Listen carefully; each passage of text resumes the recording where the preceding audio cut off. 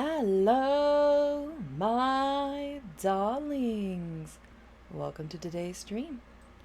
Not much is going to be going on today. I'm just working on editing some videos, one specific. And we're just going to jump right on into that. I've got my fan going in the background, so hopefully you can hear me all right.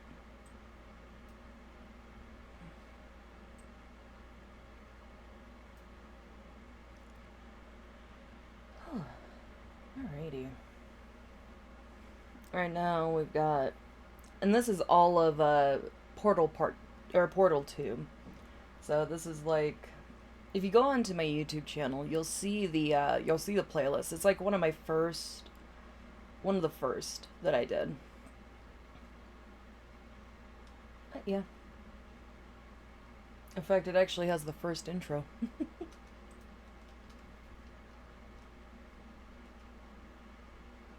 Hello, my darlings. Oh my god, hold on. About blew my own eardrums out with that one. I'm Indigo Monroe, and I hope you enjoy this video. Hopefully I didn't blow your eardrums out too. Good lord.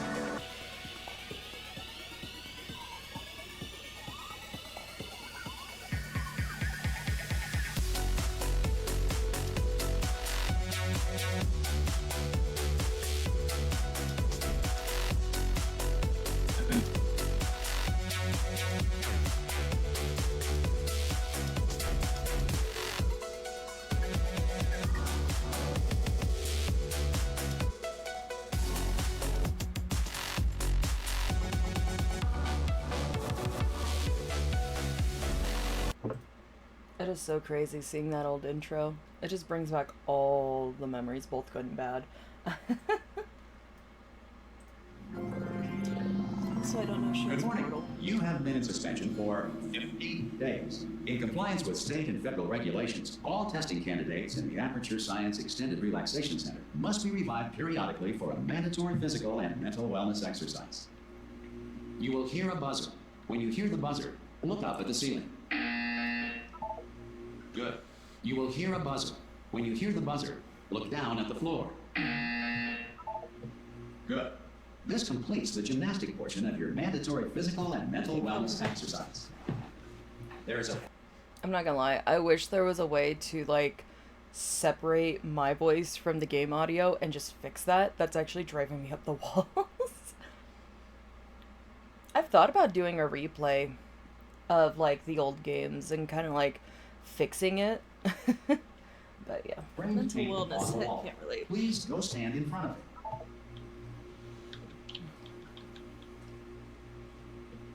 This is art. You will hear a buzzer. When you hear the buzzer, stare at the art. Huh. You should now feel mentally reinvigorated. I don't, but thank you for trying anyways. If you suspect staring at art has not provided the required intellectual sustenance, reflect briefly on this classical music.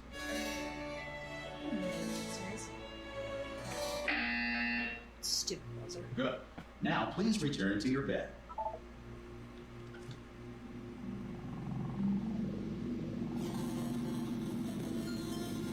Good morning. You have been in suspension for 9999999. This music. Hello? Anyone in there? Hello? Are you gonna open the door? Don't answer that. I'm absolutely sure you're fine. There's plenty of time for you to recover. Just take it. Please prepare for emergency evacuation. Stay calm. Stay calm. Prepare. That's all I'm saying. Prepare. It's all fine. All right. Don't move. I'm gonna get us out. Christ, look how You bad. might want to hang on to something. Word of advice. Up to you. Alright, yeah.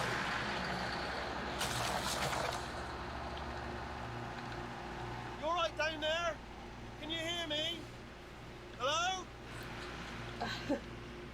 Wheelie, what the fuck are you doing? Most test subjects do experience some cognitive deterioration after a few months in suspension.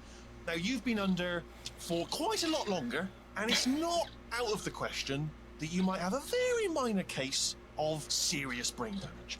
That's amazing. The game knows you have fucking brain damage. But don't be alarmed, What the alright? fuck, Although if you do feel alarmed, try to hold on to that feeling, because that is the proper reaction to being told that you've got brain damage. Do you understand what I'm saying? My therapist actually thinks there might be a potential I have some brain damage from a life-taking attempt years ago. But until I go in for an MRI, there's no way to know for sure. There's a unfun fact for you. Saying at all? Does any of this make any sense? Just tell me. Just say yes. Okay, what you're doing there is jumping. You just jumped. But never mind. Say apple. Apple. Okay, you know what? That's close enough. Just hold tight. All reactor core safeguards are now non-functional. Please prepare for reactor core meltdown. So fun. Okay, look, I wasn't gonna make... I'm curious. One of the things I'm doing with these long play edits is I'm going in, I'm like, you know, trimming down some fat. I want to also like add in some old joke or add in some new jokes, edit some older ones. I actually did that with the Portal playthrough or long play.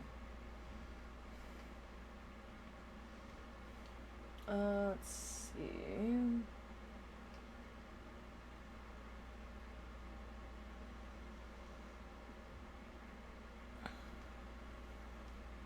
Trying to think if there's something in here to respond to the core meltdown.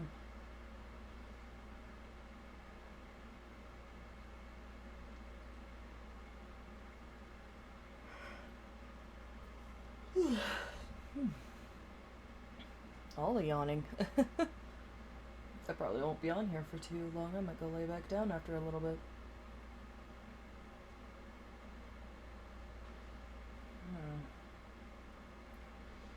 Well, I don't really see anything in here that would go with that. Oh well.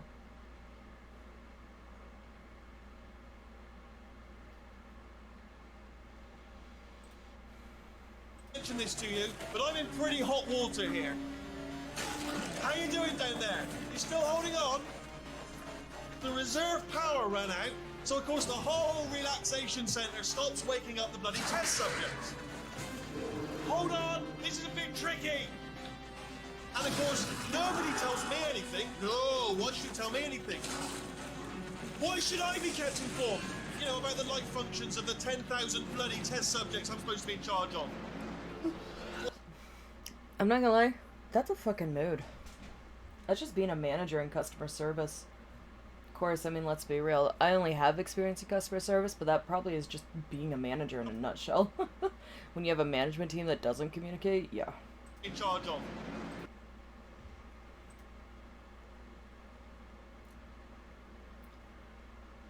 Where's my mood?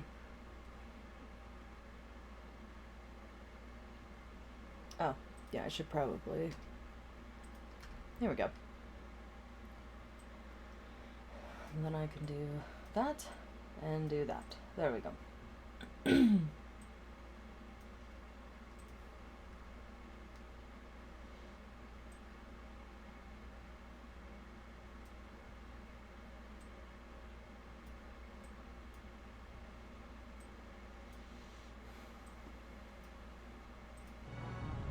We don't just shut down.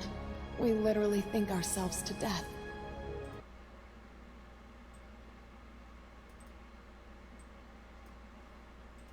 Fucking mood. Mood.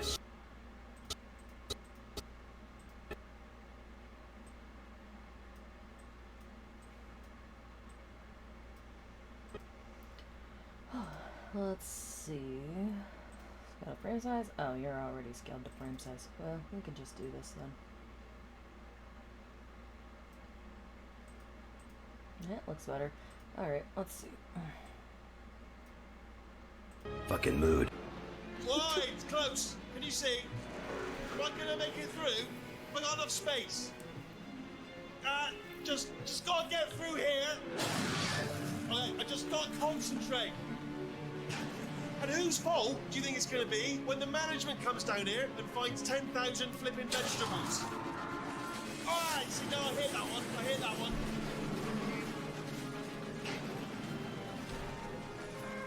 Okay, listen, we should get our story straight, alright? If anyone asks, and no one's going to ask, don't worry, but Well, if no one's anyone around. asks, tell them as far as you know, the last time you checked, everyone looked pretty much alive. Alright? Not dead. Okay, almost there. On the other side of that wall is one of the old testing tracks. There's a piece of equipment in there that we're gonna need to get out of here. I think this is a docking station. Get ready.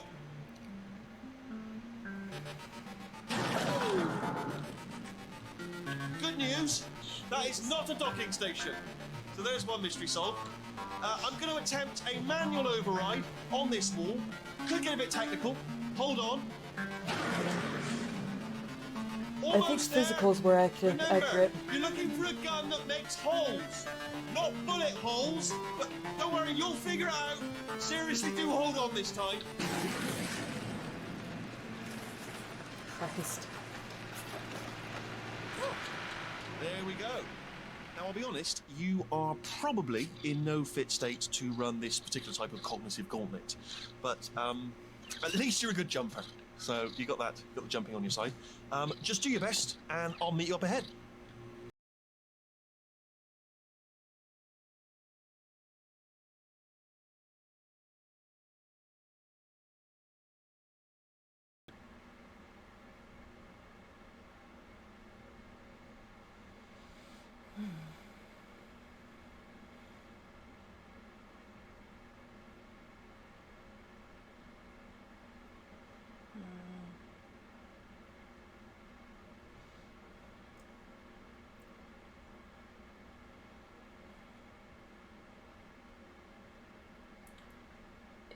Looks like I don't have anything. Okay.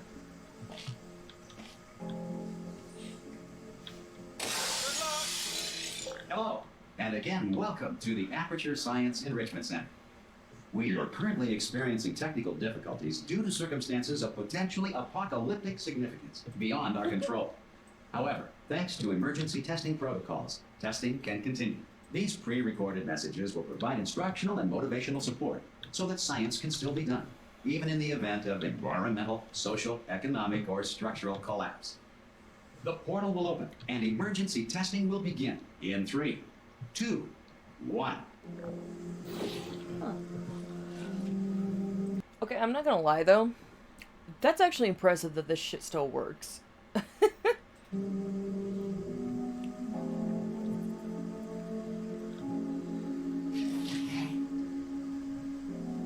Cube and button-based testing remains an important tool for science, even in a dire emergency. If cube and button-based testing caused this emergency, don't worry. The odds of this happening twice are very slim. No, I went too fast. Twice. Yeah. Huh. If you feel liquid running down your neck, relax, lie on your back, and apply immediate pressure to your temples. Oh, goody. You are simply experiencing a rare reaction in which the material emancipation grill may have emancipated the ear tubes inside your head. Lovely. Indeed. Alright, let's see.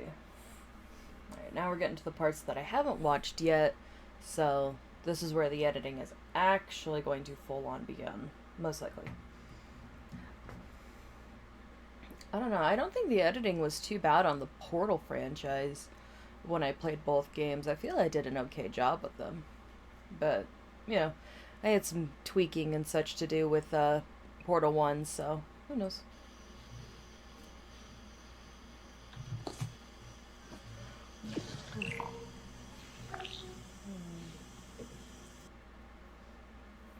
Okay, I see now.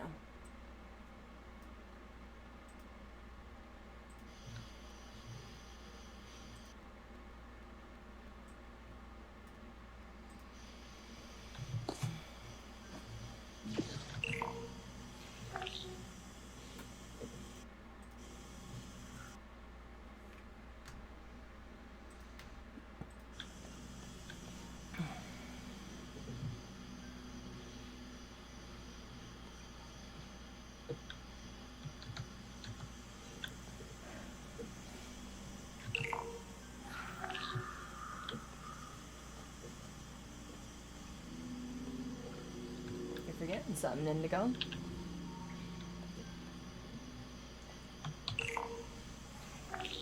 There you go.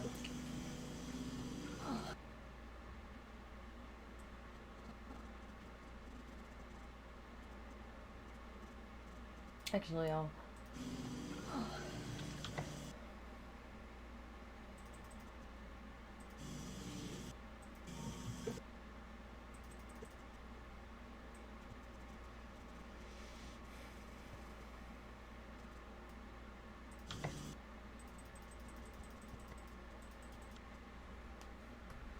And badoop, badoop, and doop. You go over here. There we go. Perfect. All right.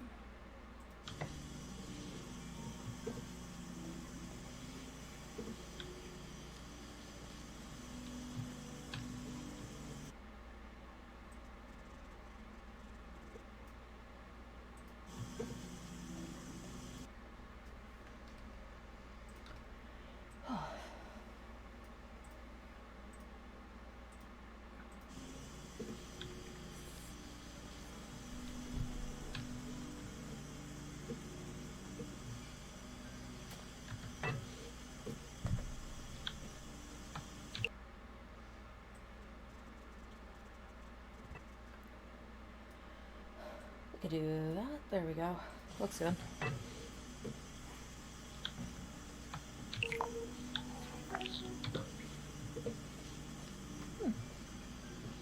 I'll be not dicking around? Oh, good job, Indigo. I'm very impressed with you. Oh.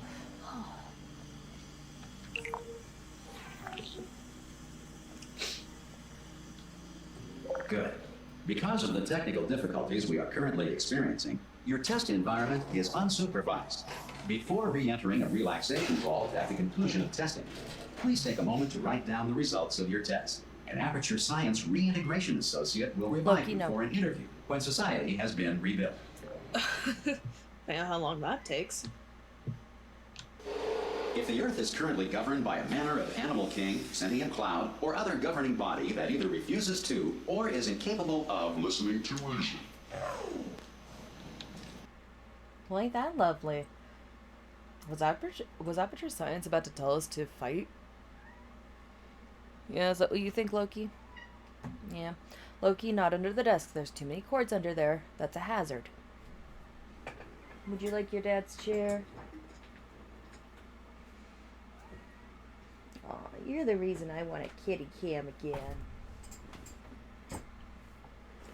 Ugh. We're not doing kitty cams anymore, though. No kitties are going to be in the office when we move. Oh, lovely.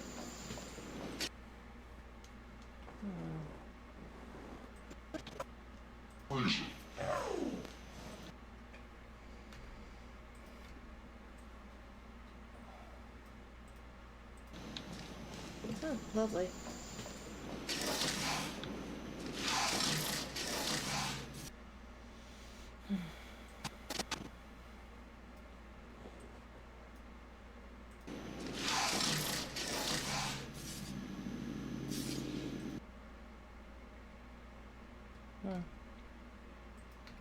Maybe. Hey! You made it! Oh, never mind. Wheatley pops in here. There should be a portal device on that podium over there. I can't see it, though. Maybe it fell off. Do you want to go and have a quick look? It's all right. No, go on. Just have a look about. Oh! You manatee! Oh. Hello? Oh, I forgot to put the words over that one.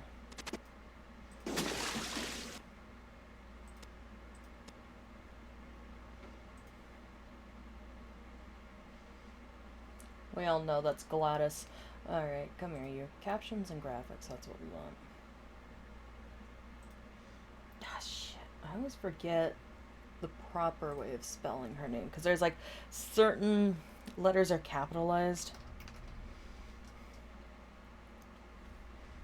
Oh, okay, it's all except the A. That's right, that's right. Nice. Ah, don't mind me.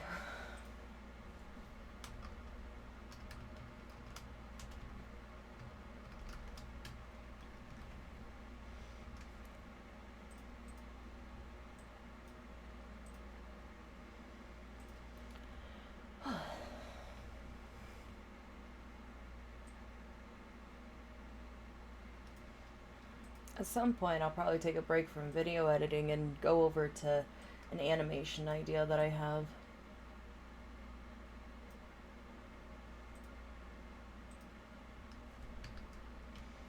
Is it just chill? Yes, there it is down there. Alright.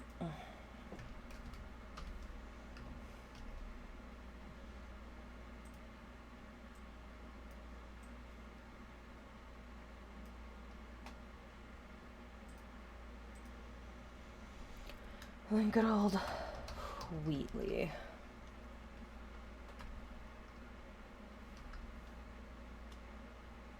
Wheat.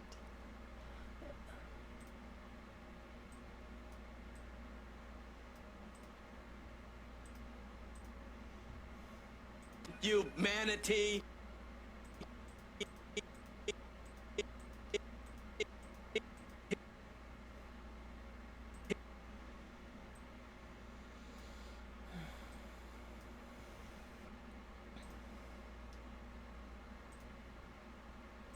You know, I will say, one of the things I do like about Archer is the fact that all the characters are assholes in their own special way.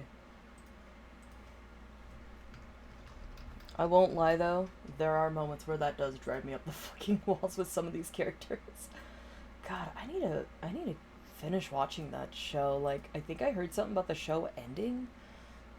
I'm just gonna make a little detour here. Did the show finish? Oh, I can watch on Hulu? Oh, nice. Anyways, okay, aired from 2009 to 2023. Wow. And quite a few seasons. The final episode date was last December, actually. Wow, so it just finished, like 6 months ago. Almost 6 months. Close enough to 6. Damn. I remember hearing things about how they had plans to end the show at some point. I wasn't sure if they actually followed through on that just yet. Sounds like they did. Oh.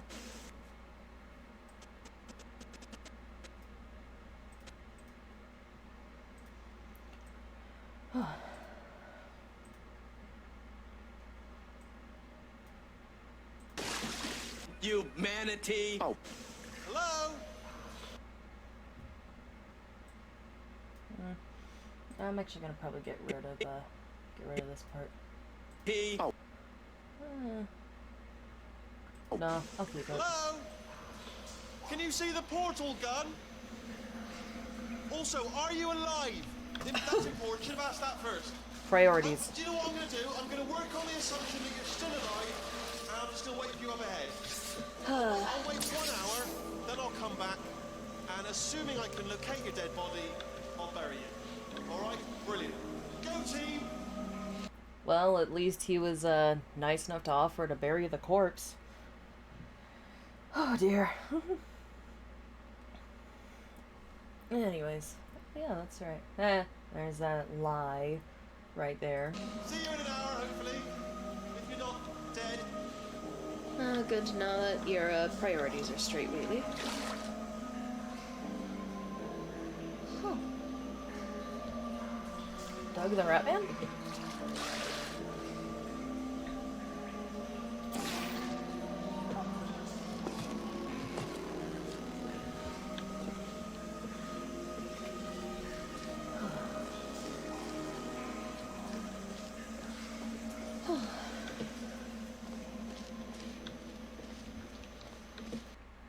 I might skip back a little bit.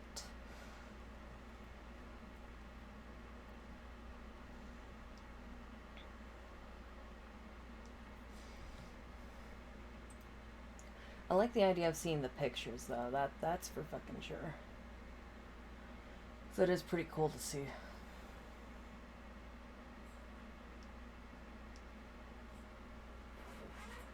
I just had to check something on my phone real quick, don't mind me. Okay. What? Is that so? Okay, Loki. Anyways.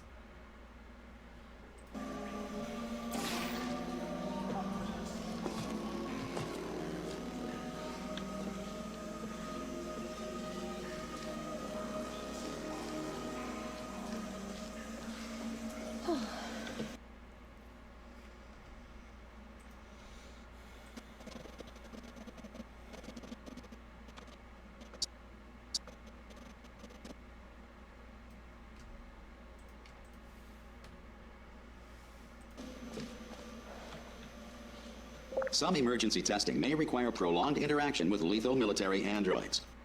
Oh, yeah. That sounds like a great idea.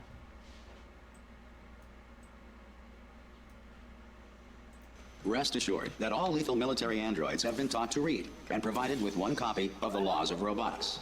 To share. Hello, Dead Potato King. How are you doing? Got a good old posture check. Loki, make sure you do your posture check. I didn't think he would actually respond.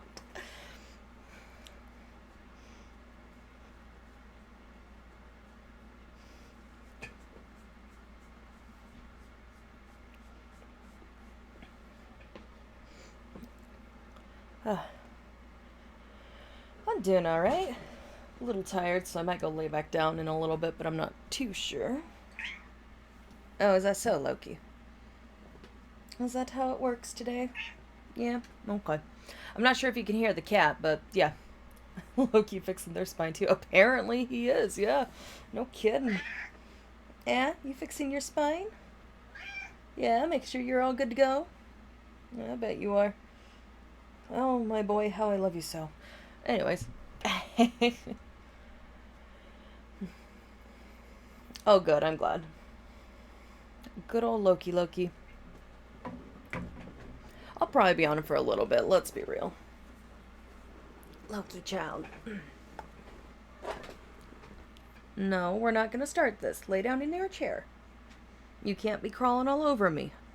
I will suffer in a hot room if it means you not crawling all over me. Lay down. Anyways. Oh, I got a new redeem if you're interested in testing that one out. You ever heard of the game of stupid deaths? Oh, I need to get Roger in there. I just realized I don't have Roger.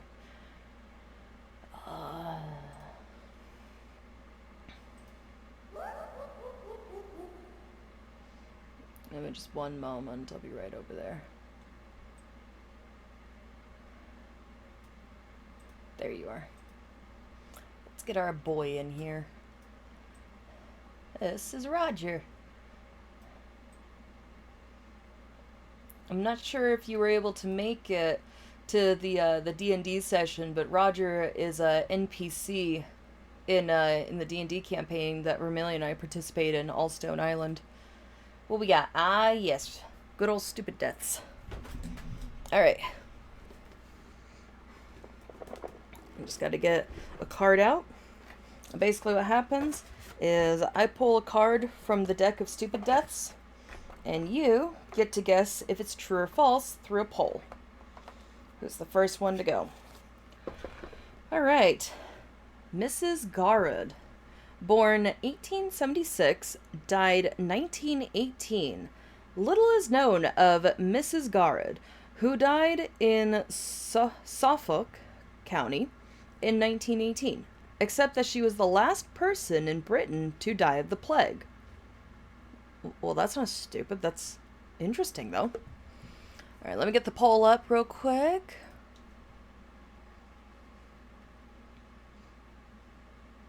Oh, okay. Alrighty.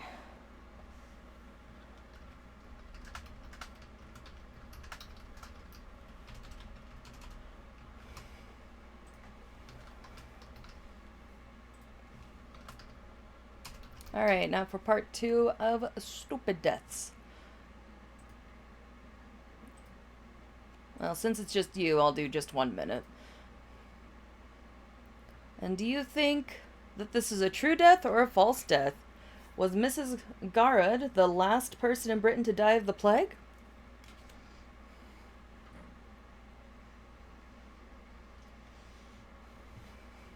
And in the meantime, I shall continue on with editing until we get the results.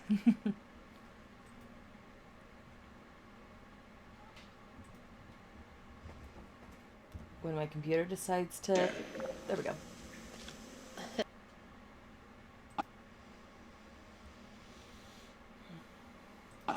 To share.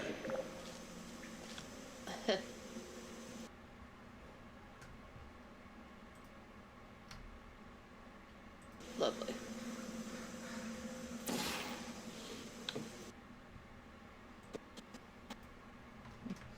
Guess it wouldn't take that long to get to that point. Lovely. Alrighty, let's see the results for the poll. Alright, and the answer to that is true. And that is stupid deaths. I'll put that on a different part.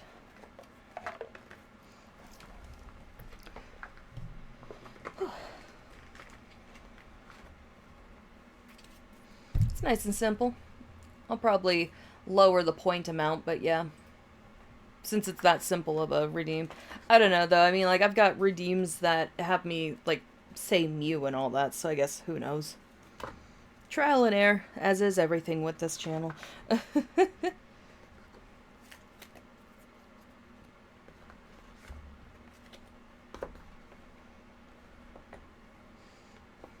think what I'll do is I'll set the cards on my desk for when I get a redeem.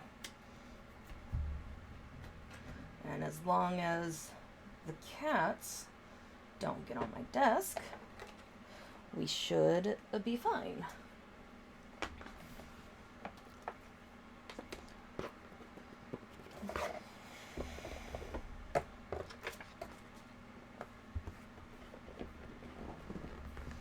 $86K points, so the cost doesn't matter too much. Oh, good lord. At least not to you. Well, there you go. Just gotta put the box down there since we've got the cards up here. Alright. So that there. And we'll put the pile of used cards here. And we'll put the unused pile over here. There you go.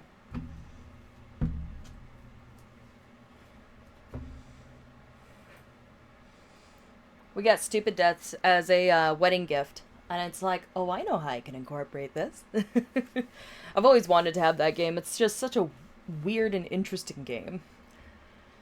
The other game I want to get is Dirty Minds. Now that would be hilarious to have on stream. Alrighty.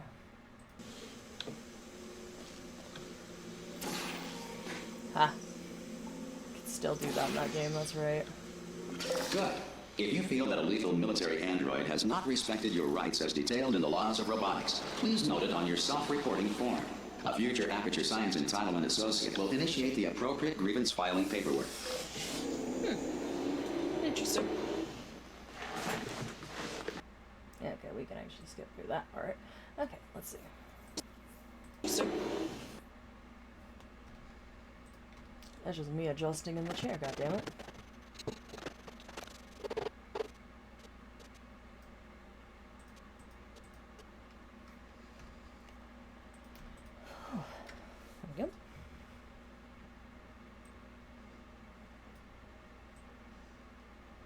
Yeah, as far as Roger goes, we now have a zombie Roger, or a zombie dragon. I'm gonna give him some steak. Let's see how that goes.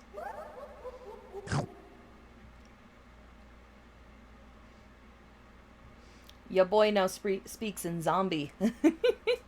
With very few exceptions. If we get like a new follower or a subscriber or something, then Roger says thank you in human.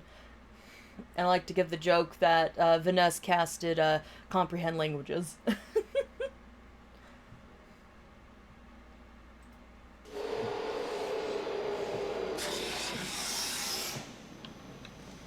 This next test is very dangerous. To help you remain tranquil in the face of almost certain death, smooth jazz will be deployed in 3, 2, 1.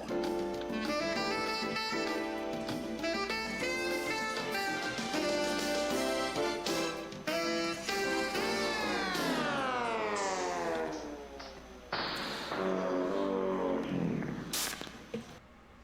feel like I have a joke for that. Something like, well, that was a letdown, or something along those lines. Let's see.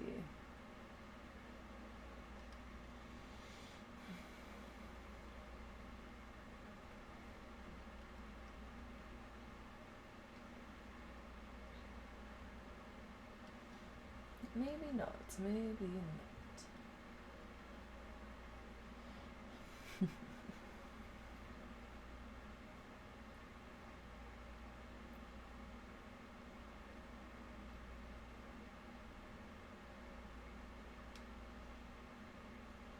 Never mind. Okay.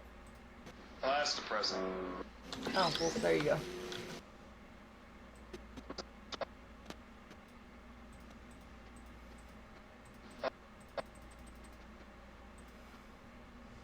God, every time I see these clips, I'm taken back to my frickin' teen years. Oh, God.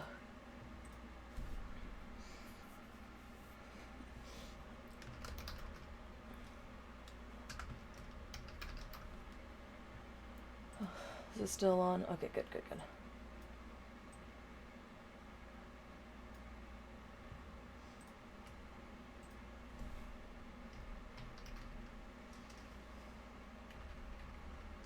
Look, all I'm gonna say when it comes to this picture, hold on, give me just one moment.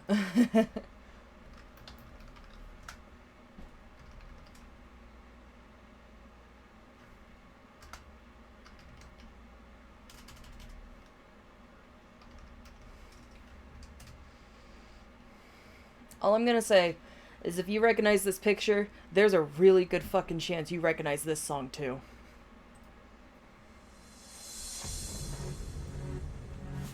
Oh, that's a slow version. I don't want the slow version.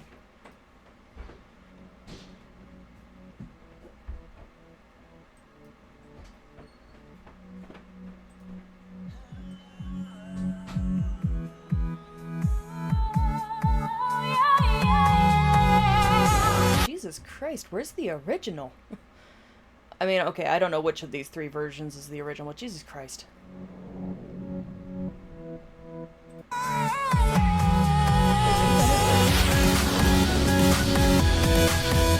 Okay, regardless though, you definitely recognize the song. You recognize these fuckers on the screen. There's no denying it.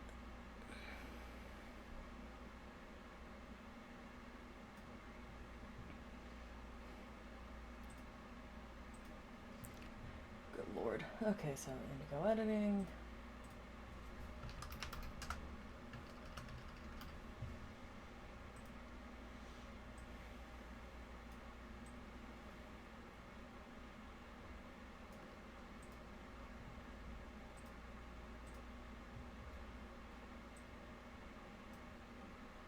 That's the present.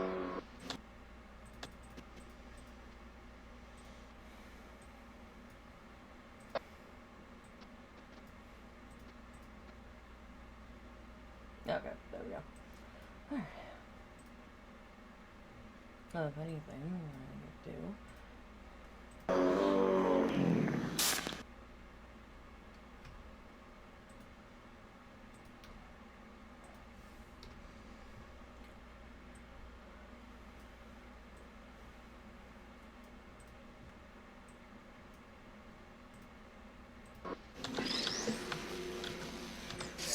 Well, so much for the smooth jazz.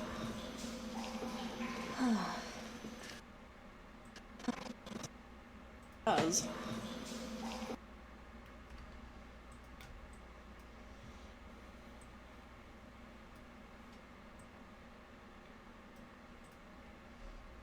I will say though, thanks to that creepypasta phase that I went through at a young age, I was introduced to a really amazing a cappella group. Pentatonics, I believe is what they're called. They got some good works. They got some good stuff. I haven't listened to them in years though.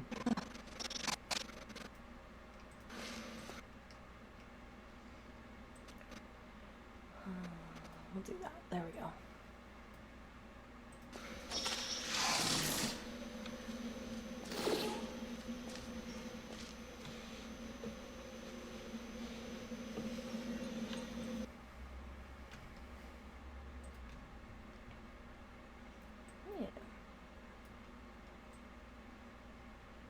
Also, my creepypasta phase is how I got introduced to MMD of all things, so. Yeah. Interesting little random facts.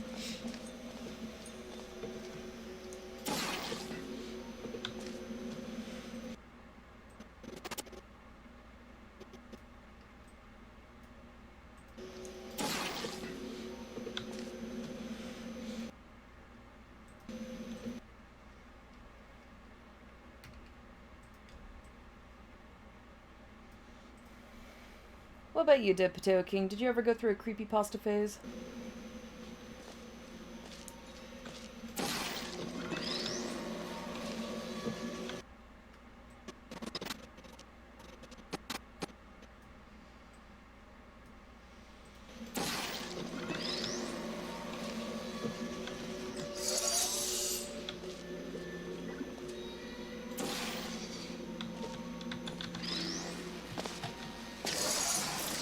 Great work.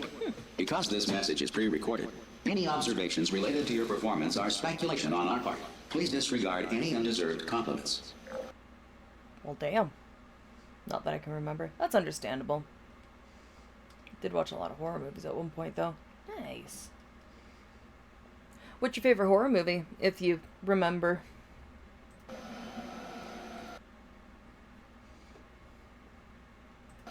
Disregard any undeserved compliments. Lovely.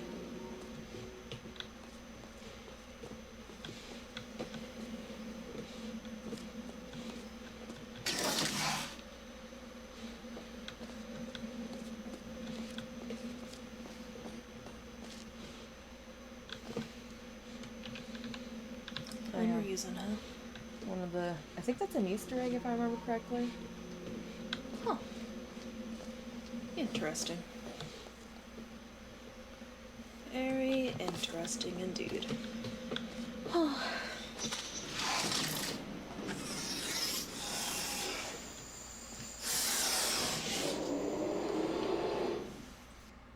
Oh, Dead Potato King. Were you more of a slasher style horror, or were you more into like psychological? What was your poison for horror movies?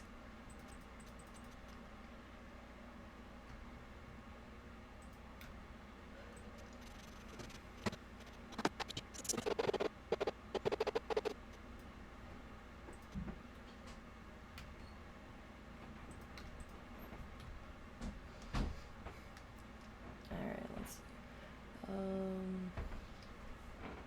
drop on this. Oh, nice.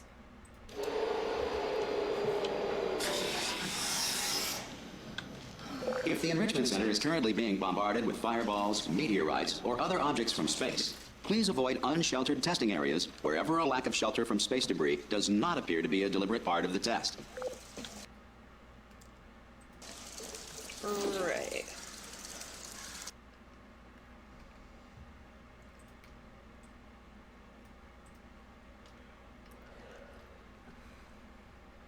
Alright.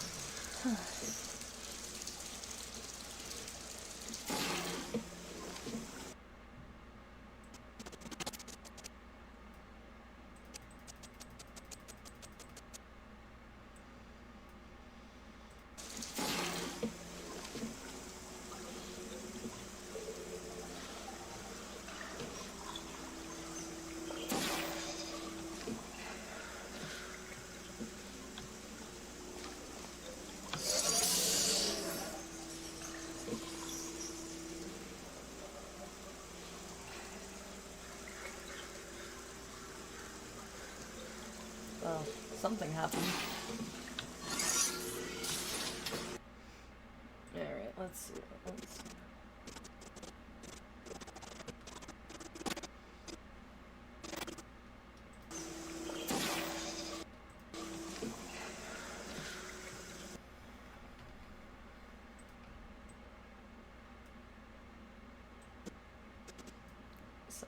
Okay, let's see. I like the Dare too. I like psychological stuff more. Yeah, when it comes to horror, I'm more of a psychological horror myself.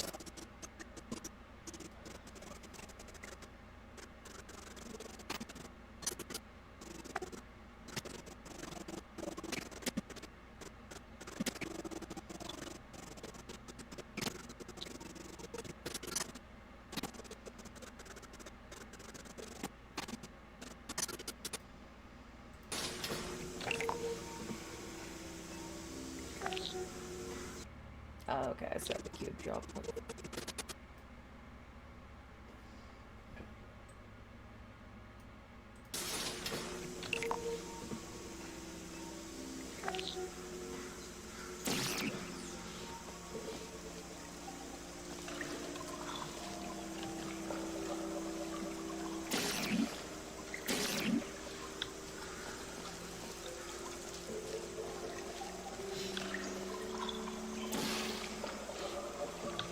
we go. Now you got it figured out, Indigo.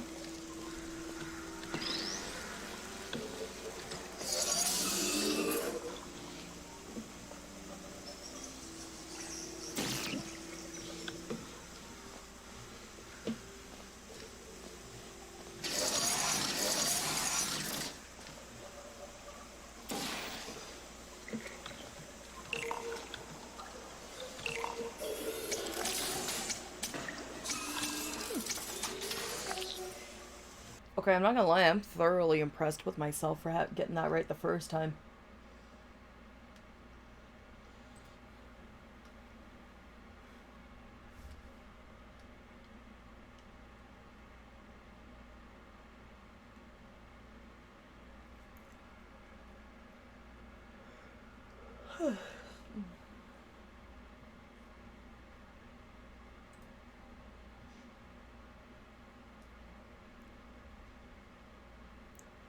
I'm trying to think if I have any psychological horror games. I'll have to look.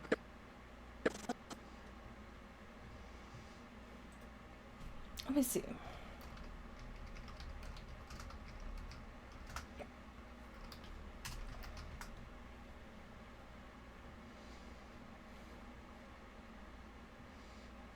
Oh, did not realize Silent Hill fell under that.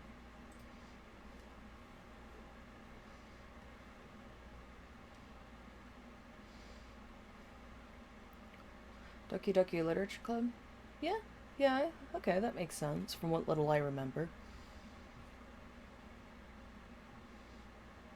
Let's see, Outlast, Layers of Fear, Omori. Oh yeah, I've had Omori suggested to me. Amnesia. Oh yeah, I've been wanting to play Amnesia. Little Nightmares counts as psychological? Huh. The Stalked. Man, there really is all sorts.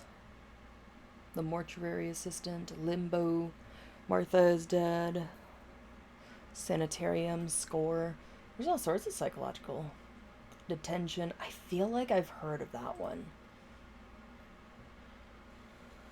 Horror adventure game created and developed by Taiwanese game developer Red Candle Games for Steam. As a side-scroller. Interesting. And it's set in 1960s Taiwan under martial law. Oh boy. Yeah, that does sound like psychological horror. Whew. Fun. Bouncy, trouncy, flouncy, pouncy, fun. But the most wonderful thing about you is that I'm the only one. I'm the only one. I am noticing that about the old cutaway jokes. I show the whole clip, not just the specific part. Fun.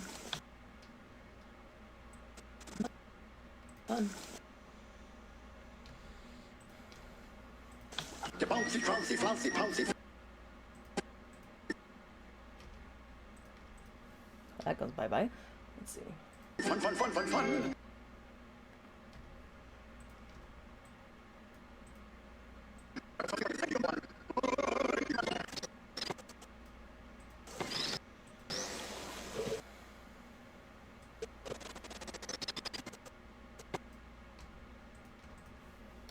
Here we go.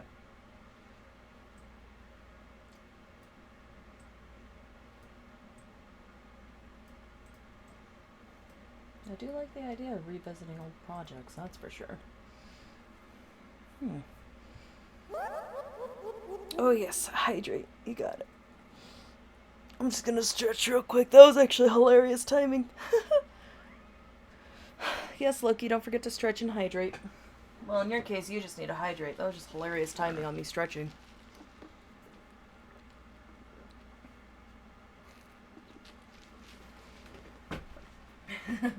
It's almost like I can hear her stretching. Quick, hydrate! Yeah, you got that right, Loki.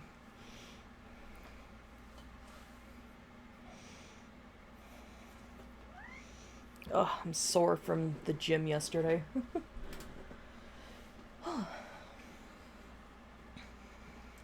What's up, Loki?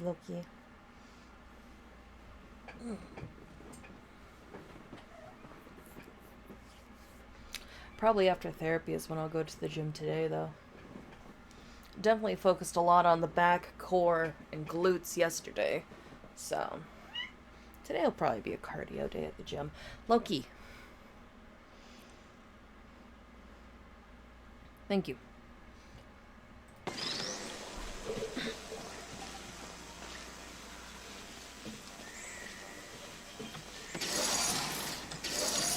Well done. Chances are that's also probably why I'm so damn tired, is because, like, the gym just wiped me out yesterday. Like, goddamn. Loki, I do not have the energy right now to deal with your nonsense. I love you, but I need you to just lay down, okay, kid? You cannot get on my desk. No. There is a tablet on my desk. Alright? No. Lay down. I'm serious when I say I will close this door and roast myself alive in here if you cannot settle down. Hard thing about setting boundaries with animals. They just don't understand. And it's not their fault they don't understand. Isn't that right, Loki? Oh, now you don't meow. Okay. Hit the wrong button. That one's on me. Luckily, it's just right there that I go.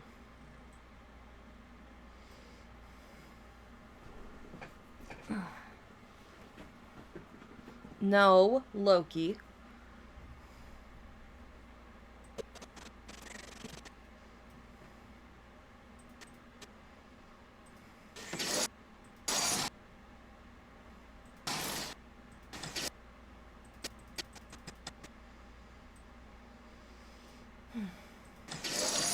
Well done.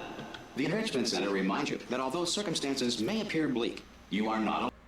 Loki understood that and chose silence. Yeah, he half listens, that's for sure. All Aperture Science personality constructs will remain functional in apocalyptic, low-power environments of as few as 1.1 volts. Well, ain't that lovely?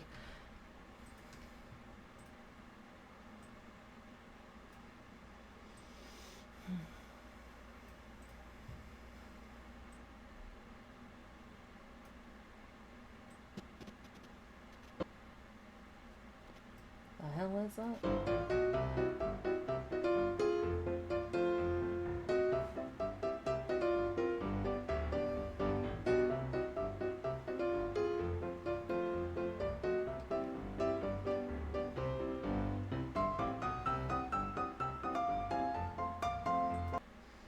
You know you've healed from a fuck ton of trauma when you don't even understand the jokes you were making years ago.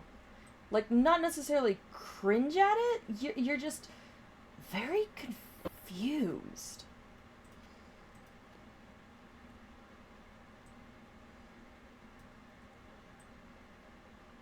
Indigo from 2020. I have so many questions.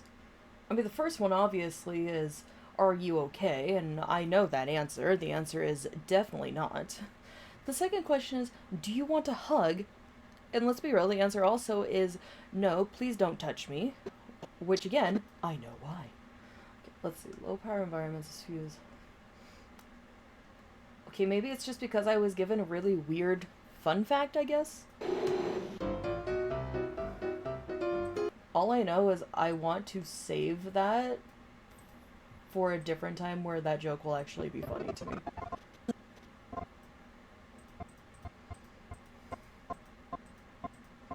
But maybe when it's not ripped from someone else's video. Jesus Christ.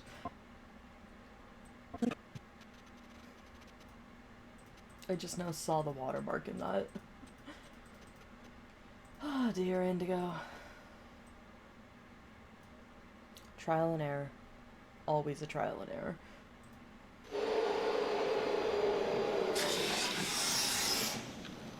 This next test applies the principles of momentum to movement through portals. If the laws of physics no longer apply in the future, God help you. Gee, thanks. Let's see. Right.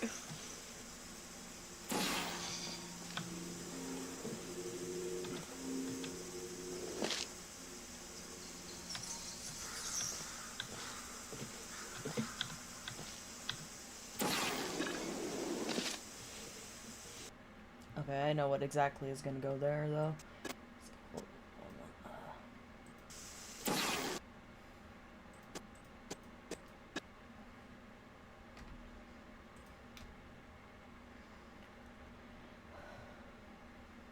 Oh wait, I don't need to cut that. That can stay right there. No, what I need is the ziplining pig scream.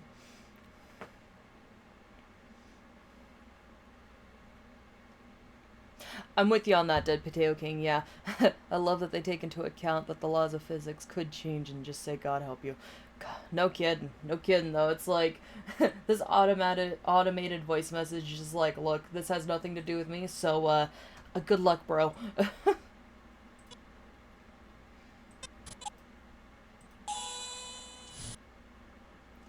This freaking... I'm pretty sure this was Geico that did this one.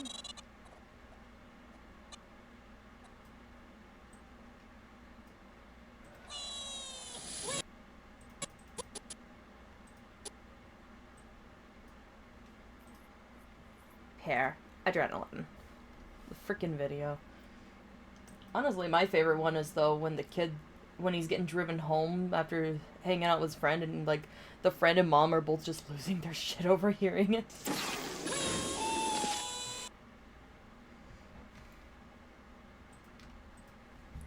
It's like, you're home now. Ah, thanks, Mrs. K. Yeah.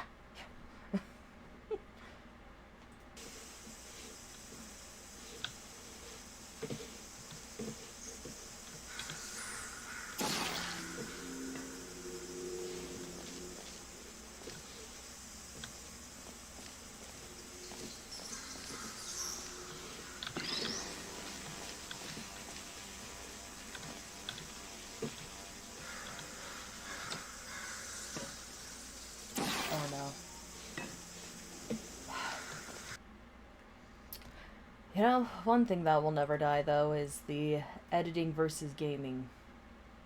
That will always be a thing.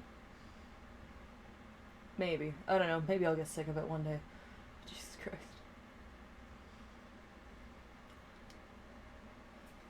Let's see. Definitely gotta do one of the Joe Santagato jokes. That's for fucking sure.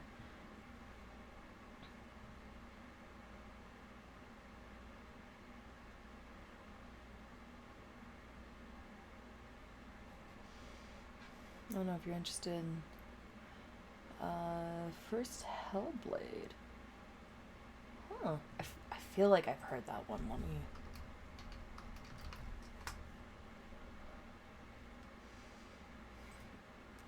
$3 on Steam right now? I think I saw that Steam was having quite the sale going on, as per usual.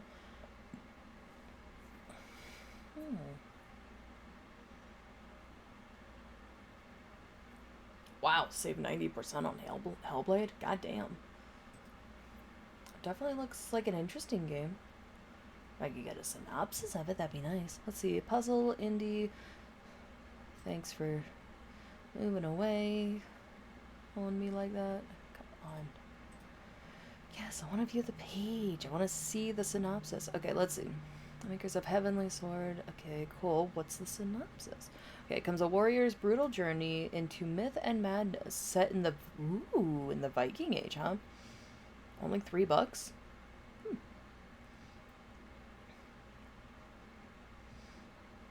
You know what? Wouldn't hurt to enjoy some good old Viking-themed games. For sure they're doing it because the second one has come out. Oh, that makes sense, yeah.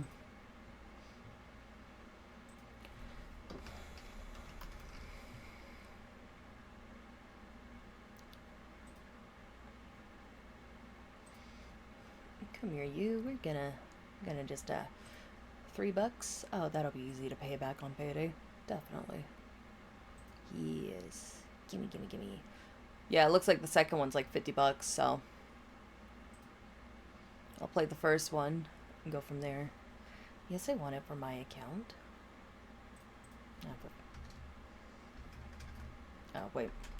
4-digit code. There we go.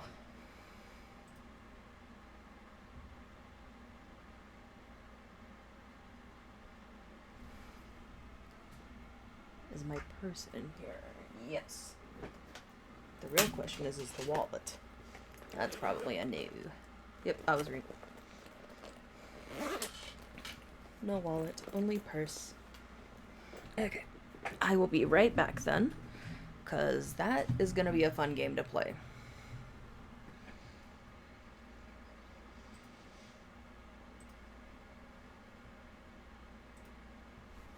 Be right back.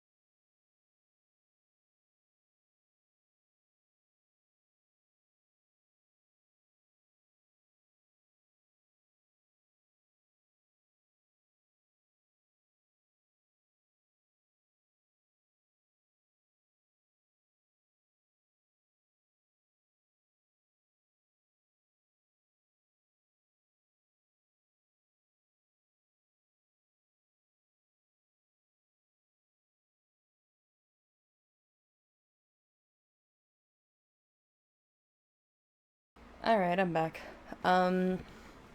Looks like the game's gonna have to wait because I can't find my wallet. And I don't want to spend too long looking for it. But I'll get the game later. So we will just come back to that later. Thank you, thank you. So yeah, I have a friend that was obsessing over the second one's release, which is why I even learned about it. Oh, nice. Oh,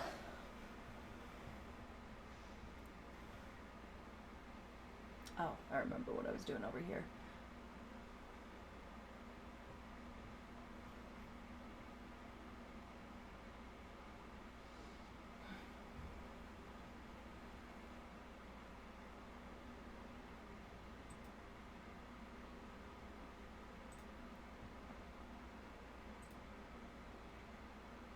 Oh, that's right, that's right. Okay, now I remember.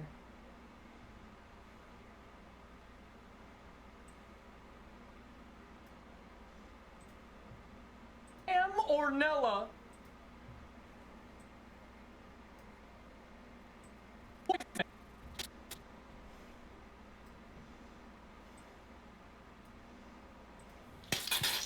You gotta be kidding me.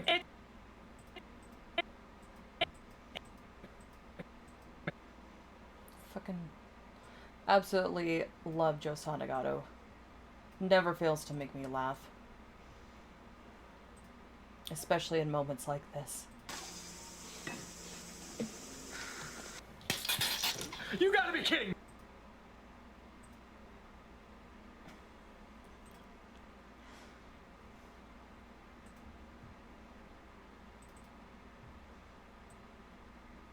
I like the little bit of a zoom in.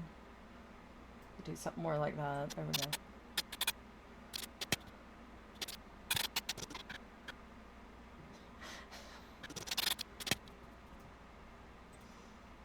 You ever get so angry you just squirt yourself with a water bottle just out of pure anger? No rush on the game though, it's on sale. Oh, nice. Okay, good. So I have at least a week to find my wallet. Great. Hopefully I find it by the end of the day. Especially because I've got work tomorrow and I gotta make sure I have that on me, so, you know, I have my license to drive. That'd be nice.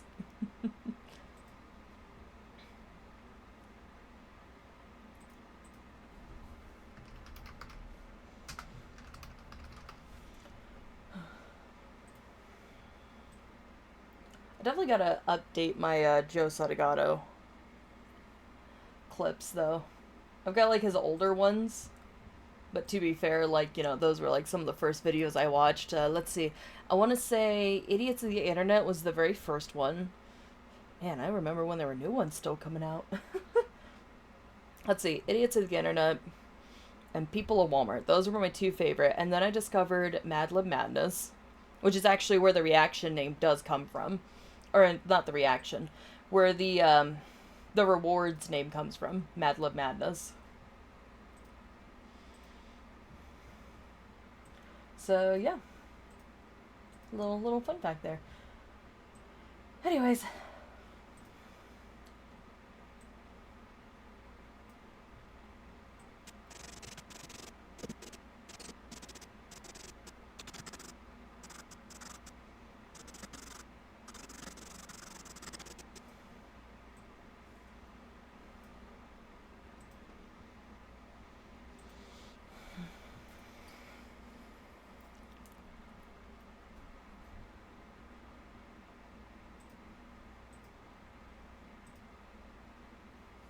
I'm gonna save this real quick since it looks like Premiere Pro's getting ready to buffer. Yay! Always love that one.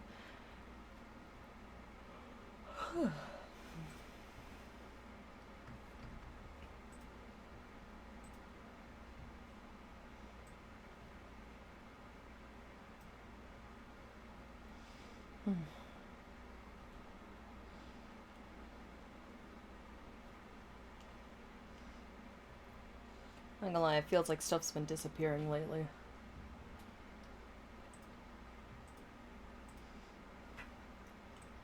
I guess we have gremlins. Or just cats. Loki, did you relocate my wallet? Is that a confession? Obviously not. Sounds like the start of a movie. No kidding. What? Yeah? Did you steal my wallet? Yeah? Well, where'd you take it to? Oh, now he's choosing to be silent. Oh, never mind. Hey, Premiere Pro, can I continue editing this video, please? That would be great.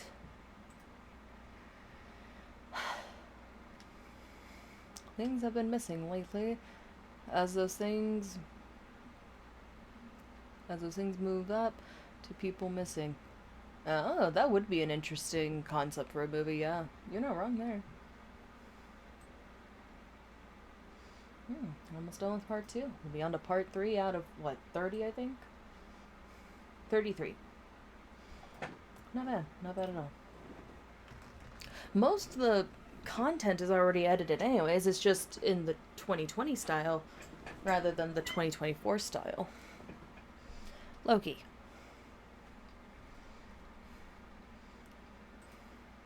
I mean, at least this was one of the videos that I did actually put effort into editing, looking at the first Animal Crossing and also Cult of Lamb videos. Yikes is all I'm saying to that one. Loki.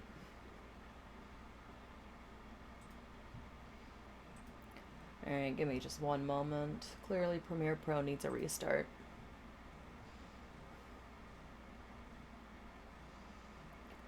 And also, Loki's hit my limit. Come on, Loki.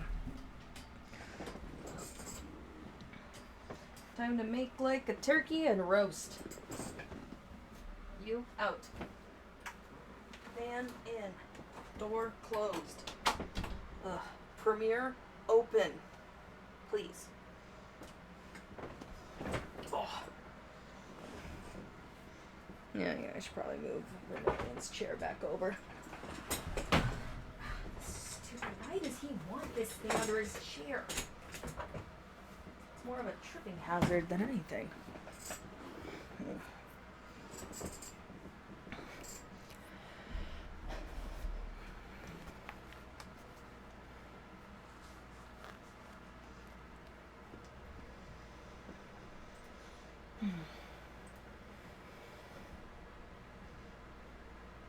If you hear Loki body slamming the door, well, you know why. It's because I had the audacity to close it.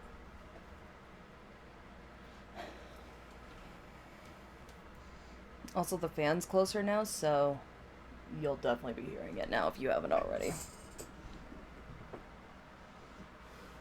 I'm gonna readjust the fan while my computer decides if it wants to cooperate or not for 10 minutes. Come here, fan. We're gonna put you up on the desk. A lot easier on me.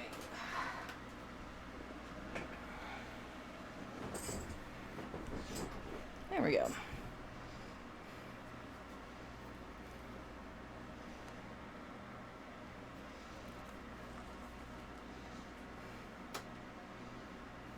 Oof. Okay, hold on. There we go. Got on lower setting, less obnoxious.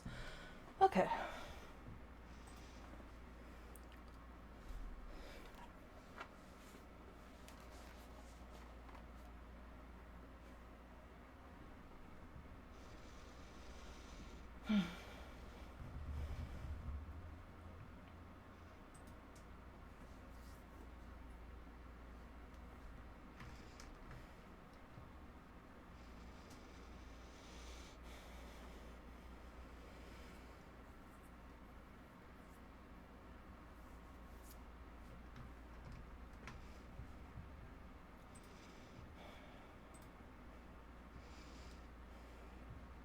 I guess today's stream is going to include the fun game of does anything want to cooperate today?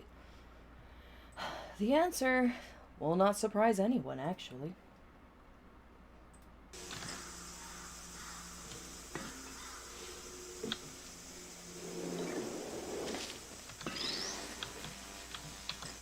if you are a non-employee who has discovered this facility amid the ruins of civilization.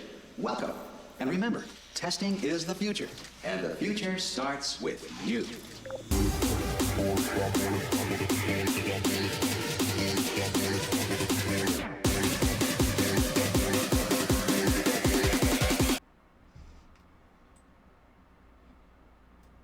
I mean, I won't lie, that was kind of cool that it was like, and testing starts with you. That is actually kind of cool. Not even going to deny that. You.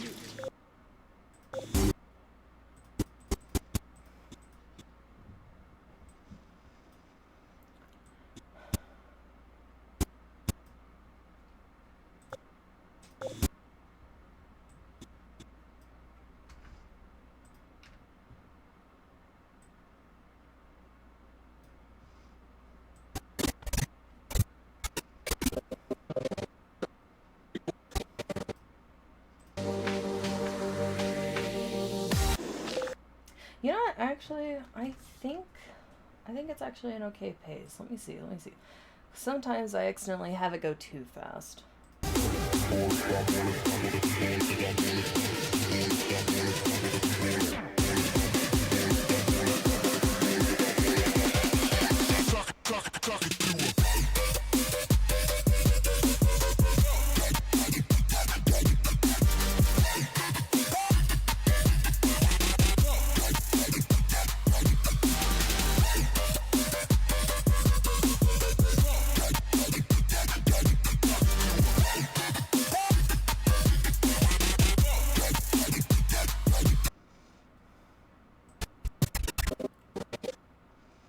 Yeah, okay, I can go with that.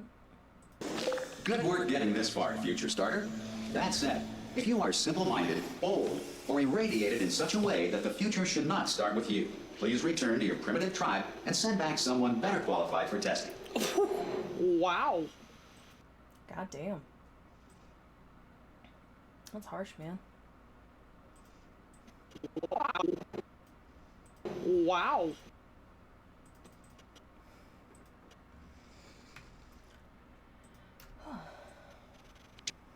To ensure that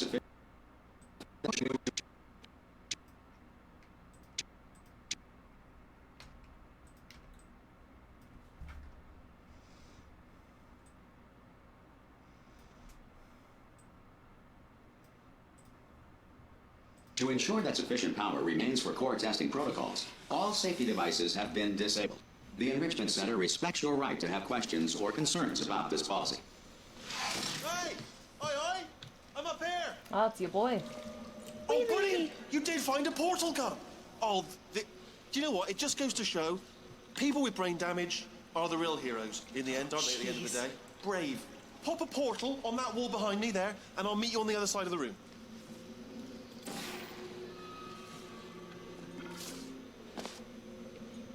Okay, listen, let me lay something on you here. It's pretty heavy.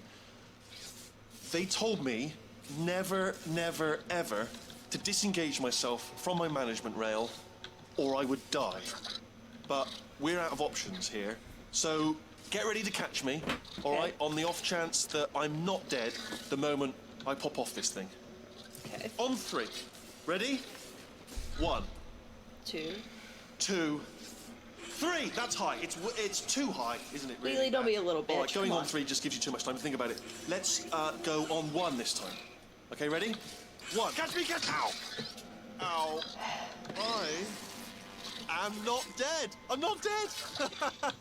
Plug me into that stick on the wall over there, yeah? And I'll show you something. You'll be impressed by this.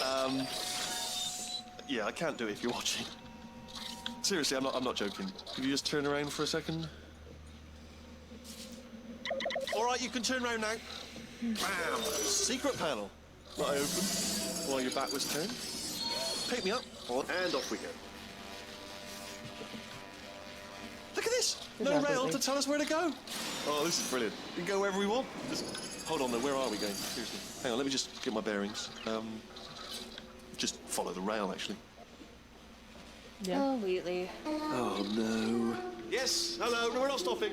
Don't make eye contact, whatever you do. No, thanks. We're good. Appreciate it. Keep moving, keep moving. our little turret. I'm different.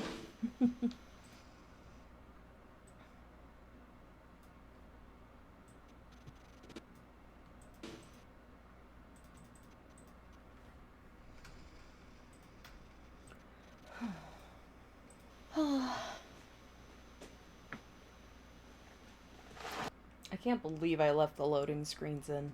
What's the point of that? Readjust.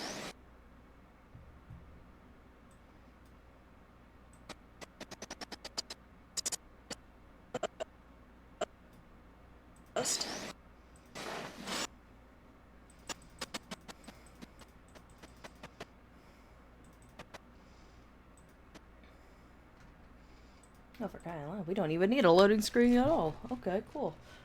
One moment, I should go fix it on that end.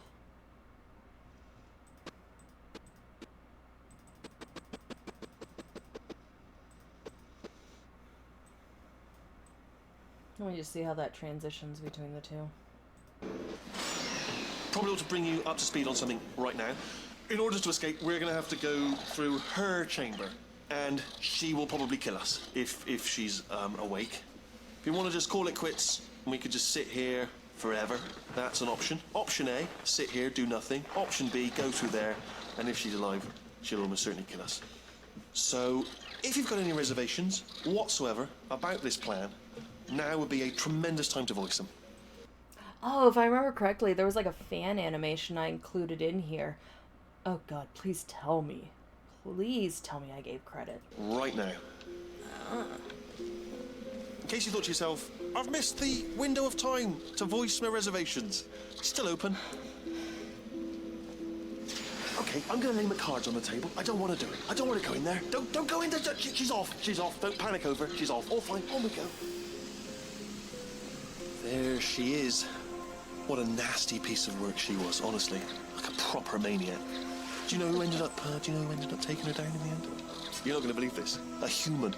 Oh my god! I know. I wouldn't have believed either. Apparently this human escaped and nobody's seen him since. I need to give credit to that animation too. Okay, give me one moment.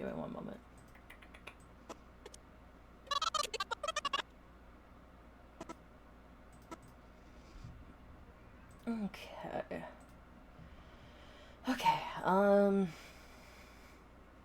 Is that pie? Is that pie animation? I'm gonna find out here shortly.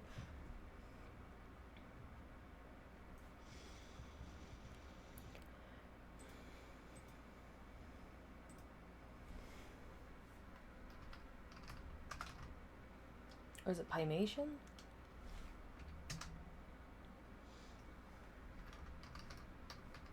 Either way, it looks like their art style. Yep, there it is. Perfect. Okay, I did have that right. Okay. Nice. I was able to guess that one. Okay, anyways.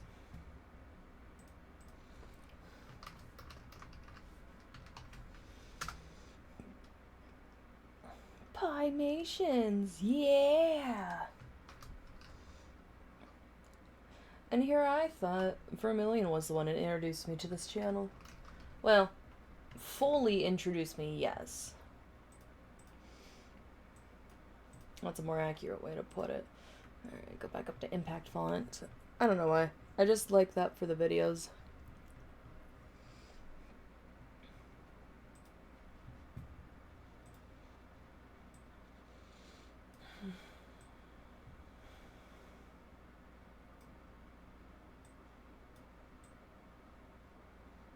Yeah, I think having it in the corner looks...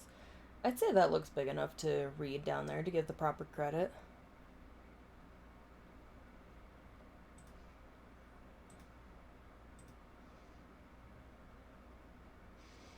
Looks like I need to add you into my full videos from clips. There we go.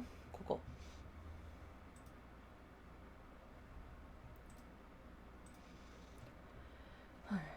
Oh my god!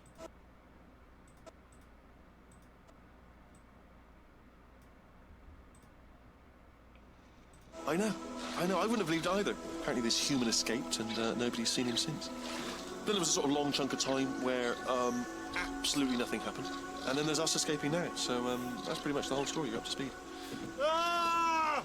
Still held. Still being held. That's a great job. You've applied the grit. We're all fine. That's tremendous. I just looked down. I do not recommend it. I've just done it again. Don't look down. This is the main breaker room. Look for a switch that says escape pod. All right, don't touch anything else. Not interested in anything else. Don't touch anything else. Don't even look at anything else. Just, well, obviously you've got to look at everything else to find the escape pod. But as soon as you look at something and it doesn't say escape pod, look at something else. Look at the next thing, all right? But don't touch anything else or look at anything. Well, look at other things, but don't. You understand? Can you see it anywhere? I can't see it anywhere. Tell you what, plug me in and I'll turn the lights on. Let there be light. That's, God. It's quoting God. Good job. Oogly-doogly. Oh, look at that. Turning. Ominous. But probably fine, as long as it doesn't start, moving up. Now. Escape pod. It's moving up. Okay, no, don't worry. I've got it. This should slow it down. Good job, Wheatley. No, it makes it go faster. Uh-oh. Power up initiated. Okay, don't panic. All right, stop panicking. I can still stop this. Oh, there's a password. Okay, it's fine. I'll just hack it. Not a problem.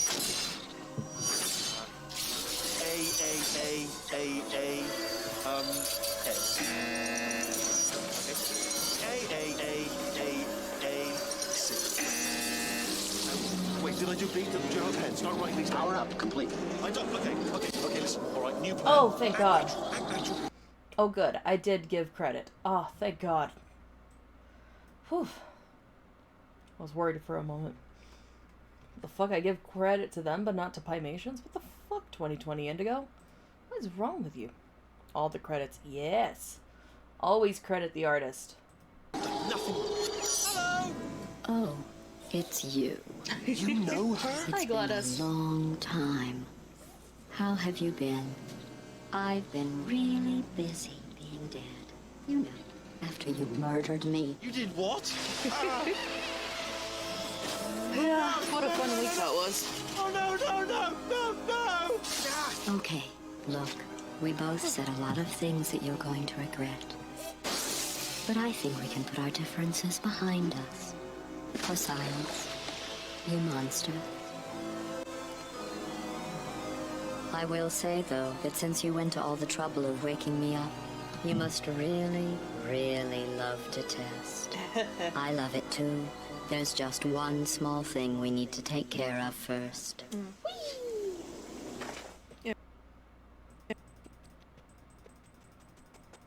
Yeah, no, I really love that animation. I'm so glad I included it in. We need to take care of first. There we go.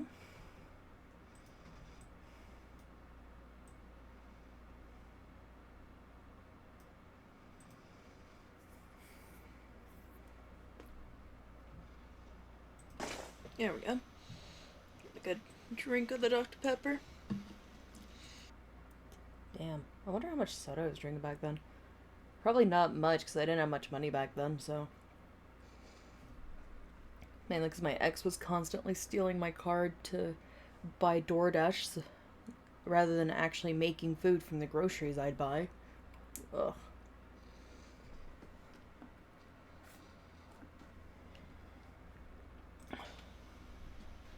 Love my Dr. Pepper. I will admit Dr. Pepper is pretty good. I will not deny that. Actually, recently I had the coconut Dr. Pepper come out, and I was surprised. Not gonna lie, I was surprised by how much I liked it. I'll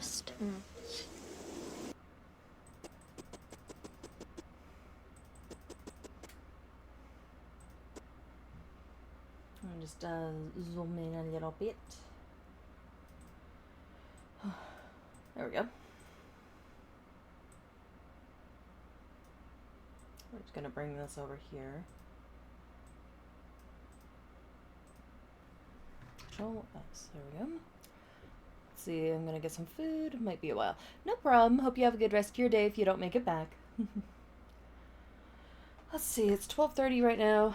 I don't have therapy until 4, so I'll probably be on until about like 3:45 then. I'm starting to feel more awake. Test. I love it too. There's just one small thing we need to take care of first.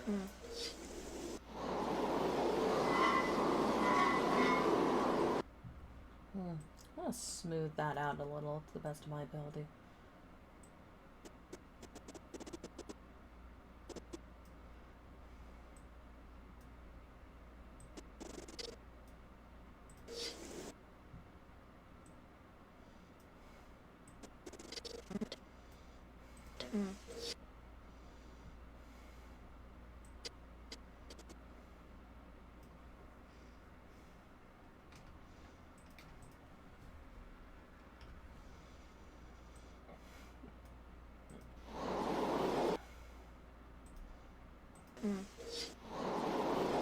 I guess no matter which way I do it, it's gonna be there.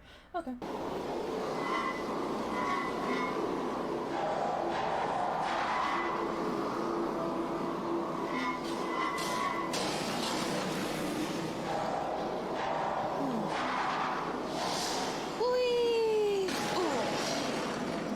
Here we are, the incinerator room. Be careful not to trip over any parts of me that didn't get completely burned when you threw them down here. The dual portal device should be around here somewhere. Once you find it, we can start testing, just like old time. Excuse me.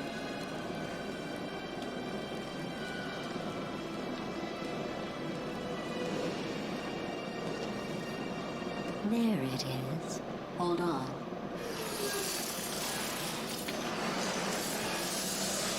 There. Good. You have the dual portal device. There should be a way back to the testing area up ahead. Once testing starts, I'm required by protocol to keep interaction with you to a minimum. Luckily, we haven't started testing yet. This will be our only chance to talk. Okay, but the real question is, does Gladys actually want to talk to you? Probably not. That's fine by me, Gladys. Here, let me get that for you. Do you know the biggest lesson I learned from what you did? I discovered I have a sort of black box quick save feature.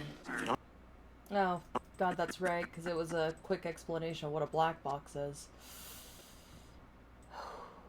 Yeah, I'm gonna cut that out. If you don't know what black box recordings are, it's basically recording everything that's happening in the cockpit of the plane so that when a plane crashes or when a plane is hijacked, we have evidence of what went down.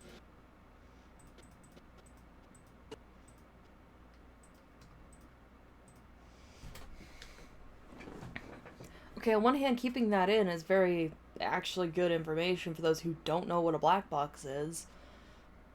But I feel, you know, seeing quick save feature can help with that. Aw, Roger, you hungry? Here, have some steak, my guy. I just realized I don't have my alerts up on OBS. Let me get those in there real quick while I think about if I'm gonna actually keep this clip in or not.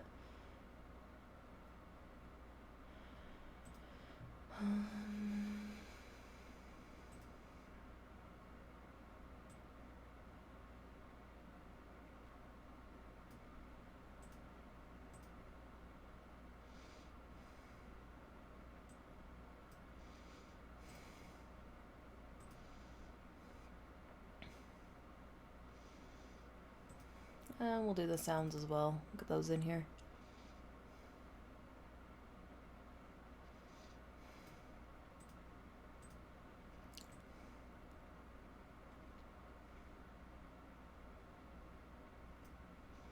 Oh, that's what I should do with the alerts. I should have them like within the, yeah. That's fun. Anyways, let's see. Yes, we got Roger vibing down here.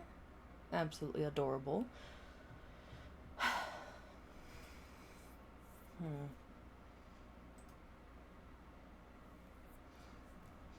God, I haven't watched Shane Dawson in years, actually.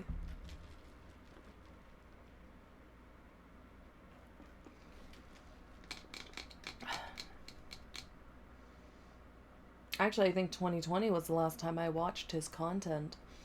Because I finally learned, like, all the issues with him, you know? I also stopped being a centrist in 2020, so I feel like there's a correlation there of some kind. I wonder what it is. Oh yeah, being less forgiving of shitty people. Yeah, I'm just gonna take it out. I need to actually go through my art compilation, because I think I accidentally left in some fan art of some controversial individuals. Also, just the whole thing is, like, the way that it's set up is fucky, so I gotta go in and fix that up too. In the event of a catastrophic failure, the last 2 minutes of my life... Oh my god, the explanation is right there. 2020 Indigo. What the... Anyways. ...are preserved for analysis. I was able, well, forced really, to relive you killing me again and again, forever.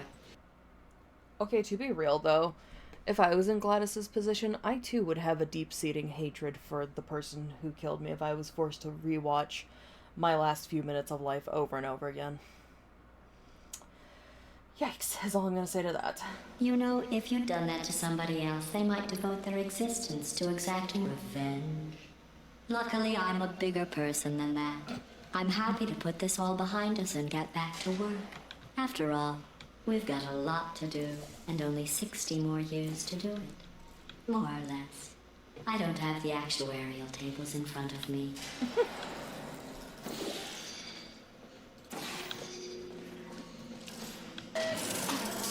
Not holding a grudge, my ass. Oh, she most definitely is. But rightfully so, I'd argue. 19.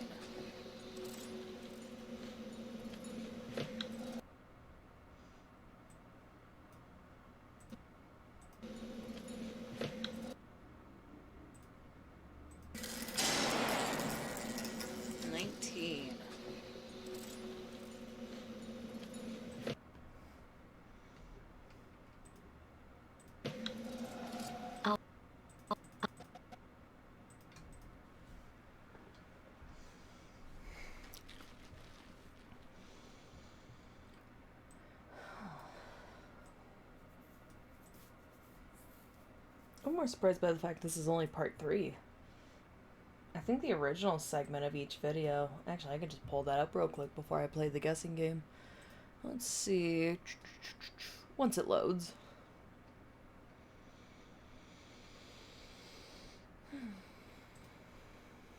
If Undertale was realistic. Oh god, I still gotta go watch that.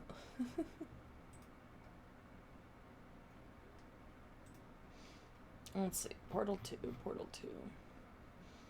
Was this around the time I started doing, like, longer segments?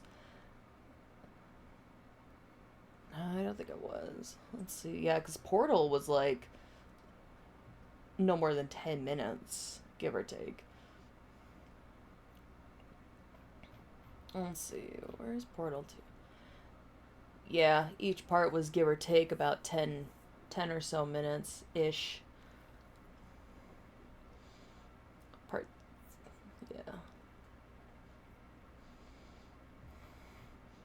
Yeah, that's one thing I've definitely changed is the length per video when I do the parts compared to doing the long plays.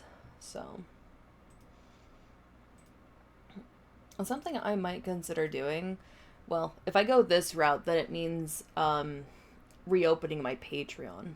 Which, considering how often I advertise my Patreon in my videos, I probably should just go fight Patreon and be like, look, this is my ID. I've shown it to you 20 freaking times already, and you still are having issues with reading the damn thing. I gotta see if there's, like, an alternate way to prove my ID and prove that I'm over the age of 18.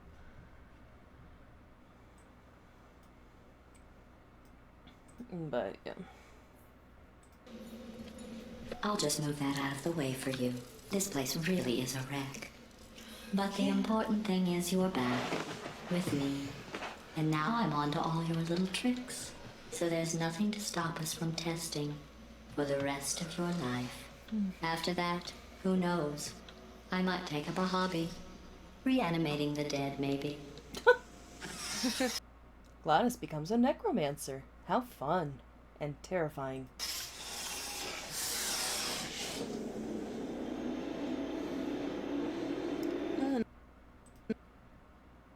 Do I say anything here? Not too long ago, I was playing a game about a necromancer. I remember that game. Don't I have like the SFW version of that game on YouTube? I'm pretty sure I do. Oh yeah. Yeah, that's gonna be the next gameplay that gets edited into a long play. Not too long ago, I was playing a game about a necromancer. 'Twas a naughty game. That was a interesting game, that's for sure.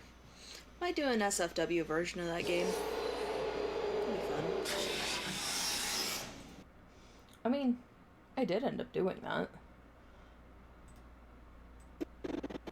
Probably gonna end up cutting that part out. Not too long ago, I was playing a game about a necromancer. That was a interesting game, that's for sure.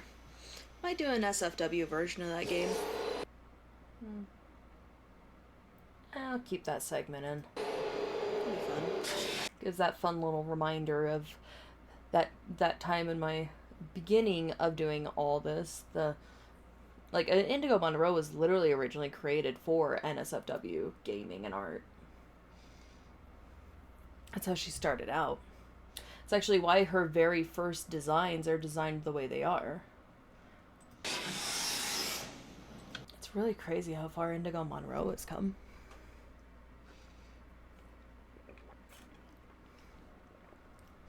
She went from human ears to cat ears on the side of her head to cat ears at the top of her head. Her hair has changed like several times actually. I think the only thing about Indigo Monroe that has stayed consistent for the most part is her color palette to an extent. More specifically, like her hair and skin tone are pretty much the only thing. She's always had the dark purple or darkish purple hair, and she's always had like the fair pale skin, pretty much to match my skin tone. Well, I've been outside a lot more often lately, so I'm starting to get my tan back. I tan ridiculously easy. And I was like, no, my vampire complexion, it's running away. I really don't want to get a tan on my face. I finally find a tinted moisturizer that actually matches my skin tone, and it's like, fuck. I got it from Ulta, for those who know what those prices are like. Sorry about the mess. I've really let the place go since you killed me. By the way, thanks for that. Sarcasm self-test complete. Oh good, that's back online. I'll start getting everything else working while you perform this first simple test, which involves deadly lasers and how test subjects react when locked in a room with deadly lasers. You know, unlike my grandma, at least Gladys has a very good reason to rub the past in Chell's face, or in my face, like, very passive-aggressively, like, Jesus Christ.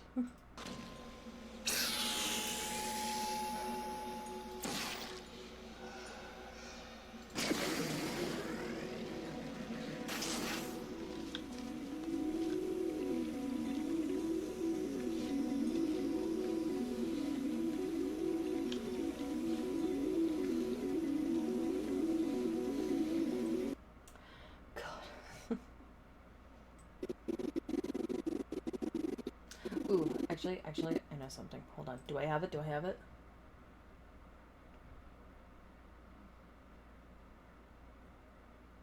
There you are. Yes, I do have it. Okay, hold on.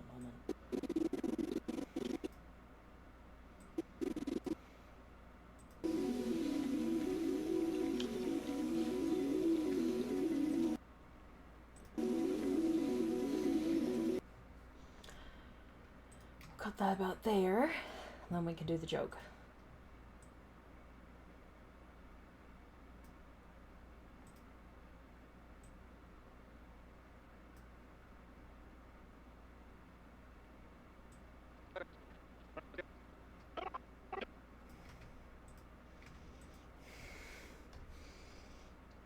Well, we're waiting. gonna have to fix the audio on that one, but hey.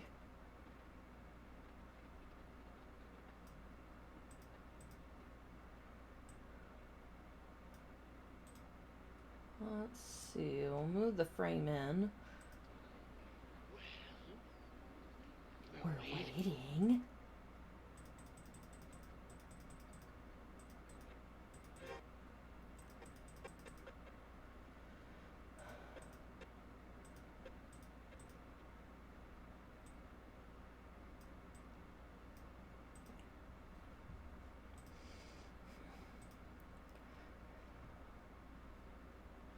First things first.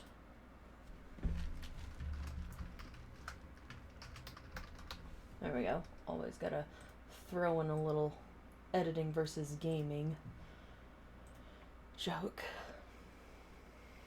We'll go over here to the audio as well. Oh yeah, we should probably have that actually fit. There we go. Perfect. Dialogue. Ooh, podcast voice? I feel like that would be fine. Well, we're waiting. Accurate.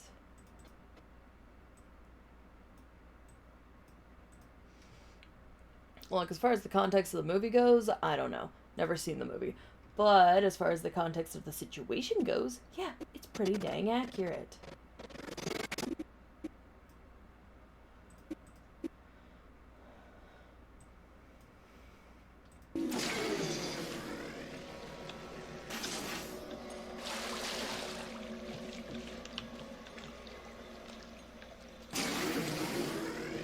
Not bad. I forgot how good you are at this. Are you sure you're remembering that, right? You should pace yourself, though. We have a lot of tests to do. Yeah.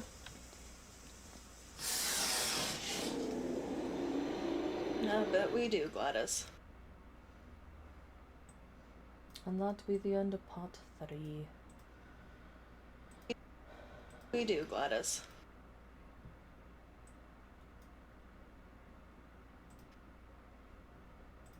Yeah, close enough. Alright, we'll come on over here to part 4.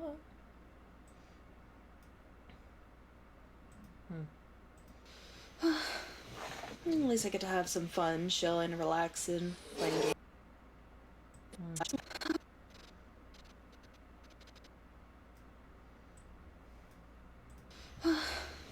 At least I get to have some fun, chilling, relaxing, playing games with ya. It's all sorts of fun. Okay, is that back when I was talking, like, directly to the audience? Well, considering the site I was uploading these videos on, yeah, makes sense. Oh yeah, don't mind me, or don't mind 2020 Indigo, you know, just opening the door for parasocial relationships. What a great idea that was. At least it didn't backfire on me back then, so that's nice.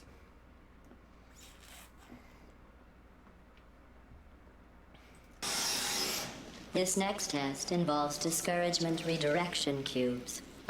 Actually, as far as I'm aware, like, there's only one viewer who has actually confirmed with me that they are from that time frame, from the 2020 era. And that's Shoots and Dragons, so.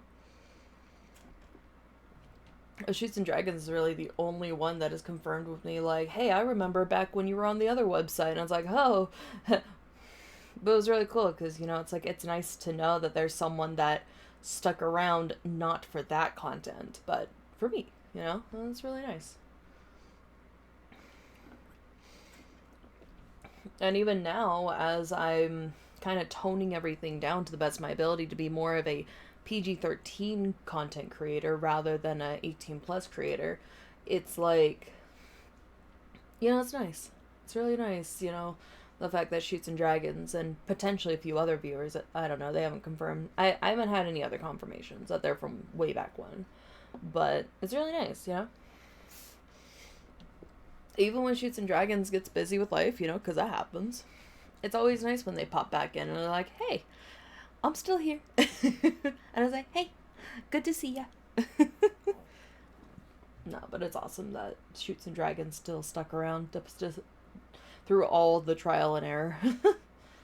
I just finished building them before you had your, well, episode. So now we'll both get to see how they work. I was in the middle of an episode while creating this one.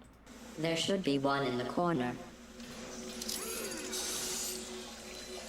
Oh, hey, Kiggle beat me. Weepy.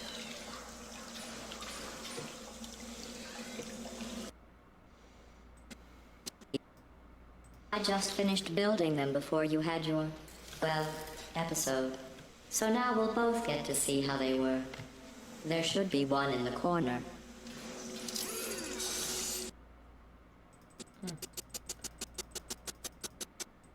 That's what I should do. I should do, zoom in.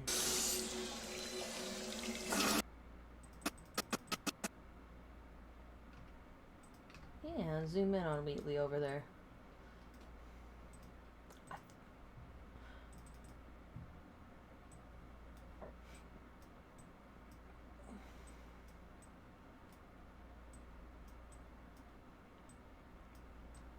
Something I'm thinking about doing, though, instead of doing Patreon, what I'm kind of thinking about is when I have the subscribers to do it, I'm thinking about just doing memberships on YouTube instead. I'm trying to keep the amount of sites condensed as much as possible, if that makes sense. Let's see.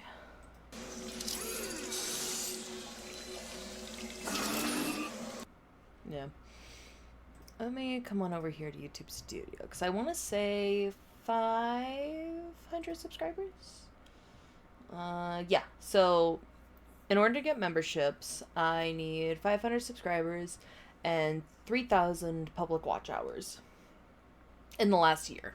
So hopefully with putting more effort into content the way that I'm, trying to do now, hopefully that will entice viewers to be like, ooh, yeah, let's do this, Oh, cool, and I receive, so with memberships, I will receive 70% of net revenue. Well, that's nice, actually.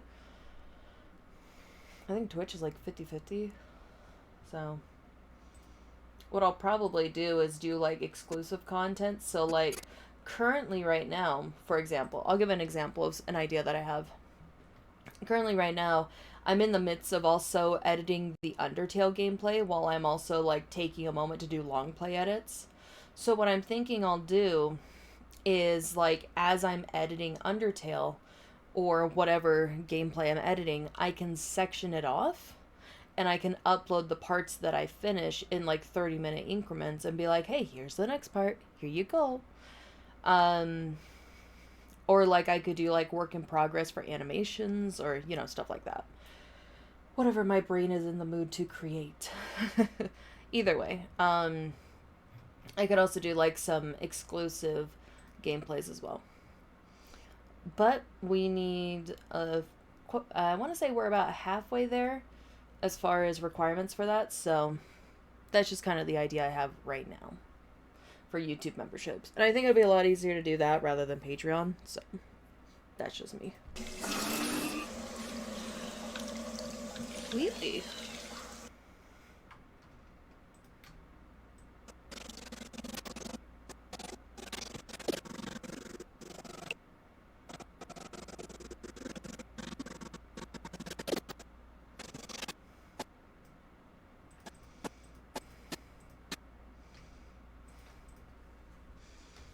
There we go.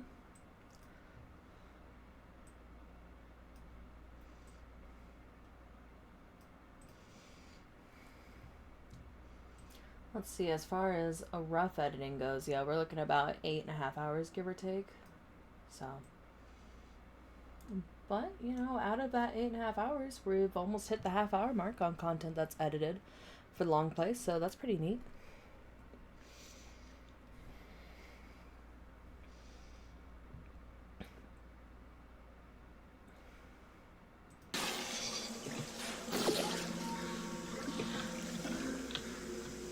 Nice.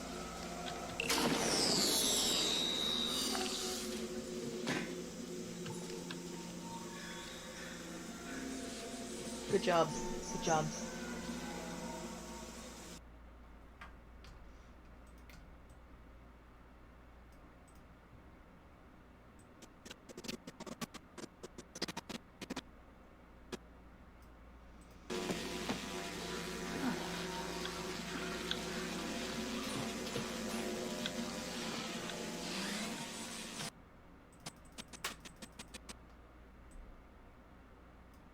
we go.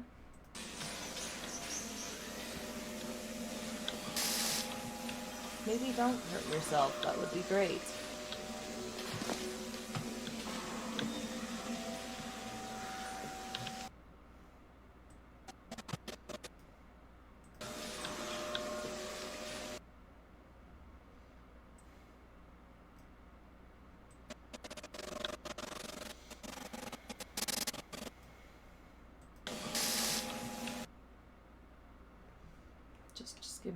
Just give me a bruh.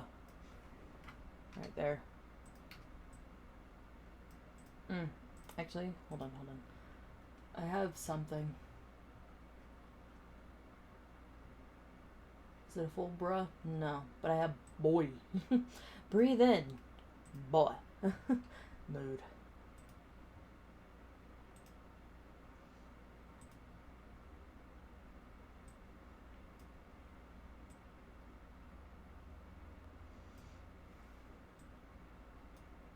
Breathe in, boy.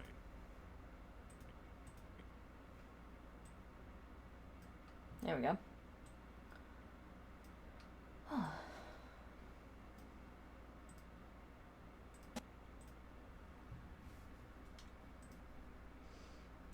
Captions, graphics.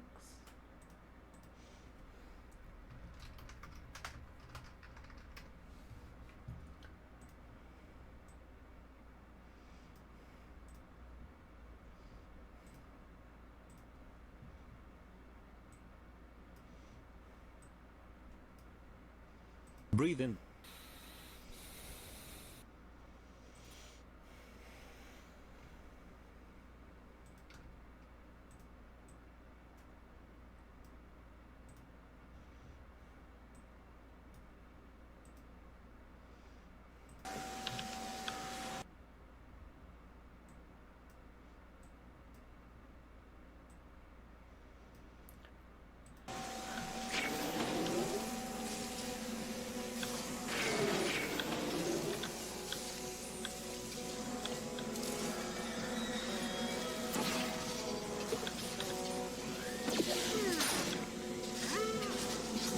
Don't just step over it, but okay.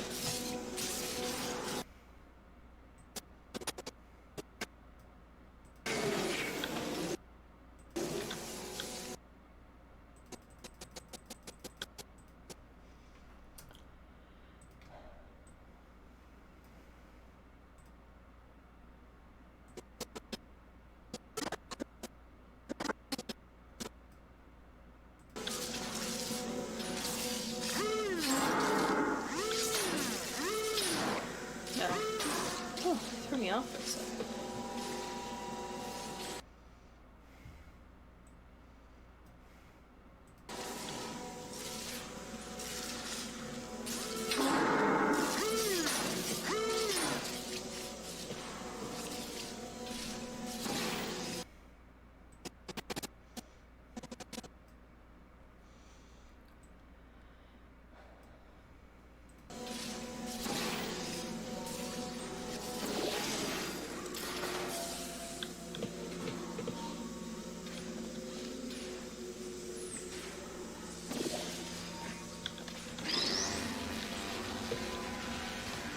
Well done. Here come the test results. You are a horrible person. That's what it says. A horrible person. Hey, I'm not surprised, motherfuckers. I'm really not. That one's definitely staying in.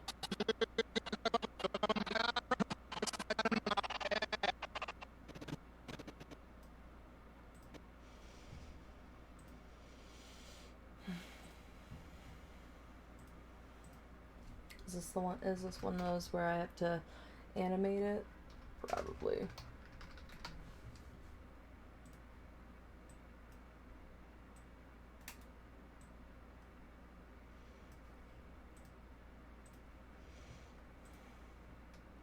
Hey, yeah, okay, it's one of those. I'm not surprised, motherfuckers.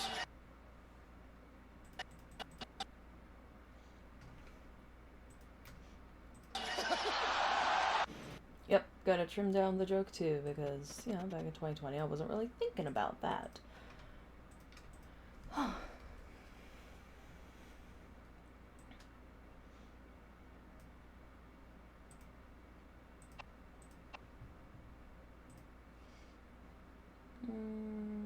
editing. That's what I want.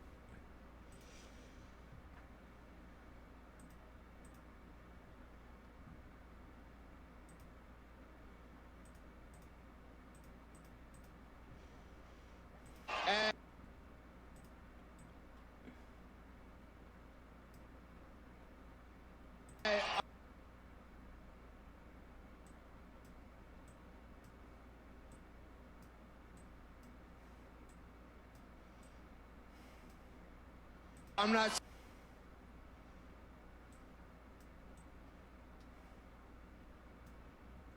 surprised,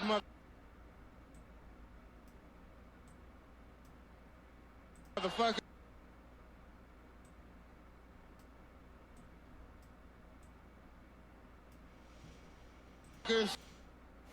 Yep, there we go. Okay.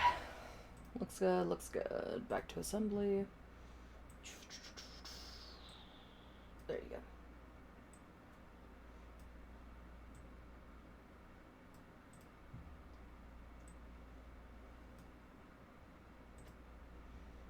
We weren't even testing for that. Oh, Gladys, you sure know how to hold a grudge. Look, I've said it before and I'll say it again.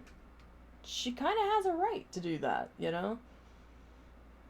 Who knows how long that poor woman spent reliving her death. When you got time to do that, oh, you've got time to, you know, be mad about it.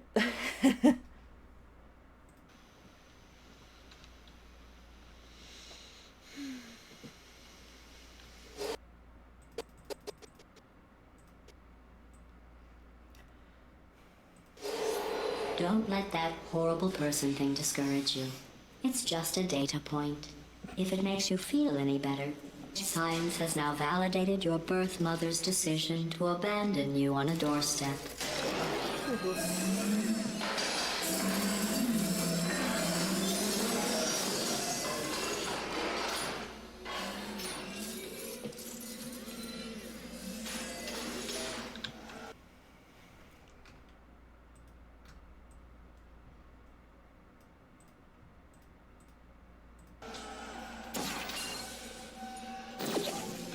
Guess I didn't need to do that part.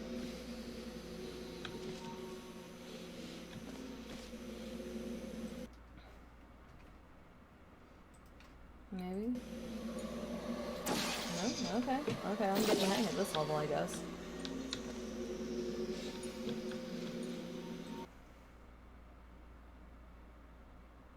Okay, never mind. Okay, so doorstep. If it makes you feel any better, science has now validated your birth mother's decision to abandon you on a doorstep.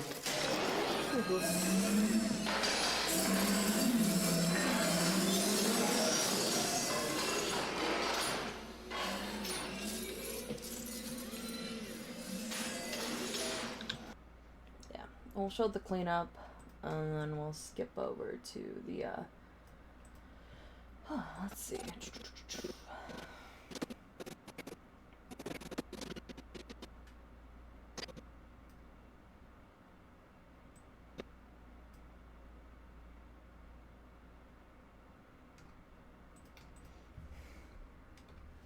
I'll do that.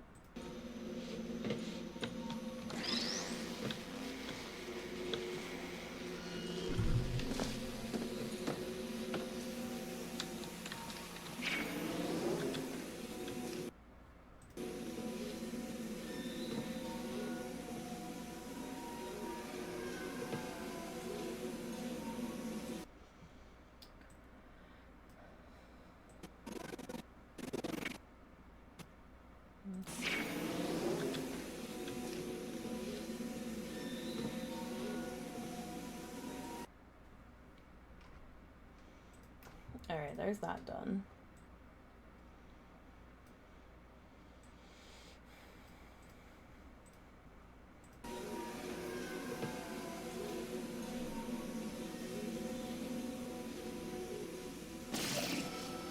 Oh no, there's already a yellow over there. You just need a blue.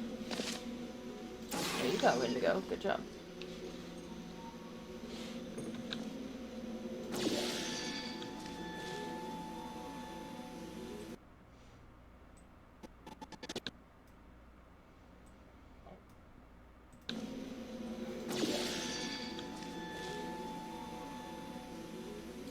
Congratulations. Not on the test.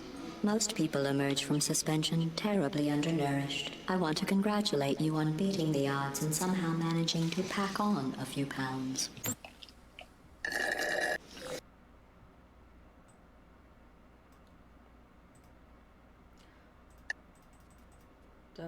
Definitely keeping that one in there because, damn, Gladys. Yeah, to be fair, with how overweight I am, I probably could last a little bit too. Although I have actually come down. Seriously, like, I've been getting comments left and right on how much weight I've been losing since, you know, being on the metformin and going to the gym, you know? And I keep telling people who are commenting, it's like, yeah, imagine that. All I needed to do was just find a doctor who would listen to me for 5 seconds. And put me on the metformin, not because of insulin resistance, but because of PCOS, you know? Some people just need that extra help, you know? Like, yeah, diet and exercise. Yes, that definitely helps with weight loss. You know what else helps with weight loss? A little extra help if you need it, like I do.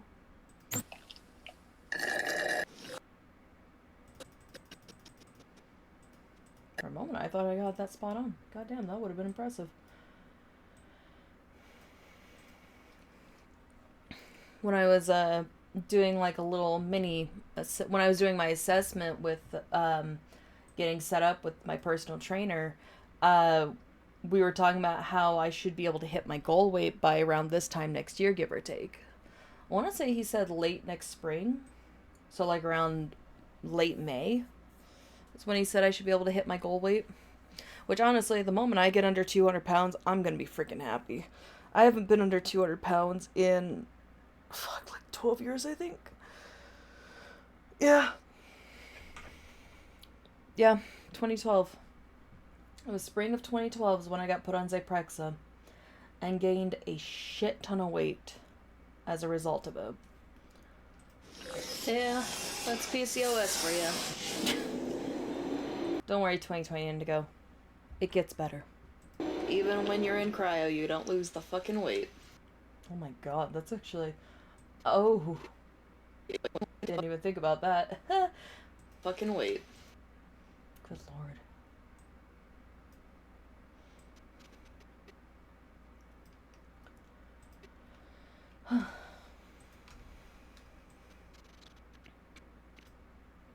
Gotta love it. Remember when I was talking to my doctor about, like, you know, on top of the metformin, maybe I could look into a weight loss medication. He actually brought up Ozempic, but because I had not, like, actually insulin resistant, you know, all my tests came back negative on that. It's like, well, you'd have to pay out of pocket then. And it's like, oh, how much? It's like, oh, yeah, this much. And I'm like, oh my, that's too much. So. For the record, I was diagnosed with PCOS at 18. Oh yeah, I should probably put that in there. Yeah, so I got tested at 17. Oh, I wasn't diagnosed at 18. I was diagnosed at 17. Whoops. I got that confused. It was my senior year of high school. Basically, my junior year of high school, I got tested for it. And I had to go in and just, like, the entirety of the Shrek movie. I would have a nurse practitioner come over. I want to say it was a nurse. It was probably an RN. I don't know. One of the two. Someone was coming over and just randomly drawing my blood at different times throughout the movie and giving me, like, different types of snacks. I think it was just to test my blood levels, but I don't know. All I know is it was the summer of 2015, so I was 17 at the time, when I was officially diagnosed. For the record.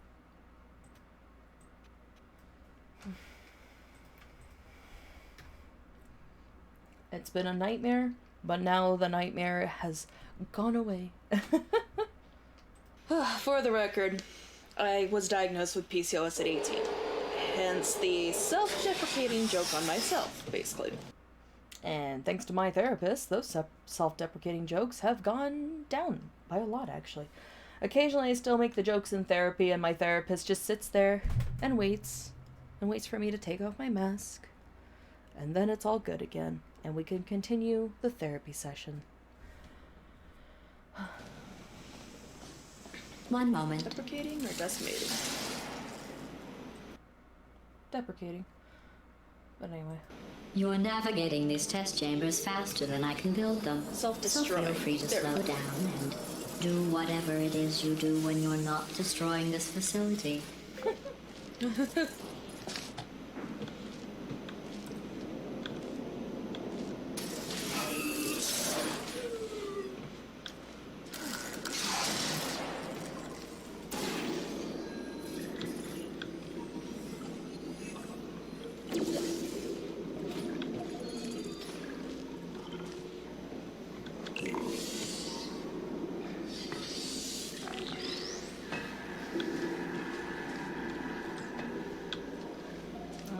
I'm navigating this one quite well, so there's the plus side.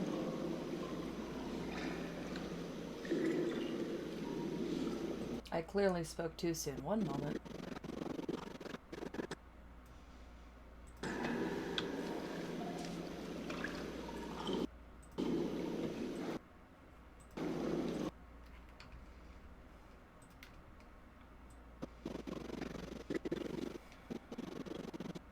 You know, in all honesty, I feel like that's probably when the editing versus gaming jokes will go away. Is probably when I no longer do self-deprecating jokes.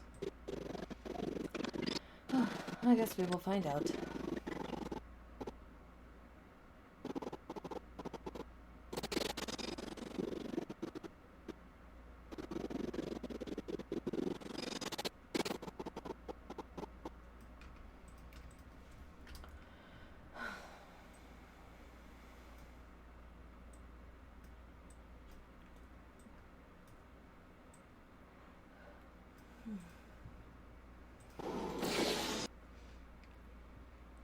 Let's see. Oh, welcome back, Dead Potato King. Let's see. Watch streak. Oh, you hit 5 stream streak. Nice. Good job, Dead Potato King. Let's see. Now that I'm on my PC, I can see I have a streak. Oh, nice. Congratulations. I will definitely say, Dead Potato King, you are definitely my most consistent viewer. Yeah. Family members notwithstanding. Yeah. Because Vermillion will pop in on my streams if he's awake. And then my dad pops in when he can. Though my dad's cat passed away last night, so he's probably not going to be on the stream today. Either last night or this morning. I have a missed call. Who is trying to call me right now? Oh, okay.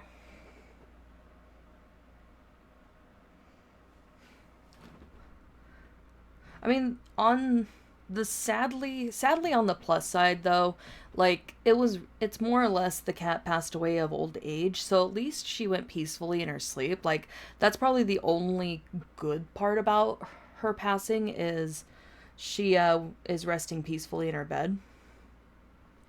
So last night my dad texted me. He said, "It looks like Kitty is almost gone. If she makes it another 24 hours, it will be a miracle, resting peacefully in her bed." So.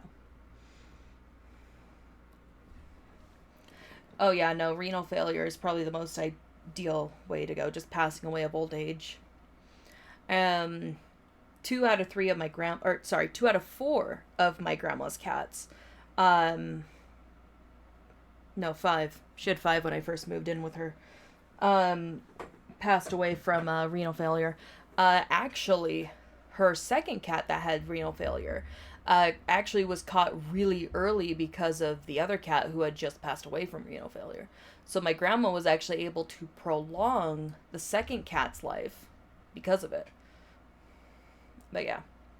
Let's see, out of the 5 cats, yeah, let's see, there was Cookie, Shadow, Thumbelina, and Silverstream, and GC. Yeah, so she had 5 cats. I wonder why I have 4. Anyways, so she had 5 cats when I first moved in with her back in 2012. Cookie was the first to go, and she went in 2013. Yeah, because I was still living with her back then. So in 2013, Cookie had thyroid cancer. And we actually don't know how old Cookie was because she was already like a full-grown adult. But she was also like a stray that was rescued. So they guesstimated she was at least a couple years old when my grandma got her. So the cat was definitely in her older years when she got thyroid cancer. And then there was Shadow, who had liver? Yeah, she had liver cancer. My grandma discovered she had jaundice in her ears and went to go in and get her checked. So there was Shadow. Shadow was probably the youngest of the 5 cats. And even then, Shadow was like 14? I think Shadow was like anywhere between 12 and 14, I think. So she had liver cancer. And then there was a couple years. And then GC, back in 2020, passed away. And GC was actually bonded to me. She was kind of like my cat. That's a different story for a different day. But that GC was definitely the most impressive of the cats, though. That cat battled lymphoma for 1.5 years. And I still think about that to this day. Like, this is a cat that had enough strength to cheek her fucking pills. And literally walk to the end of the bed and just spit them out. My grandmother had to get very creative with giving that cat her medication, that's for sure. It was actually when her tail got paralyzed, you know, from everything, that it's when we called it. I was like, okay, she's miserable at this point. She's been doing good, but she can't even sit properly because of her paralyzed tail, so we got to take her in. The biggest thing that my grandma and I both agree on is no suffering. So the moment they start suffering, it's like, okay, we have to do this for them. But yeah, so GC had lymphoma, and then the other two, Thumbelina and Silverstream, actually GC, Thumbelina and Silverstream were like a year apart each. So like 2020, Thumbelina was 2021 with her renal failure, and hers was sudden. It just came out of nowhere. And then Silverstream was 2022. We've actually gone 2 years now with no cat deaths, which makes me happy. But Shade's getting up there in age. She is 14, I think. No. Yes. She was... Because it was 10 years ago that she came into our life. And she was already 2 years old. So she's 12. She's 12. Yeah. So we got Shady Baby, who's 12. And then my grandma actually got a little baby kitten a little bit ago. And I want to say she's younger than Imp. Imp's 2. I think she's like 1.5 years by now. So yeah, all the kitties. Yeah, needless to say, my grandmother definitely can make her cats can definitely get her cats to a pretty old age. Like, Thumbelina was 18, GC was 21. If she was a human, she'd be able to drink. And Silverstream was just a month short of being 20, I believe. Who knows how old Cookie was. So needless to say, I look at my cats, and I'm like, y'all better give me at least 20 years each. I mean, they're cats, they're not going to listen. But, you know. We've got at least a decade each with our bunnies. Barnaby's the only exception, because Lops tend to have the age expectancy of 8 to 10, whereas the other 3 bunnies are like about 10 to 12, give or take, depending on if they get any like natural diseases or anything like that. Barnaby's breed, because he's a Lop, is actually very common for them to have hearing issues and actually go deaf. So we're kind of like preparing ourselves for Barnaby to lose his hearing. He is already hard of hearing, is what we've noticed, so yeah. He's also got an umbilical hernia that we have to monitor, so he gets bunny physicals twice a week, unlike the other 3 who are just once a week. So I keep telling Misty, I was like, you better stay healthy or else I gotta pick you up more than once a week. And Misty hates her bunny physicals. It's the only time we pick her up. We pick her up once a week, and then we respect her boundary of not being touched unless she approaches us. But she always dreads. She always dreads. Because what we do is we do the triple threat with Misty. That way it's just the once a week we pick her up. So, like, we So we do the bunny physical. You know, we check her body, make sure nothing's broken, nothing's injured, no lumps, no scabs, nothing like that. And then we brush her. She really hates that. It's even worse when she's molting. Actually, when she's molting, we make the exception of an extra day of the week, and that's for all 4 rabbits, because if they don't get brushed regularly, they can actually ingest some of their fur, and it can risk GI stasis. So if she's not molting, it's just once a week. If she is molting, then 2 to 3, depending on how bad the molting is. And the moment I say, Misty, you've got butt fluff, she actually books it. She's like, nope.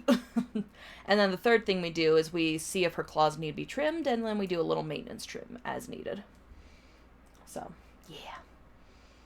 Yeah, she dreads that part of the week. We keep it consistent. That way she knows. It's every Monday. But yeah. The other 3 bunnies are more chill, so we can kind of like space out like the brushing, the nail clipping and all that. But for Misty, it's like she hates being held. So it's like, all right, let's just get it all out of the way, and then you're good to go for a week.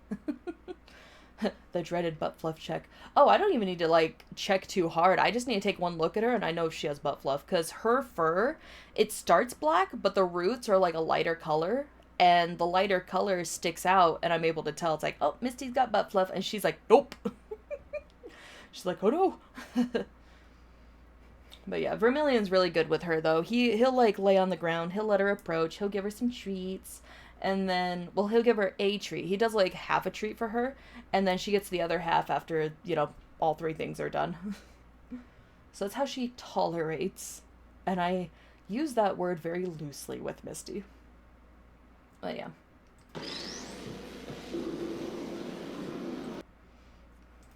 Premiere Pro, you had a chance to rest. Why do you buffer? Let's see.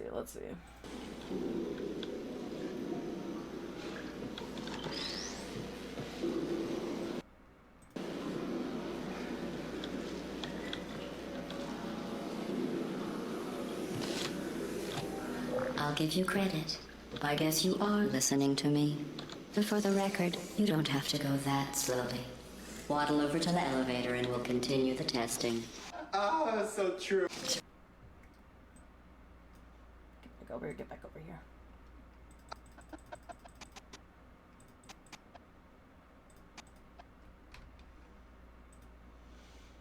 Oh, so true.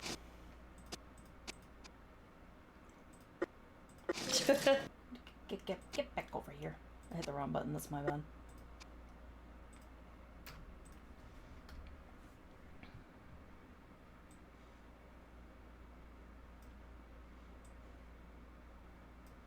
Trying to think.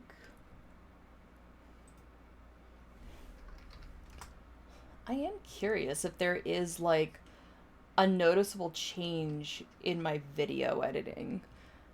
Pre-centrist and post-centrist phase. I'm genuinely curious about that.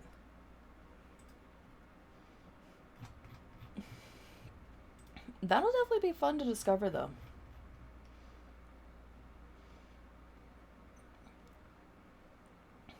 I still need to finish Katawa Shoujo before I do a long play of that. That's why that one didn't get edited. Oh, that's right. Am I gonna do Demon Tournament? Yeah, wouldn't hurt to do a long play edit of Demon Tournament, so that'll probably be next. Maybe. I don't know. It'll be either that or Rune Girl. Oh Lord, Rune Girl. That was definitely a visual novel that exists. Oh no, that means I have to hear my own voice acting. And it's the 2020 voice acting. I don't know, I don't think my voice acting has gotten much better. I wonder if Skillshare has videos about that. Probably.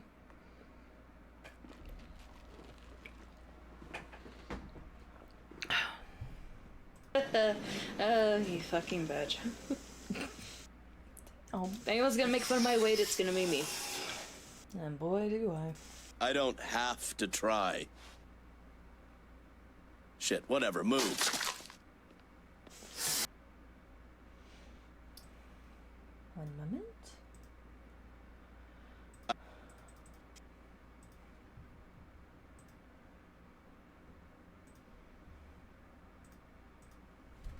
Let's see.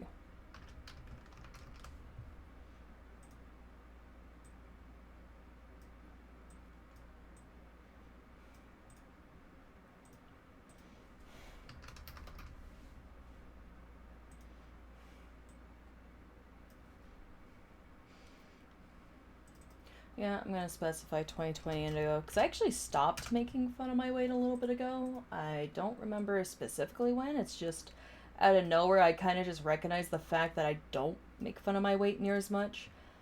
I feel like it was probably just within the last couple months, but I'm not sure. Okay, let's see. I don't have to try. Shit, whatever, move.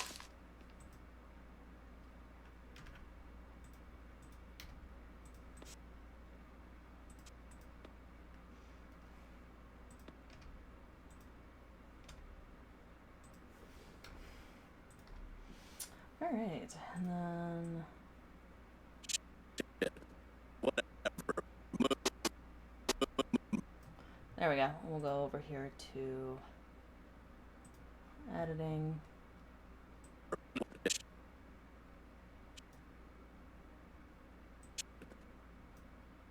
There we go. Okay, so we'll start with Gladys, since that one doesn't have to move too much. Whatever. Remove.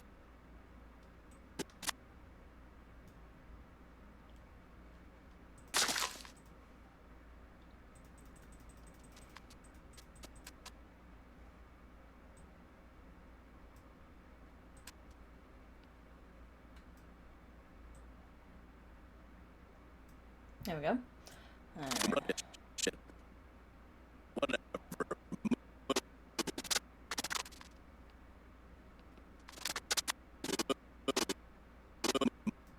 Okay, no one coming over here to you. Okay, you come here.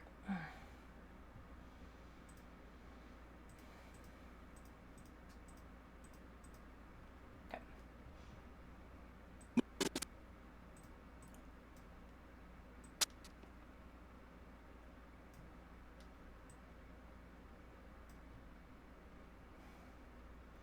Alrighty, let's just see how this looks real quick. Quick save. Huh.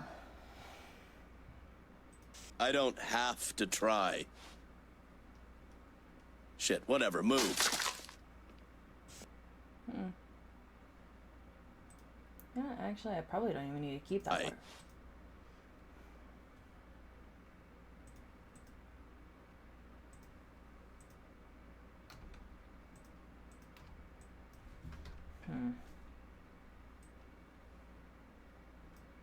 There, we can just do that. Boom, better.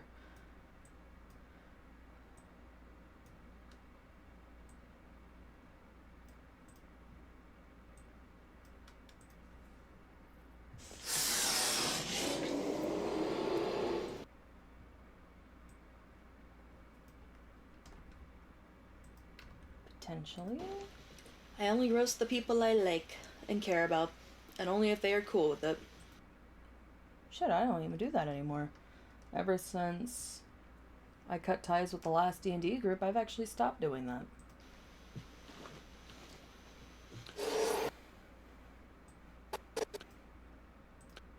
Well, if there's anything that's going to be going down while I do these long play edits, it's going to be realizing how far I've come.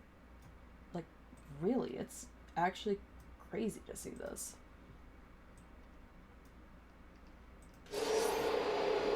It's actually a good thing if I make fun of you, to be honest. Roast. No, it's not. Like, go to therapy, bro. Get to learn all sorts of things during these, too. Oh, yeah, no, like, you want to talk about some behind-the-scenes shit, that's for fucking sure. Sting. Yeah. Alright, I'm gonna put in a little bit of a new and new it's not kind of thing. Roasting. Yeah.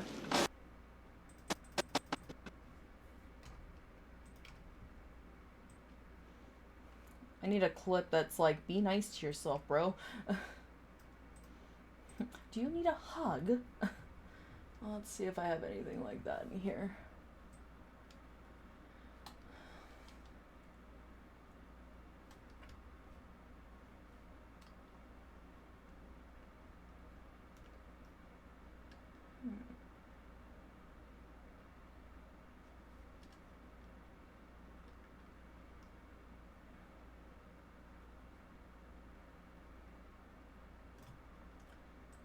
Let's see, how's that working out?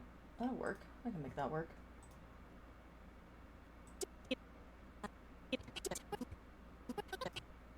Have standards. Yeah?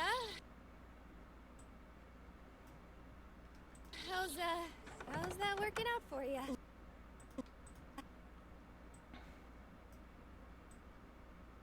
Well, I mean, actually, wow, that's more spot on than I thought it would be. Jesus Christ. How's that working out for you? Well, considering my life was a living hell at the point, that was pretty spot on.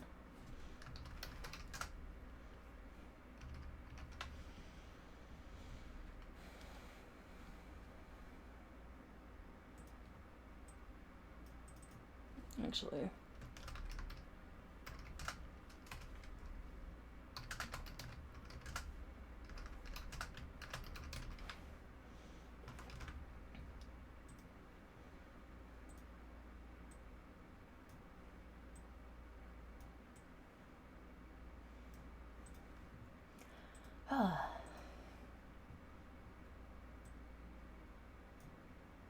Considering what I was living with back in 2020, it makes sense, the fact that I think stuff like that. Oh, it's a good thing if I roast you. It means I like you. Yeah, because that's literally what I lived with for years. Lord.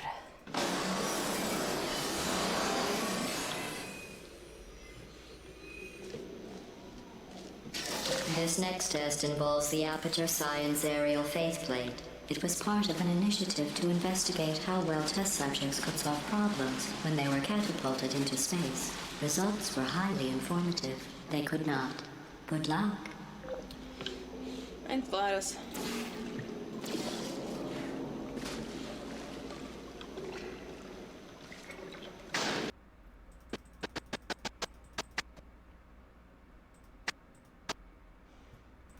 Alright, where's the yeet?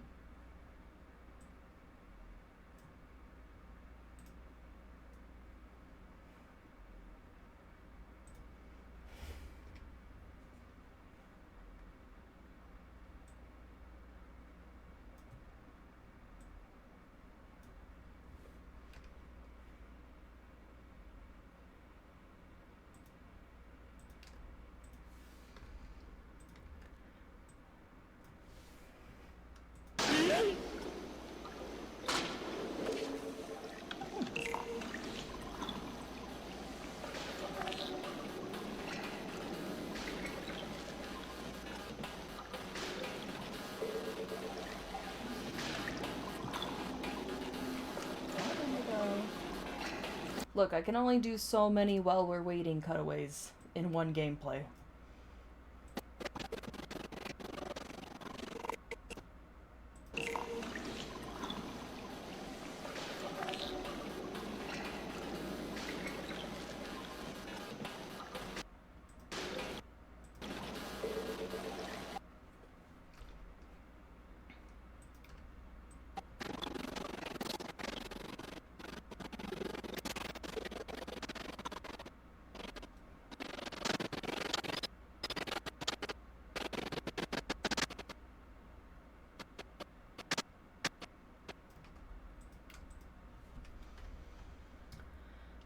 Dear.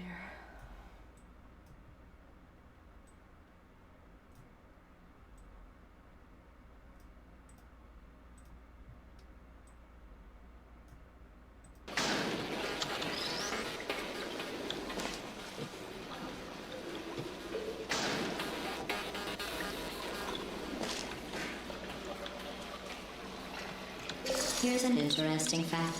You're not breathing real air. It's too expensive to pump this far down. We just take carbon dioxide out of a room, freshen it up a little, and pump it back in. so you'll be breathing the same room full of air for the rest of your life. I thought that was interesting. I mean, yeah, you're not wrong. That is kind of interesting. Well, 2020 Indigo beat me to that one.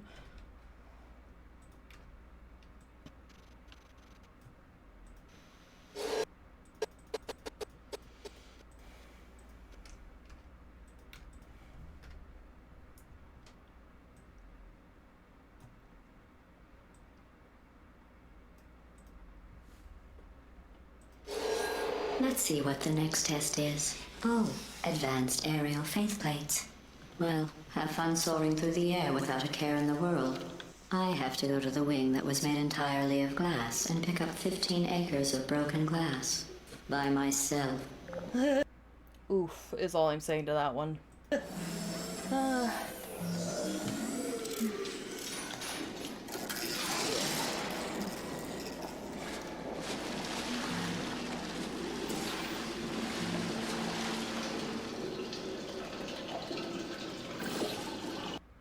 I don't even know what I'm doing in that moment.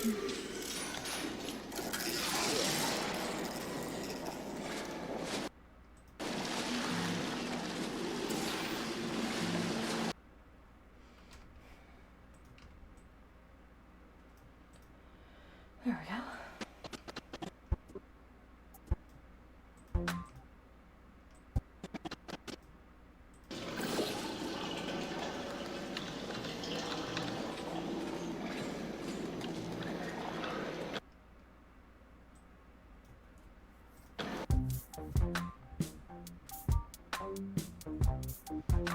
All the wheeze.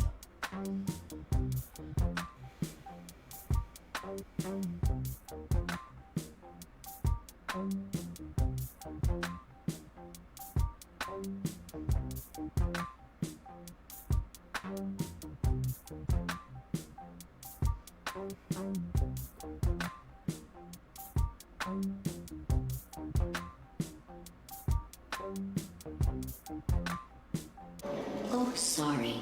I'm still cleaning out the test chambers, so sometimes there's still trash in them, standing around, smelling and being useless. Try to avoid the garbage hurtling towards you. I'll do my best.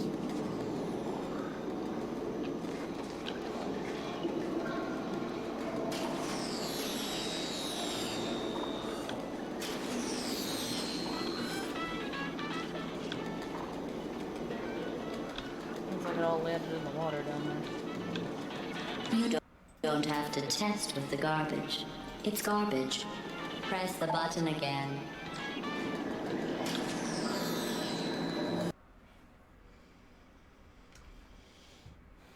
Let's see.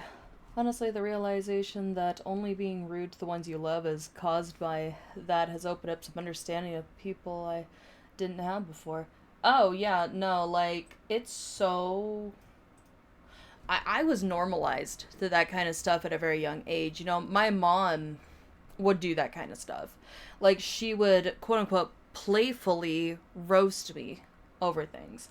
And it wasn't until I was in therapy, like, years later, 10 actually, give or take. It wasn't until I was in therapy years later that I realized, oh, wow, this is actually not okay. So, yeah, no.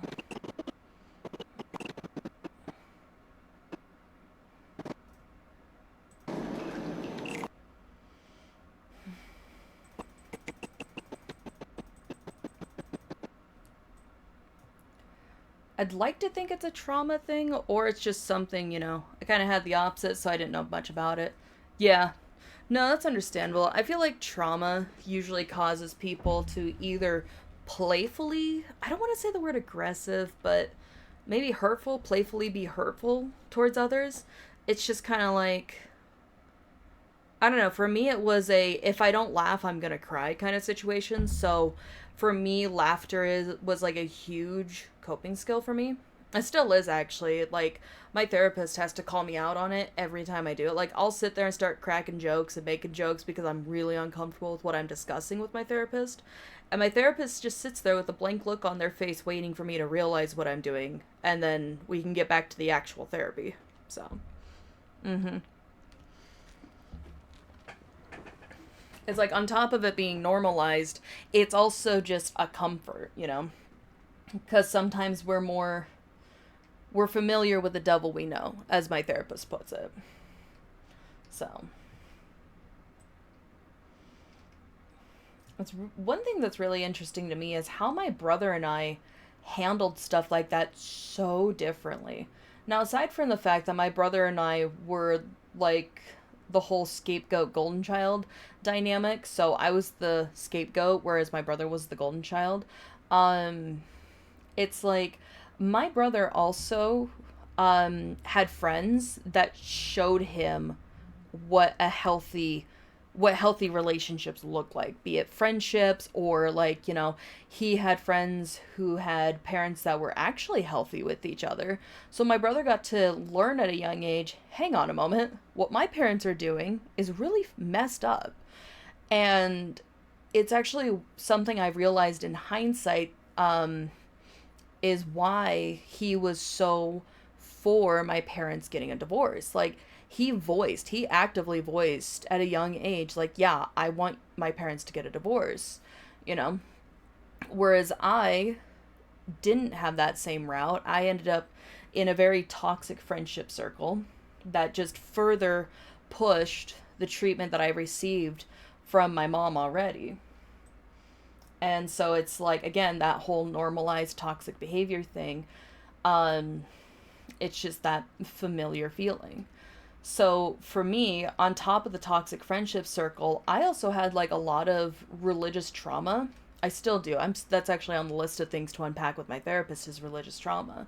I had it hammered into my skull that it was a very bad thing for my parents to divorce. So of course I'm panicking because my parents divorcing means that the whole family goes to hell, which that's not how that works, but anyways. And so of course I'm panicking over the idea of my parents divorcing just based on that alone. You know, I was literally showing my mom Bible verses that said divorce is bad. Like it was not good. So yeah, needless to say, my brother and I, despite having like living in the same toxic and in some cases abusive environment, we both handled things very differently. It's very interesting to look at that, because the golden child is abused just like the scapegoat child is. It's just, you know, two different, is it different types? I don't know, but it's still, abuse is abuse, you know? So the plus side is my brother and I both turned out really well. So we're both doing really good for ourselves right now, which is nice, you know? I even remember last year when I saw my brother, we actually were able to kind of like sit down and be like, look, I was a dick to you. I took a lot of anger out on you. Because I did, you know, like, aside from toxic behaviors being normalized to me, thinking like, oh, this is definitely appropriate. It's definitely appropriate to yell at your brother. Like, you just spent the last decade of your life watching your parents scream at each other, so that's totally how you communicate with family. Duh. That's literally how my brain worked. So it's like that plus depression that makes me irritable, plus anxiety that really makes me irritable. It's like, of course I was going to be yelling at my brother constantly. Of course I was going to be an asshole to him. Does it justify the behavior? No. Does it explain it? Oh yeah, it does. And I was able to like talk with my brother about that. I was be like, well, look, I was an asshole to you and I'm really sorry about that. And in no way did I ever deserve my brother's forgiveness, but he's like, you know what? It's water under the bridge. You're all good. And we were able to have a good time when we visited my dad together. And it was nice. It was really nice. And, you know, my brother ended up being the best man at mine and Vermillion's wedding, and it was great. And honestly, like, I need to get the recording my grandma got of his best man speech and do like an animation over it, because good lord was that speech hilarious. My brother just did a full stand-up routine and it was amazing.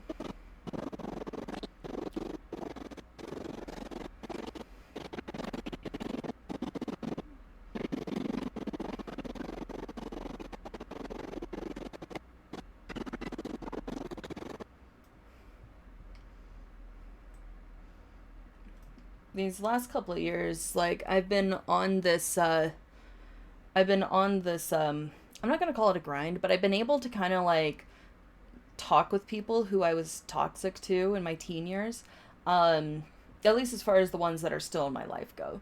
You know, it's like that there are people that I'm never going to be able to say, hey, I was an asshole and I'm sorry about that to them. And that's just because, you know, they have every reason to not want to have contact with me. And that's perfectly fine, you know. Let's see, I've seen a lot of different ways of growth from the same parenting too, being one of 8. Oh, yeah. Oh, man, that definitely would give you multiple different examples.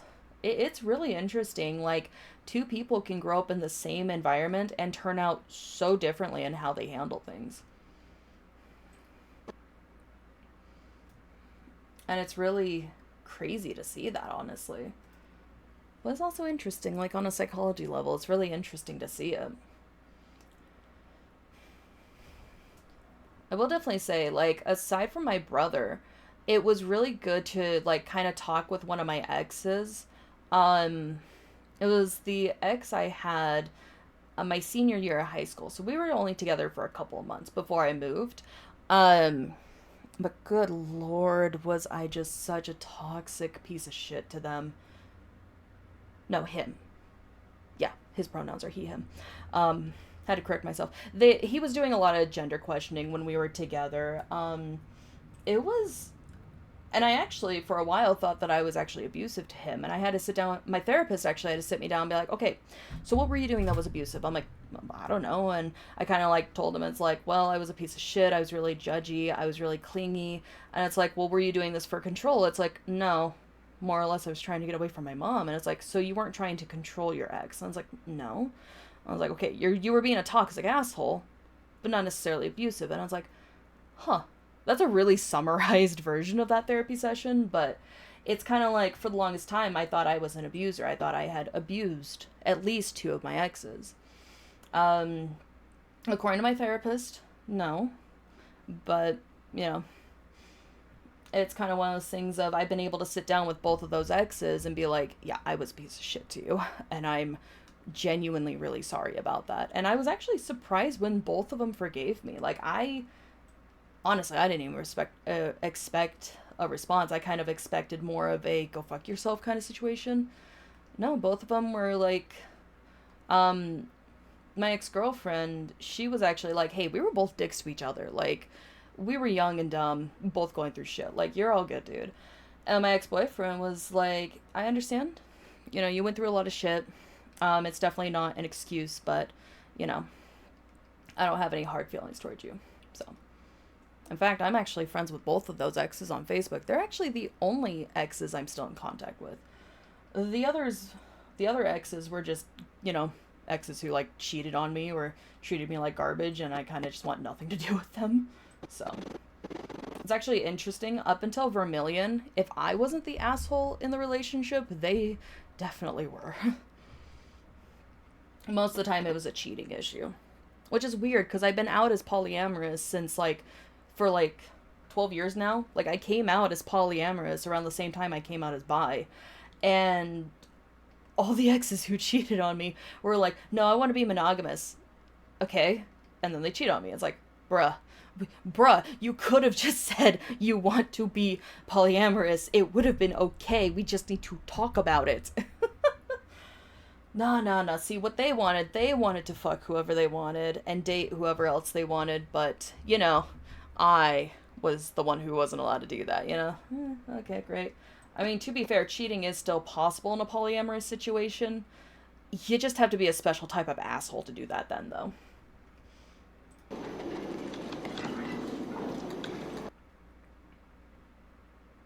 Is the game skipping, or is that Premiere Pro? I can't tell. One more time.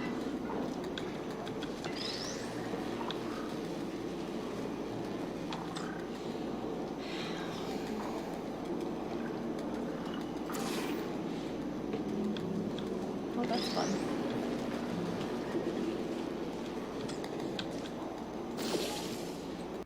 In all fairness, I don't think the word forgive is accurate. I think it's more or less kind of like with my brother, water under the bridge. I think that's the better way to word it.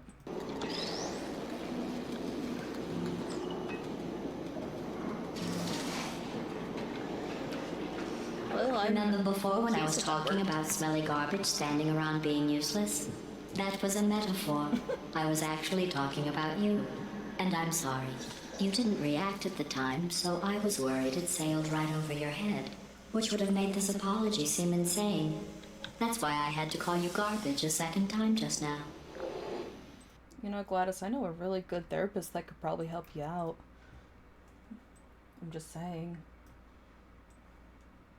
There you go, right over there. Oh, we're almost to part 5. Nice. Yeah. I've been called much worse working in fast food, so... I literally have had my life threatened over french fries. That is still one of the craziest stories I have from working in fast food. Keep it coming, Gladys. I wish I wasn't being serious. Like, up until that point, the most I had experienced was just being called every name under the sun over, like, a cheeseburger or, like, a cup of coffee. You know, that's like... And then, you know, that happens... where we literally had to call the cops to escort someone off the premise because they were actively threatening not just my life, but my coworker's life too. So that was an experience. I've been called much worse. Yes, yes. I literally just went over that. Okay.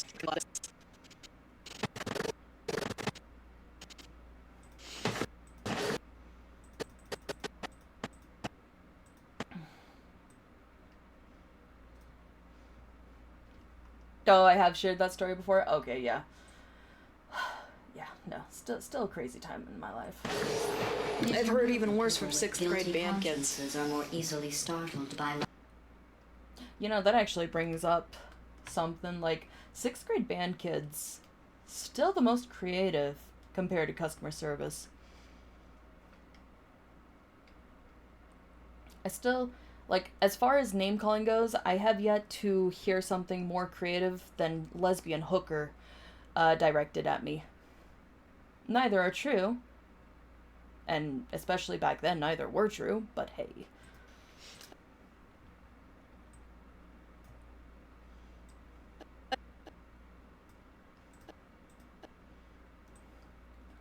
So funny. If I had actually come out of the closet a year earlier, I would have just told those band kids, hey, I'm actually bisexual. Get it right, dumbass. Because I want to say I was entering my more aggressive era about that time. Yeah, no. No, 2 years earlier. Because it was No, I think it was like 2009. It was the first semester, or trimesters is what the middle school I went to at the time had. So it was like the first trimester was banned, and because of all the insane bullying going on, like, I literally dropped out of that band class. So, but it is always funny to say how I've heard better from 6th grade band kids. It's always funnier to say that. I've heard even worse from 6th grade band kids. Exactly. Are more easily startled by loud noise. I'm sorry, I don't... Joke's on you, Gladys. I actually expected that jump scare. don't know why that went off. Anyway, just an interesting science fact. Let's see. Yeah, okay, that's what I thought. Okay. And part 4 is done.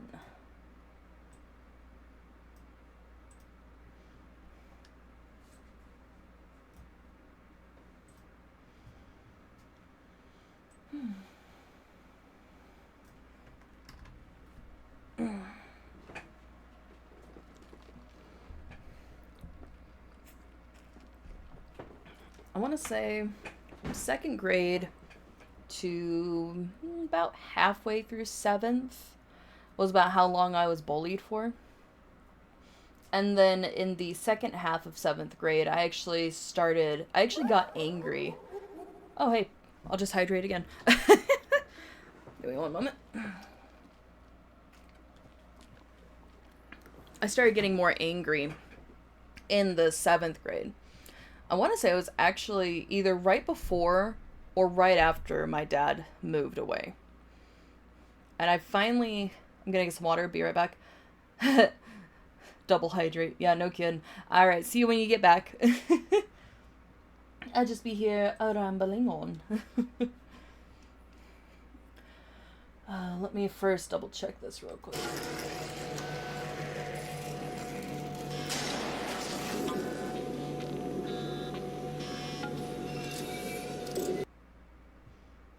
This is where I just need the Jeopardy music, don't mind me. Okay, we're just gonna do this. Okay.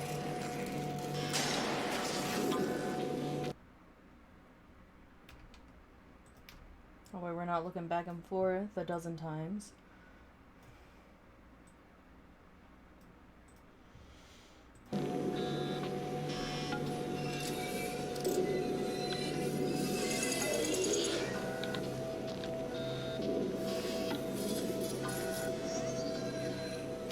Hey 2020 Indigo, what are you surrounded by right now? That's right, walls that you can shoot portals on.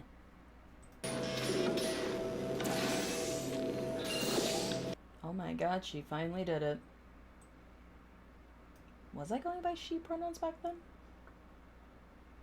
I think I was doing all pronouns back then.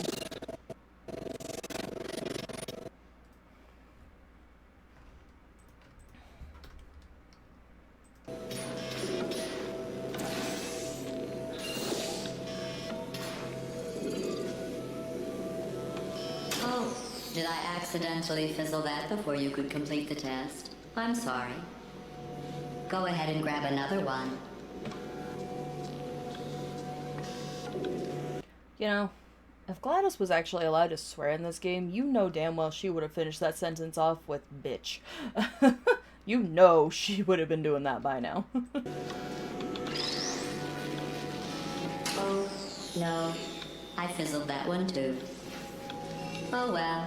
We have warehouses full of the things. Absolutely worthless. I'm happy to get rid of them.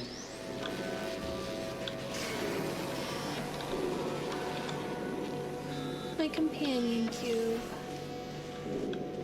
I will be back for you, darling. Will you though? Will you really though?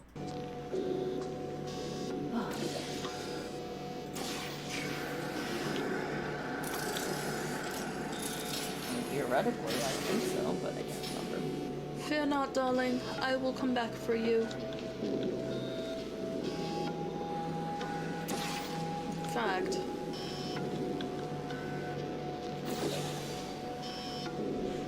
well, there we are. You go.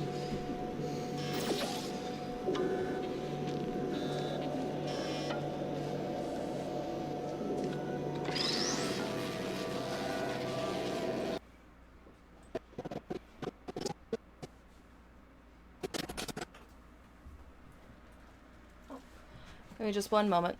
Be right back.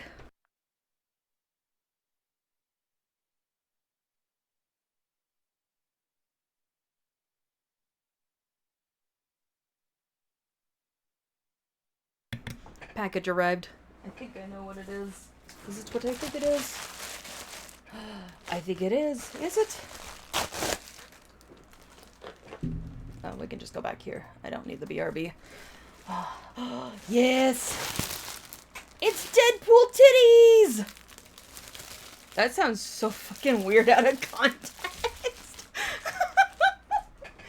My mouse pad arrived. There you go.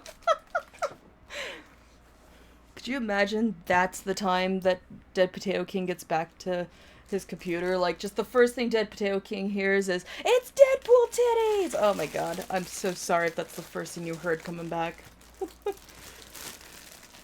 But I finally have it, my new mouse pad, and I'm definitely getting a picture of it, don't worry. Because this is just hilarious. I needed to get a mouse pad that, like, had the thing you rest your wrist on. And so I'm looking at these mouse pads, and I'm like, well, I've heard of the titty mouse pads. And I come across the Deadpool one, I'm like, yep, that's the winner. There's no debate, there's no argument. It's just, you know, it's Deadpool. Well, funny enough, my first Marvel movie I ever watched, like, all the way through, no falling asleep, not just watching clips, but the first Marvel movie I watched all the way through was, in fact, Deadpool. And I'm so happy about that. Like, Deadpool's the one that got me into Marvel. Welcome back, Dead Potato King. My new mouse pad arrived in the mail just now. It's Deadpool titties. It's one of those silicone wrist support mouse pads, and it's literally just Deadpool with tits. Where's my phone so I can get a picture of this? I know, right? I'm so excited for the movie to come out next month. Like, oh my god. If I could, I would pre-order the frickin' tickets. But yep, I've got my Deadpool mouse pad and my D&D-esque... Is that D&D? I'm pretty sure it's D&D. My D&D-esque gaming pad. So, all the fun stuff. Is that why you were talking about Deadpool? Yes, yes it was. New mouse pad. Fuck yeah. Now my wrist can have support thanks to Deadpool titties.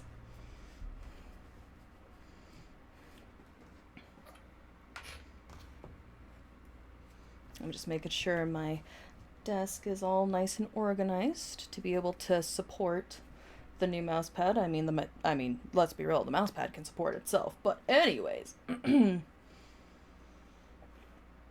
back to what I was doing. What was I doing?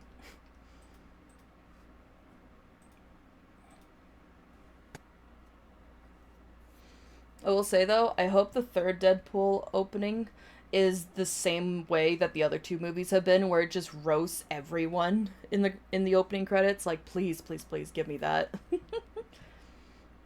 Don't screw this up, Disney. I'm already kind of skeptical about the idea that it's probably going to be a PG-13 movie. Actually, I'm going to double check that real quick. Deadpool and Wolverine, what is your rating?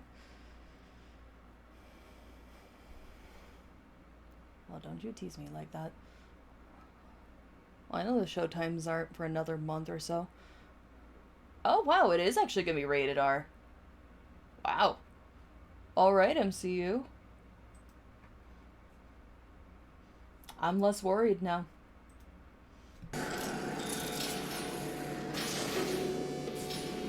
Fear not, darling. I will come back for you. In fact...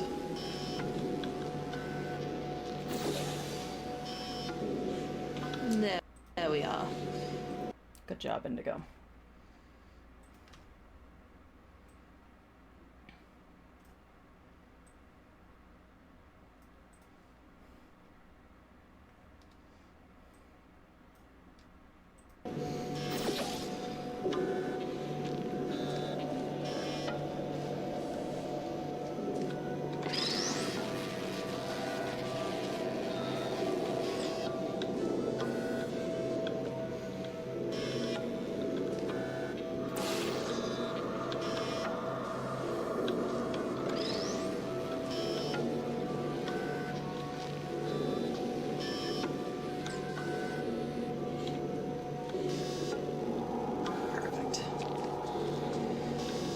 My darling companion cube.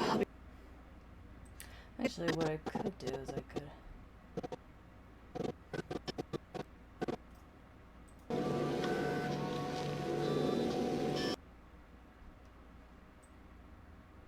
There we go. Oh.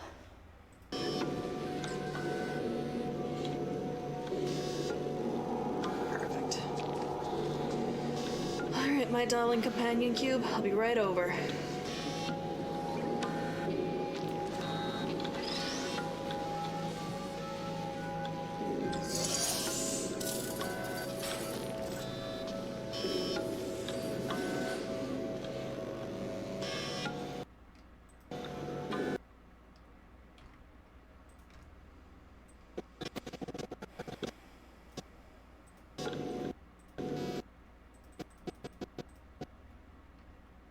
Let's see, talking to a friend of mine, he just gave me coordinates to a...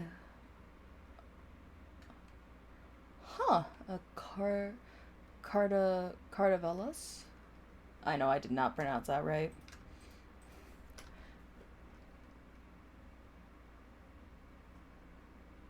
Potato House. Oh, that's great. That's amazing.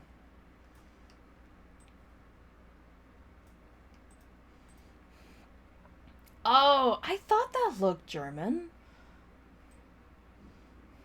God, I haven't brushed up on my German in forever.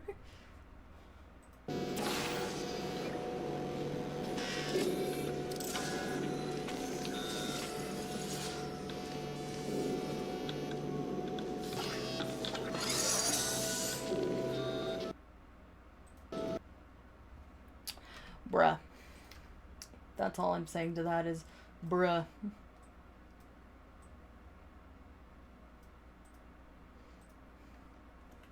And I don't have a bruh, do I? Nope, I just have the boy. And I've already got that one in there, so.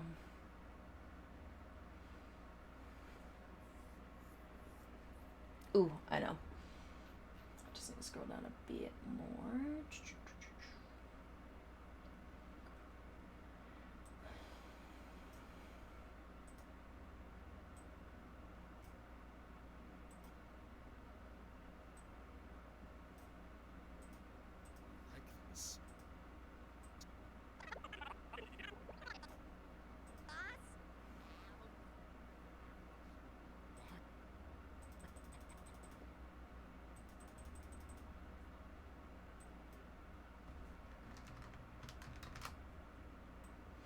Alright, I need to fix the audio real quick, though I can actually hear where to cut it off.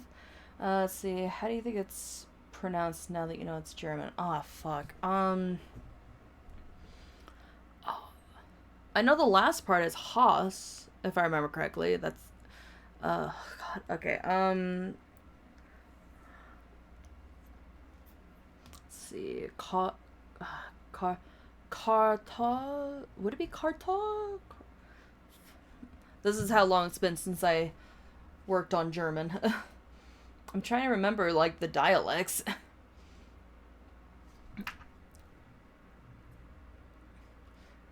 Let's see, Kartoffelhaus? No, that doesn't sound right. That doesn't sound right. Ugh. I'm just gonna have to freaking Google that pronunciation. Let me do this first. Why are you like this?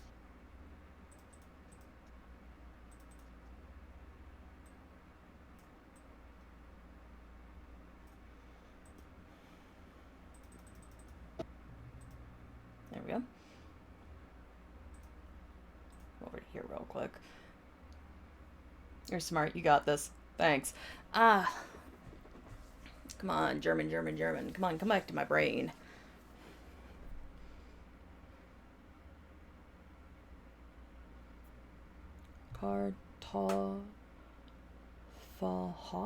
Kartoffelhaus? No. It really just does not sound right when I say it like that. That doesn't sound German, you know?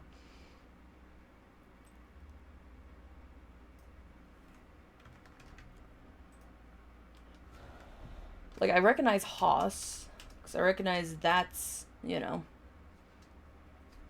Let me just see. No, Google, go away. Kartoffelhaus.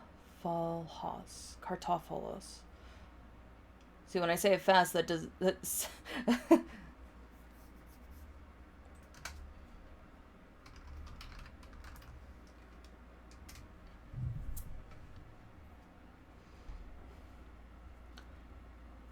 Kartoffel. Kartoffel? No, it wouldn't be fell. Would it be fell?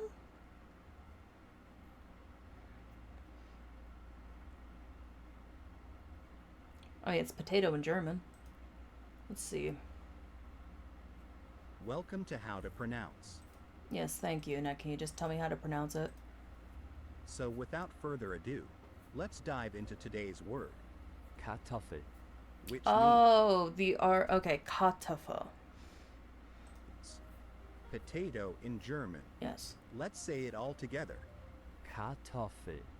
One more time. The R was throwing me off. Kartoffel. Kartoffel. Kartoffel. Kartoffelhaus. Wow, okay. Well, it took some Googling, but I was able to figure it out. That's pretty cool, though. Potato house.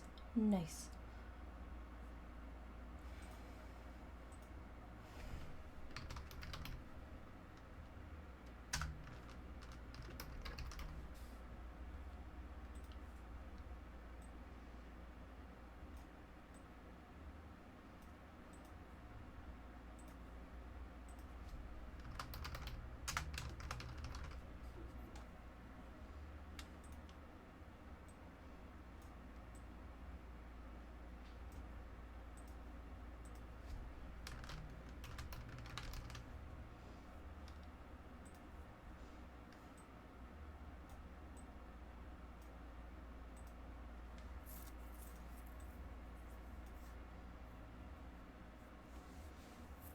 Let's see.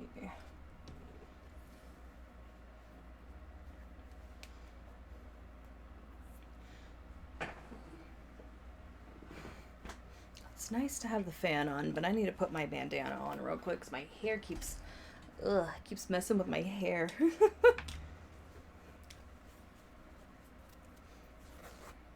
Touch sensitive. Oh, give me one moment. I've got my glasses off and I'll see what you sent. Oh.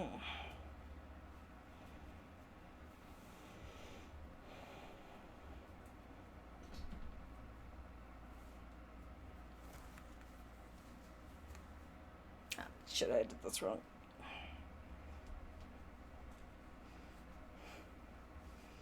Typically with bandanas, I don't have to worry about a wrong way, but this one is different.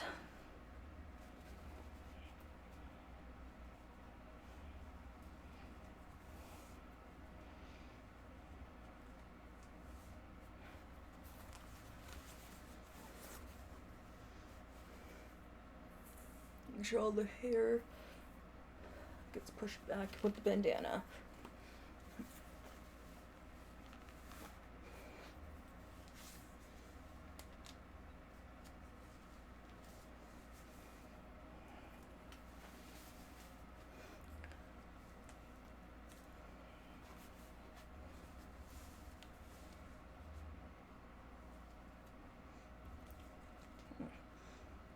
A little tight on that.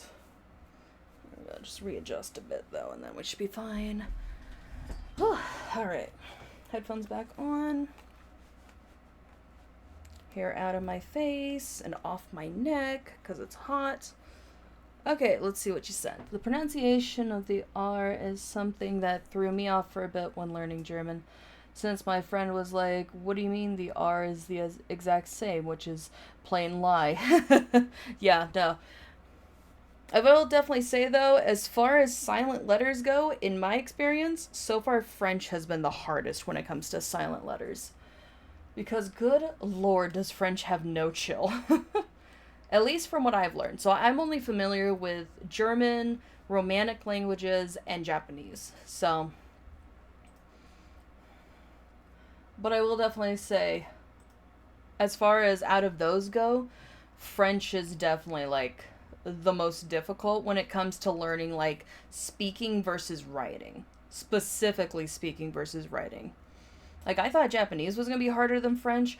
No, because French just doesn't sound isn't written how it sounds, you know? Like, when it comes to the French words, you want to cover, like, only half of the letters in that word is pronounced. Let's see, when I was, yeah, French is insane, that's for sure. As far as speaking it goes, I can handle speaking it. It's speaking and writing is where it gets tricky. Like, I do better with Japanese, and they use a completely different way of writing. Or that language does. Unless you're using Romanji characters. But that's about it. Why are you like this?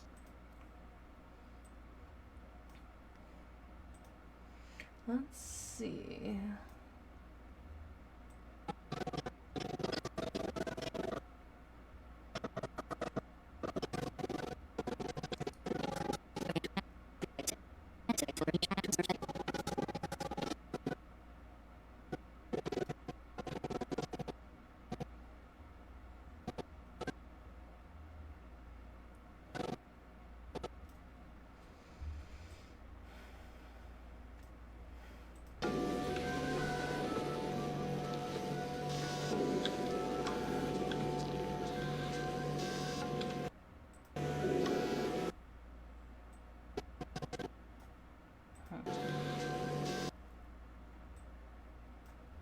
looks better.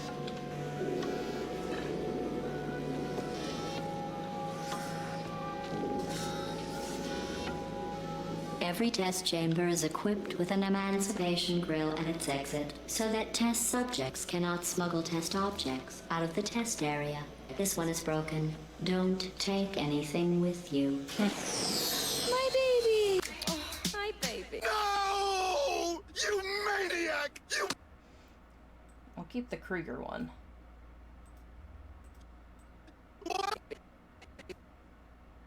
No, I'll actually keep both. No!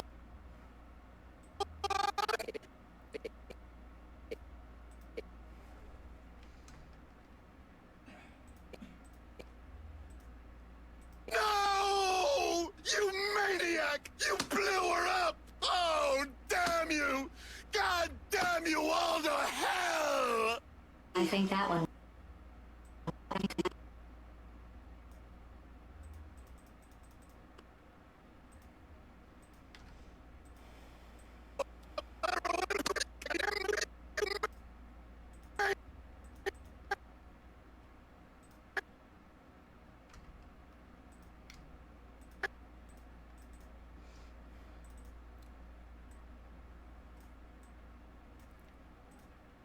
There's that, and then we'll zoom in more on Krieger in here.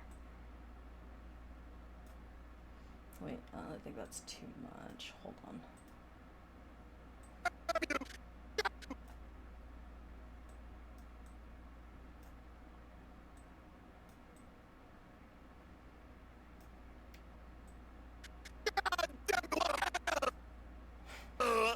I think that one was about to say, I love you. They are sentient, of course. Oh, jeez. We just have a lot of them. Oh, my baby. She killed my baby. Oof. That's all I'm saying to that one. See, I assume Japanese starting difficulty is higher, but French is just difficult the whole time. Yeah, no, for sure, for sure. Japanese is really interesting as a language. Like, every time I speak Japanese, like, it's like I have a personality change, you know? It's like there's just something about speaking Japanese that just changes my voice. And it's really interesting because I have yet to learn a language that changes my voice at the extent that speaking Japanese does. Baby.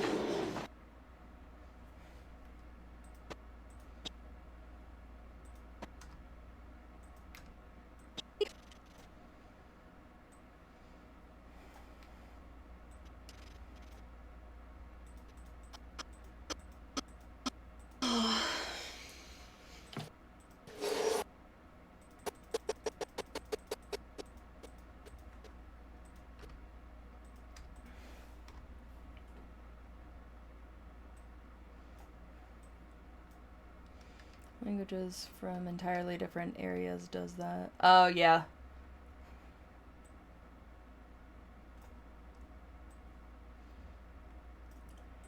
Oh, let's see. What's next?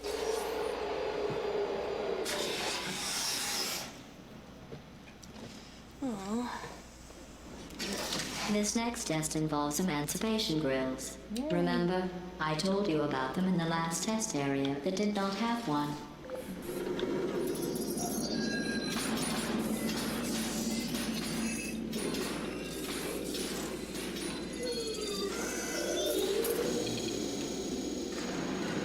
Oh no, the turbines again.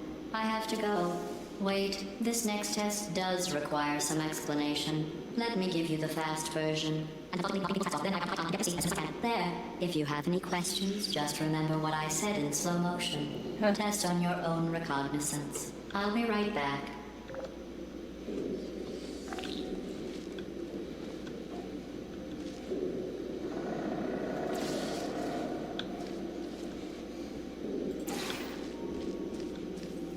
Let's see, especially since they talk from different locations of the body. Oh, yeah, no, like, it's really interesting. You got different types of languages. So, like, French, for example, is more nasal. Like, let's see, like, vin. I want to say that's 20. in French, if I remember correctly. But yeah, no, so like French is more nasal based when speaking. And I want to say, what was it? German is guttural? I think German's more guttural. So, I don't know. You might have to correct me on that one. But yeah. Yeah, no, like there's definitely different ways to speak different languages, that's for sure.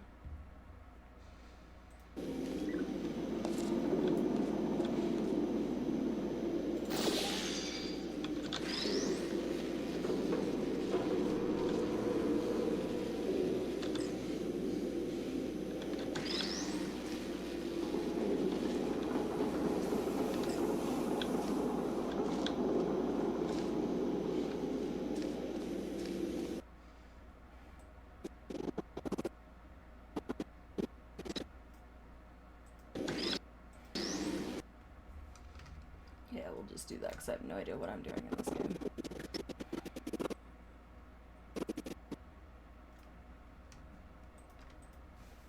There you go. Let's see.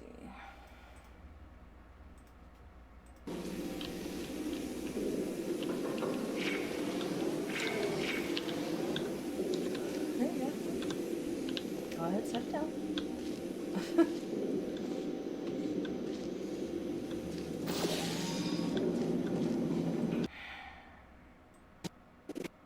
Oh, Indigo.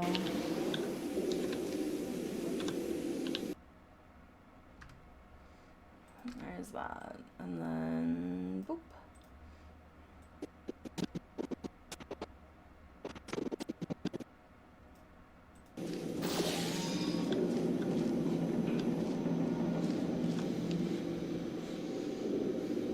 Don't know why I made it more complicated than it needs to be, but okay. I think so too. I think so too. Oh no, what did I just do?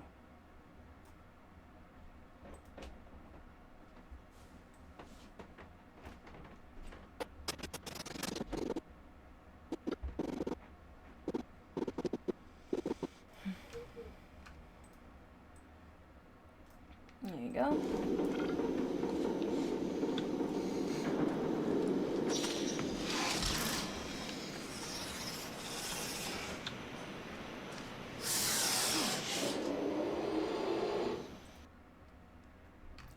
Yeah, I'm kind of realizing I used to really not talk in these videos back then. Like, I still struggle with talking a whole lot, but like, it was bad back then. Like, dang. I might as well have done a no commentary for the most part.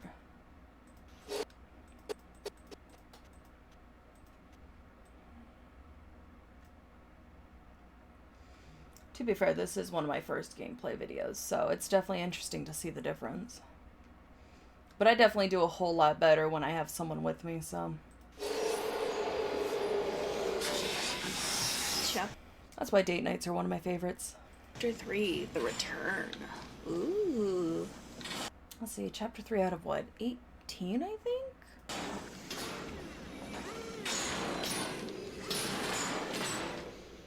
That's me at work right there. I had to remember where I was working at the time of this, and yeah, accurate. Let's see. Overnight's fast food during bar rushes. Also was trying to get my degree at this time. And also with my shitty ex. Yep. Seems legit. Let's be real, that's that's not just fast food. That's everyone who's ever worked in customer service ever. Really is a mood though, I'm not gonna lie.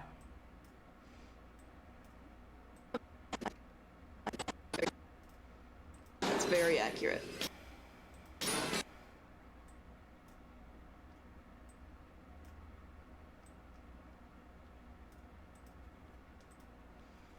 Oh, we gotta go flying again.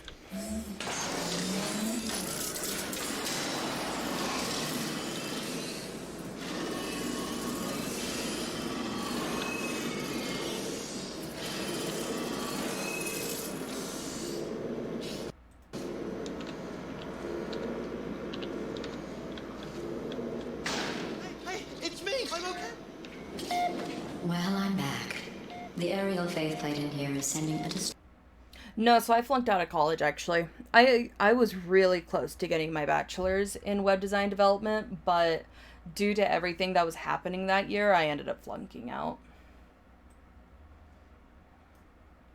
stress signal.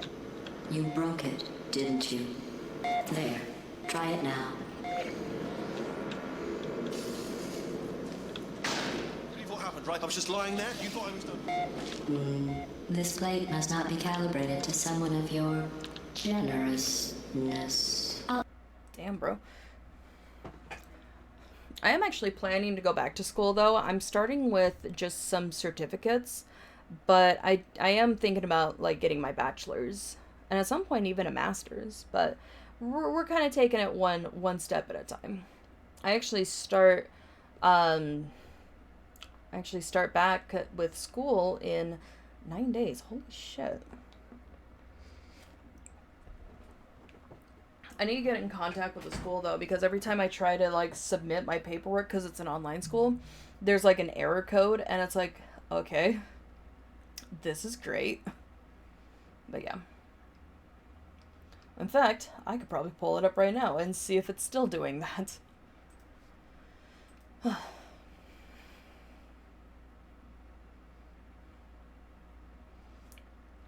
I'm starting out with a certificate in accounting.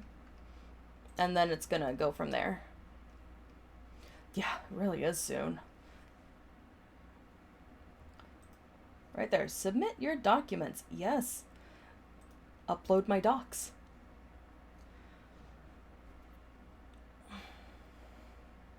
Alright, fingers crossed, fingers crossed. This page could not be found. Hooray! I'm so happy to know that. So yeah, I'm just gonna have to contact the advisor. So, I'll probably do that, like, right before therapy. It looks like... Yeah, it looks like the online school is about an hour ahead of me, so I want to keep that in mind. It'll be either today or tomorrow that I call them, but definitely needs to make sure it's all in there and all good to go. I'll add a few zeros to the maximum weight. Oh. You look great, by the way. Very healthy. Try it now. Did that bitch just add like 5 zeros? Yeah. Bird, right? Couldn't believe it either. You seem to have defeated its load-bearing capacity. Well done. I'll just lower the ceiling.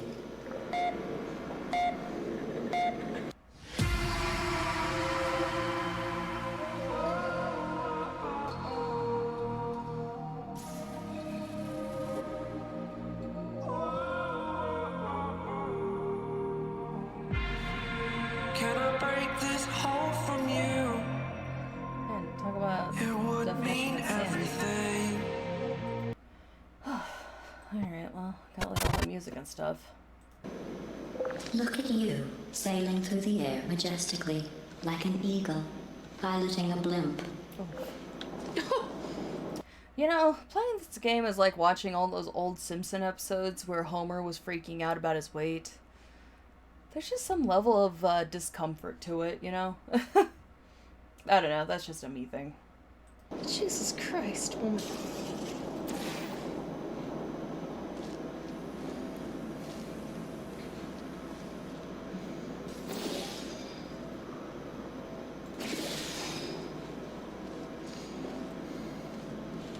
It's okay. I'm aware that my ass is big enough to have its own zip code. It's all good.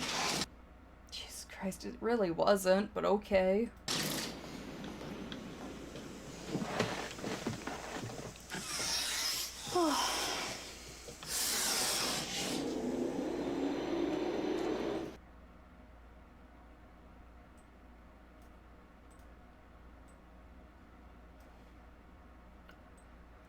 Yeah, the other part of my logic back then was beat them to it. So it's like, you know, instead of other people making fun of my weight, my logic was I'll just make fun of my own weight. Yeah, that really did, that did wonders for my self-esteem. What a great idea that was, Indigo. Enjoy this next test. I'm going to go to the surface. It's a beautiful day out. Yesterday I saw a deer. If you solve this next test, maybe I'll let you ride an elevator all the way up to the break room. And I'll tell you about the time I saw a deer again. You're so considerate, Gladys.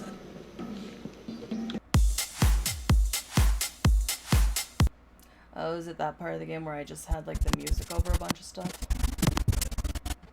That's what it seems like.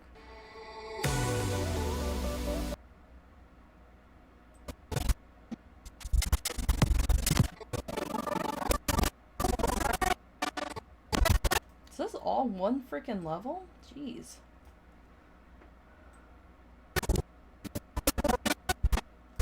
What's the pace of this?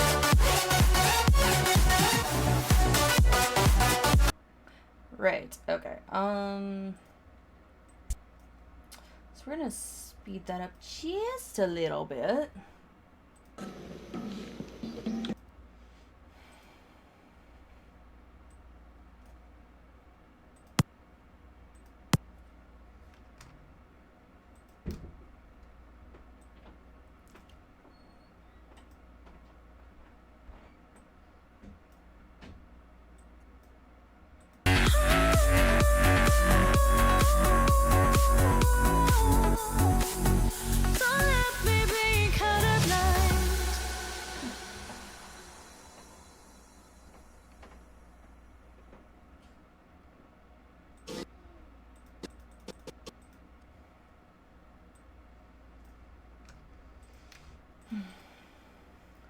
Unlink. A good chance I might have gone through multiple rooms, but still, you know. Let's just speed this up a little bit. Let's do 200. Let's see how that looks. Might just do 150 instead.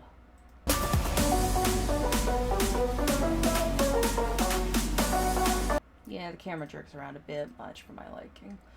Okay. 150. Let's see how that looks.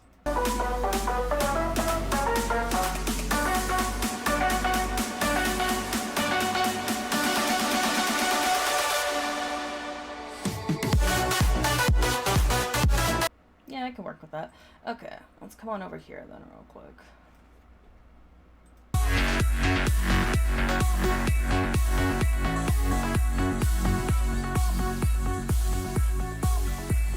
Okay, alright, what I can do is I can fade that out.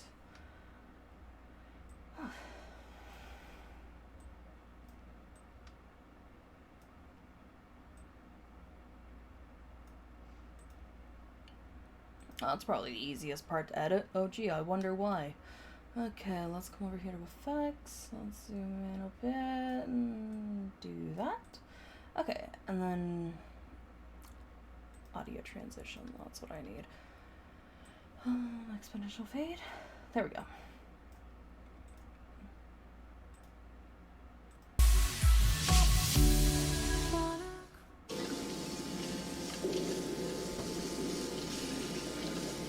That seems okay. Alright, let's do assembly. Excellent. You're a predator, and these tests are your prey. Speaking of which, I was researching sharks for an upcoming test. Wait, what? Do you know who else murders people who are only trying to help them? Did you guess sharks? Because that's wrong. The correct answer is nobody. Nobody but you is that pointlessly cruel. Oof.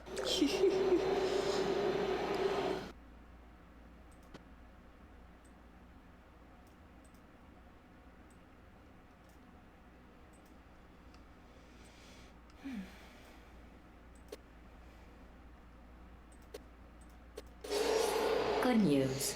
I figured out what to do with all the money I save recycling your one room full of air. When you die, I'm going to laminate your skeleton and pose you in the lobby.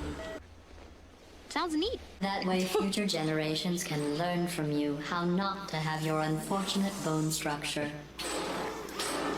Wow, lovely.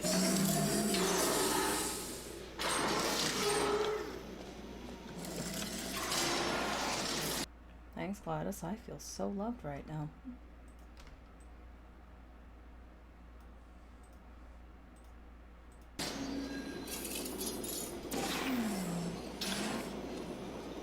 Perfect. The door's malfunctioning.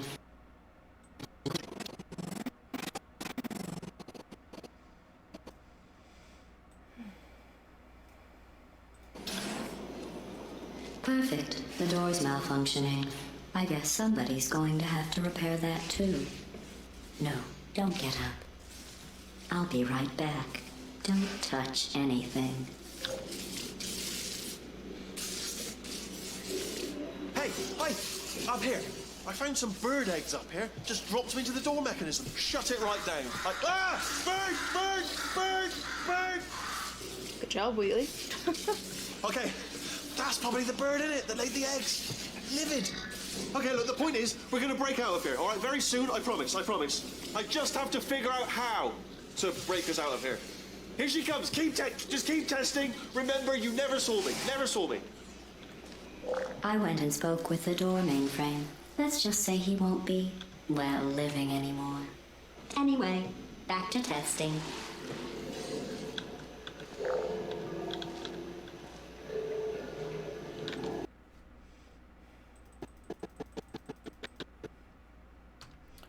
Alright, there's that.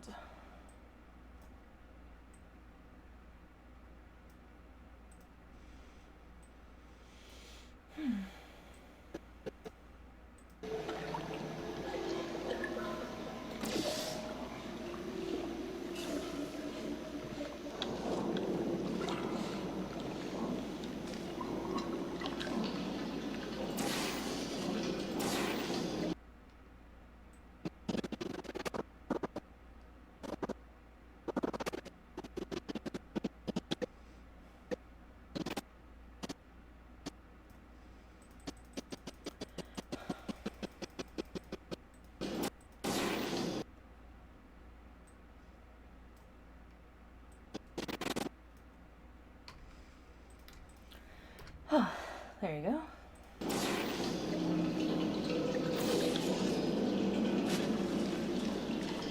Saves time.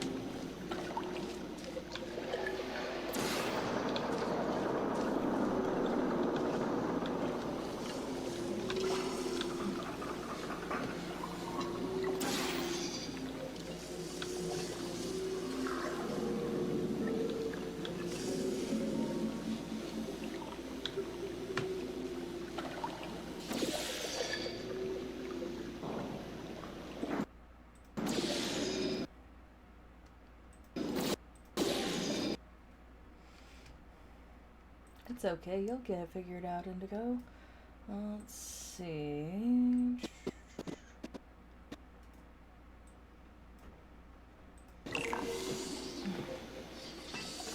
Ooh, little too.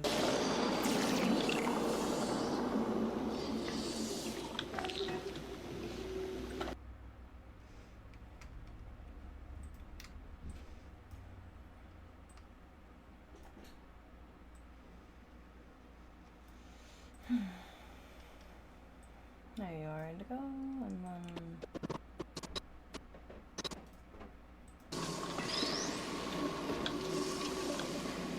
What are you doing, Indigo?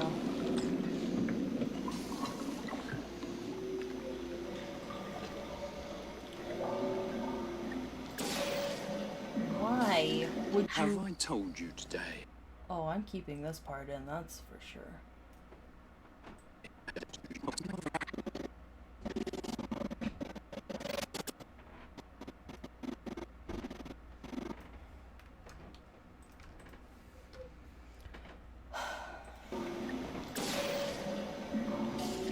Have I told you today how magnificently and totally worthless you are?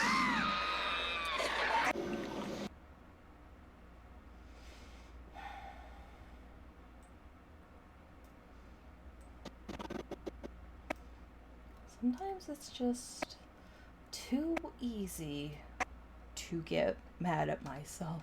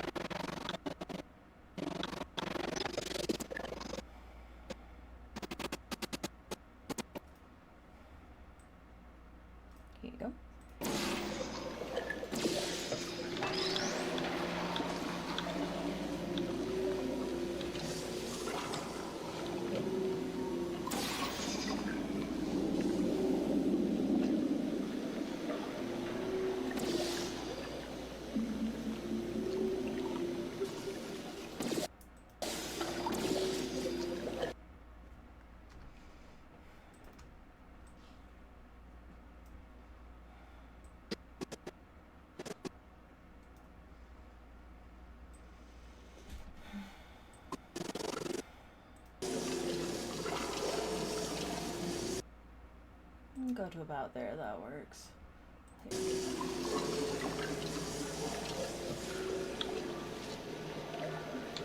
Well done. In fact, you did so well, I'm going to note this on your file, in the commendation section. Oh, there's lots of room here. Did well. Enough. Thanks, Gladys.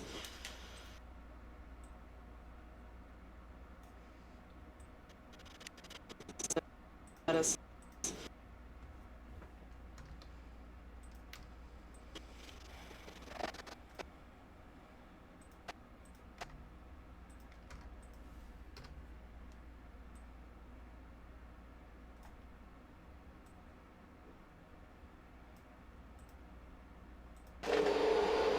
This next test involves turrets. You remember them, right? They're the pale spherical things that are full of bullets. Oh wait, that's you in 5 seconds. Good luck. Oh, wow, thanks, Gladys. Thank you so much. Love a good roast.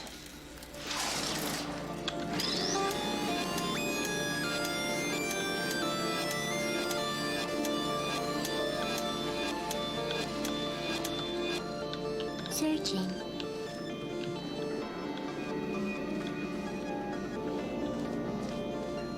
Is anyone there? No, but there's music. Let me check. Yeah, the pace is okay. Alright, let's see.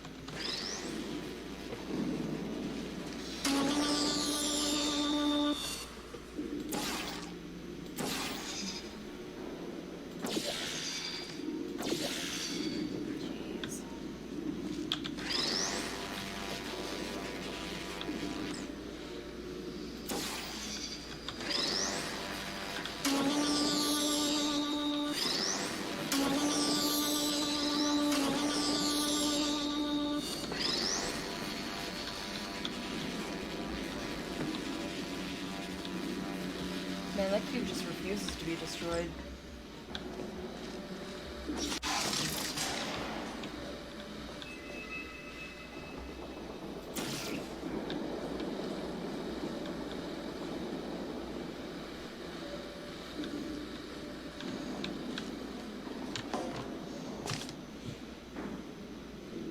No way but down.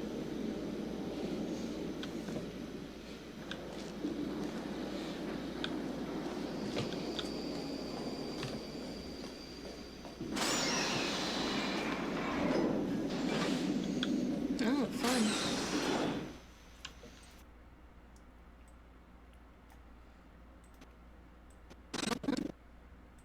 Oh, fun.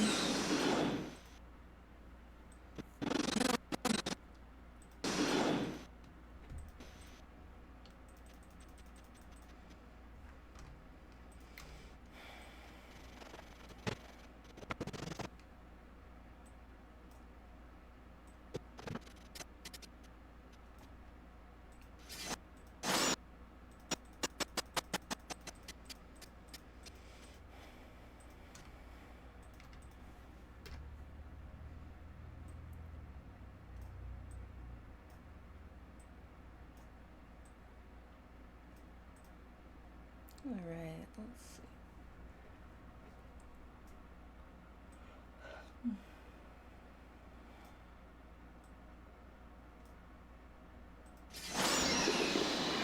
To maintain a constant testing cycle, I simulate daylight at all hours and add adrenal vapor to your oxygen supply. So you may be confused about the passage of time. The point is, yesterday was your birthday. I thought you'd want to know.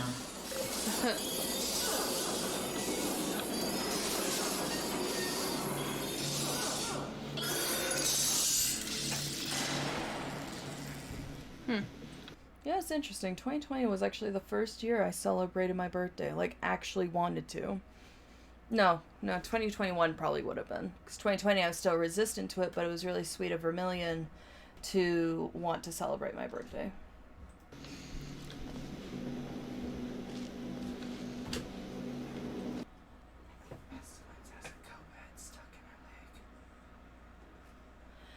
Give me just one moment. I will be right back. We got an injured kitty I gotta go take care of.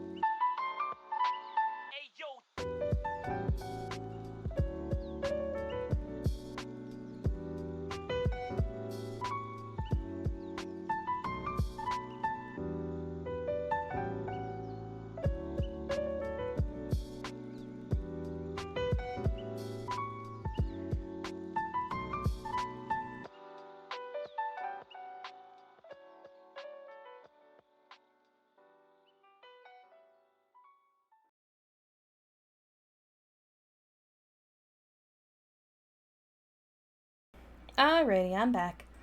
Turns out it wasn't as bad of an injury as I thought it was. So, a false alarm on it being severe. Now, we have like a bunch of stray cats in the neighborhood, or it's like we definitely have some stray cats, but we also have like some cats that like are outdoor cats but still have homes to go home to at the end of the day. And I'm convinced that's what one of these cats that come to my porch constantly is. She's an absolute sweetheart though. She's like a little tortoiseshell. And she just comes on over, and today she just had it wasn't a go-ahead. It was, I can't remember what what it's called, but it was just in her arm, and I was just like, alright, let's just pluck that out. Thought it was something worse. Turns out it wasn't, thankfully. It was just a quick little pluck. And it's really hot out today, so it's like, alright, I'm gonna hold you, and I'm gonna hold you inside so you can have some AC, and then you gotta go. Needless to say, my cats were all staring her down. And even she was like starting to kind of like meow at them, and I'm like, no, you focus on the AC. Just kind of cool down a bit before you go back out into the summer heat.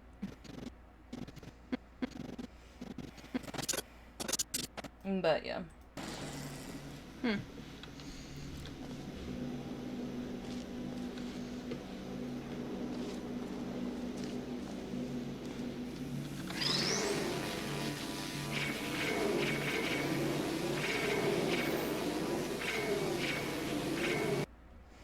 Okay, now that I have an idea, then we just kind of skip a little bit forward.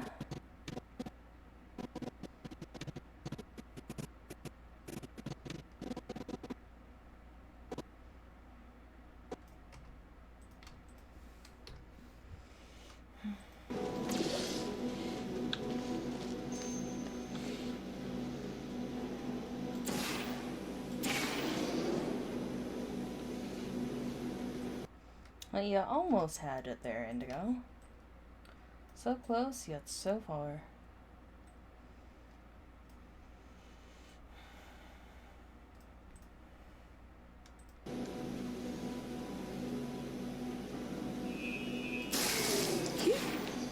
Good job.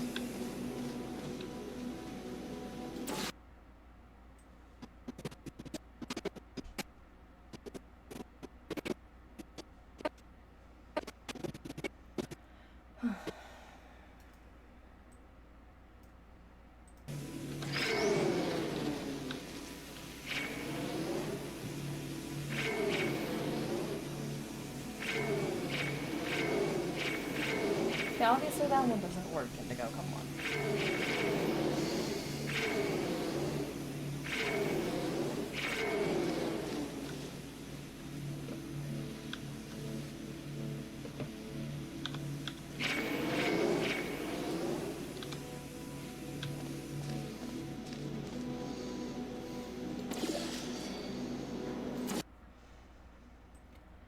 Okay, I'm pretty sure that's the right one, so I'm just gonna come on over here.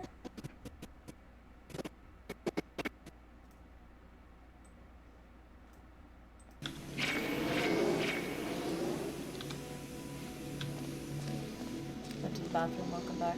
Ah, welcome back as well. You know how I'm going to live forever, but you're going to be dead in 60 years? Probably was. Well, I've been working on a belated birthday present for you. Well, more of a belated birthday medical procedure. Well, technically, it's a medical experiment. That sounds smart. What's important is it's a present. Lovely. Huh.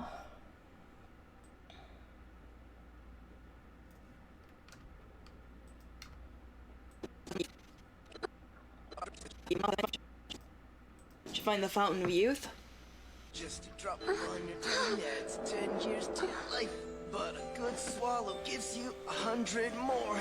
Drink it all and you'll live forever. Yeah.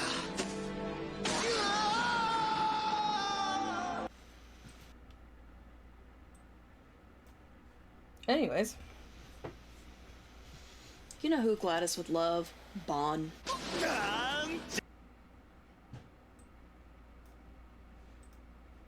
Trying to remember, I didn't really get that far into Seven Deadly Sins. I think I got like halfway through season 1, then distracted by a different anime. But I genuinely can't remember. You know who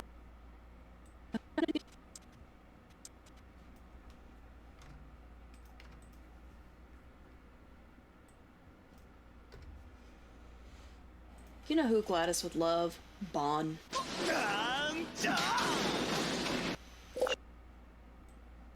Where's the lie, though?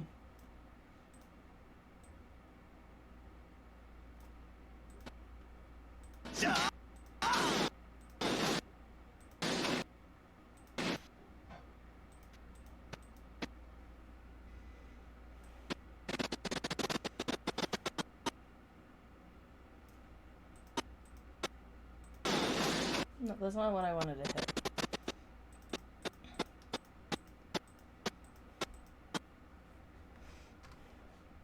There we go.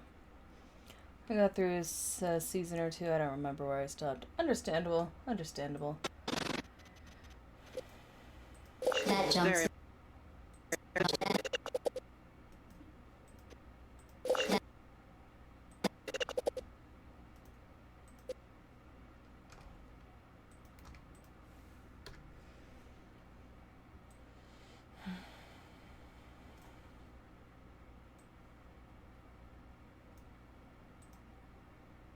That jumpsuit you're wearing looks stupid.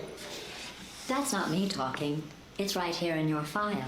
On other people it looks fine. But right here a scientist has noted that on you it looks stupid.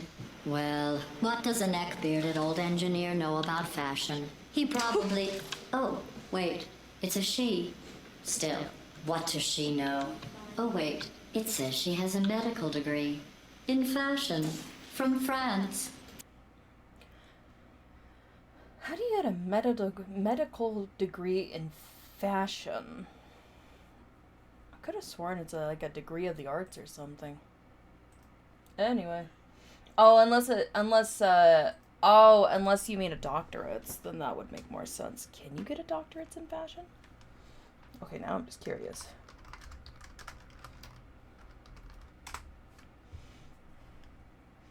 Huh.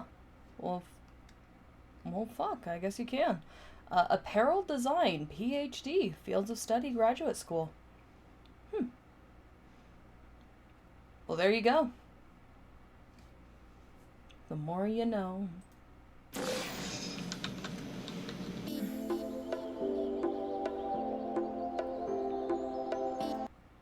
Music looks fine, or pace looks fine for the music.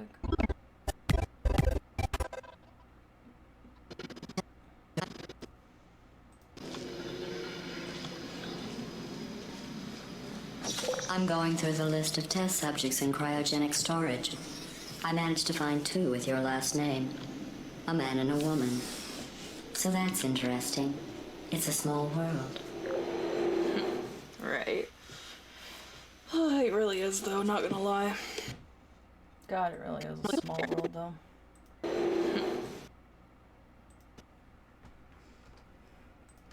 Back before my mom met my stepdad,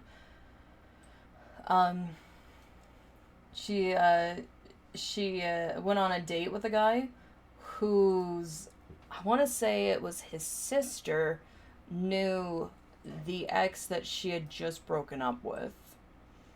So yeah, you want to talk about a small world.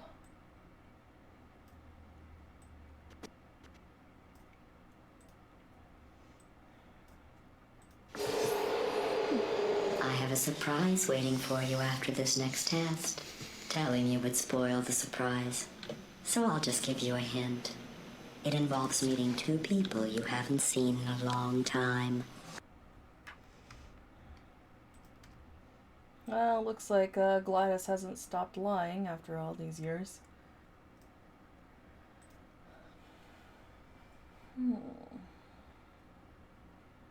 Let's see, which lie do I want? I'll do one of the Invader Zim lies. Lies! I was lying! You're lying! We'll do that one.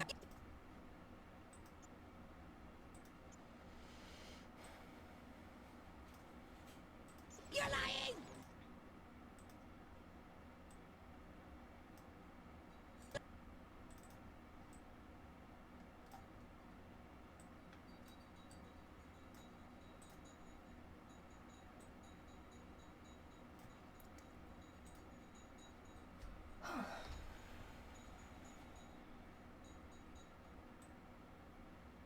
Yeah, there is actually quite a gap between these, so I'm just gonna bring it all in.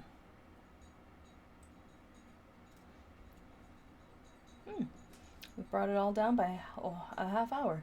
Nice.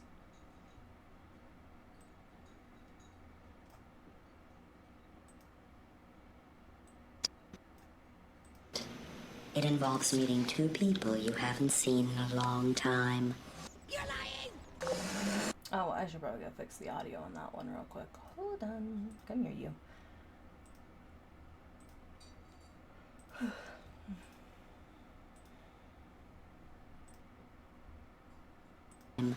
You're lying! Any music in this one, or?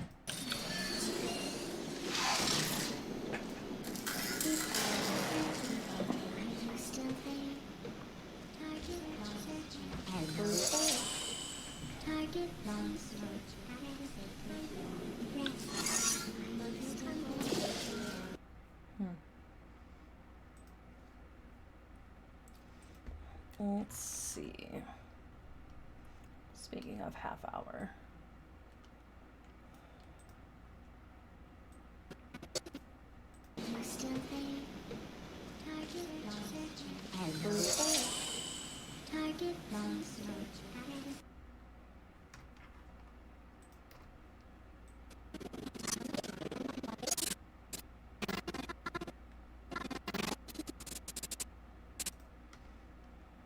Oh my, this is about to get gruesome.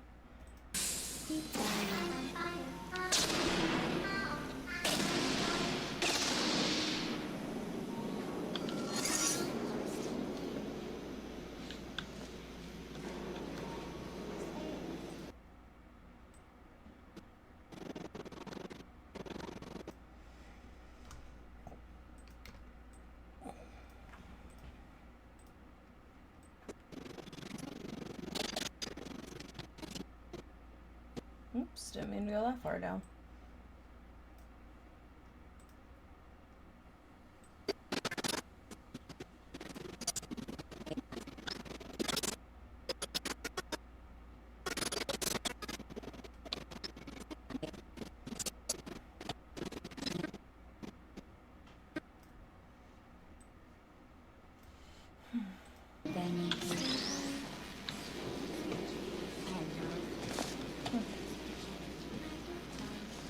Well, that works out.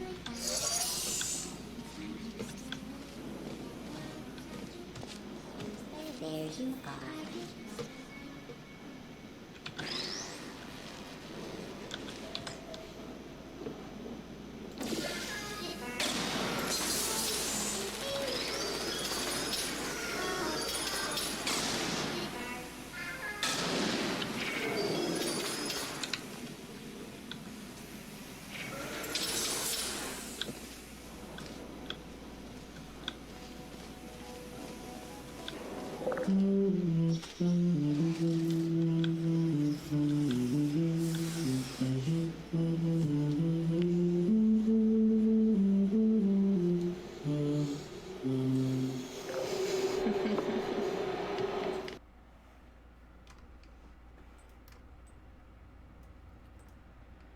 Oh, Gladys.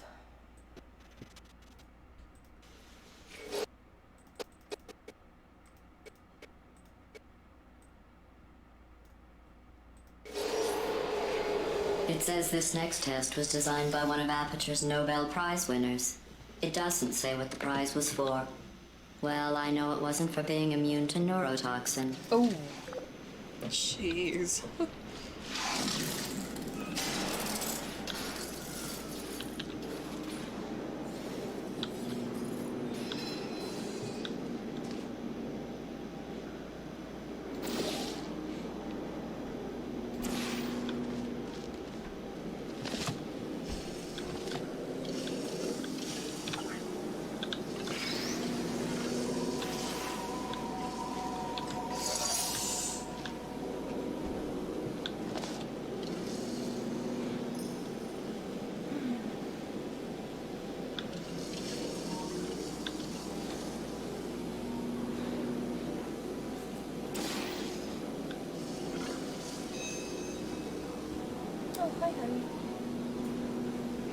Vermillion's here. Got that message. Hmm? I forgot to tell you about that. Oh, you're good. You're It good. was just this morning, though. Yeah. What are you eating? Hmm? Oh, some of the hot Cheetos with some sour cream. What? How exciting! What's the green part? Huh? Oh, that's some of the ranch flavored Takis. Turned green. Yeah, they turn green when in the sour cream, apparently. Damn. What, did he just come in? Yep, he just raced right in. I'm not surprised by that. I'm in here,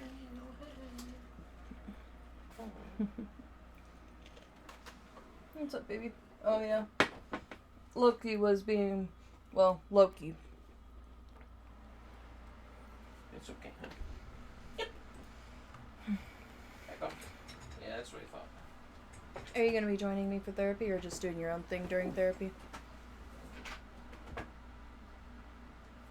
gonna do my own thing unless you want me to join. I can't think of any reasons. I wasn't sure if you had anything you wanted to say. So I figured I'd ask.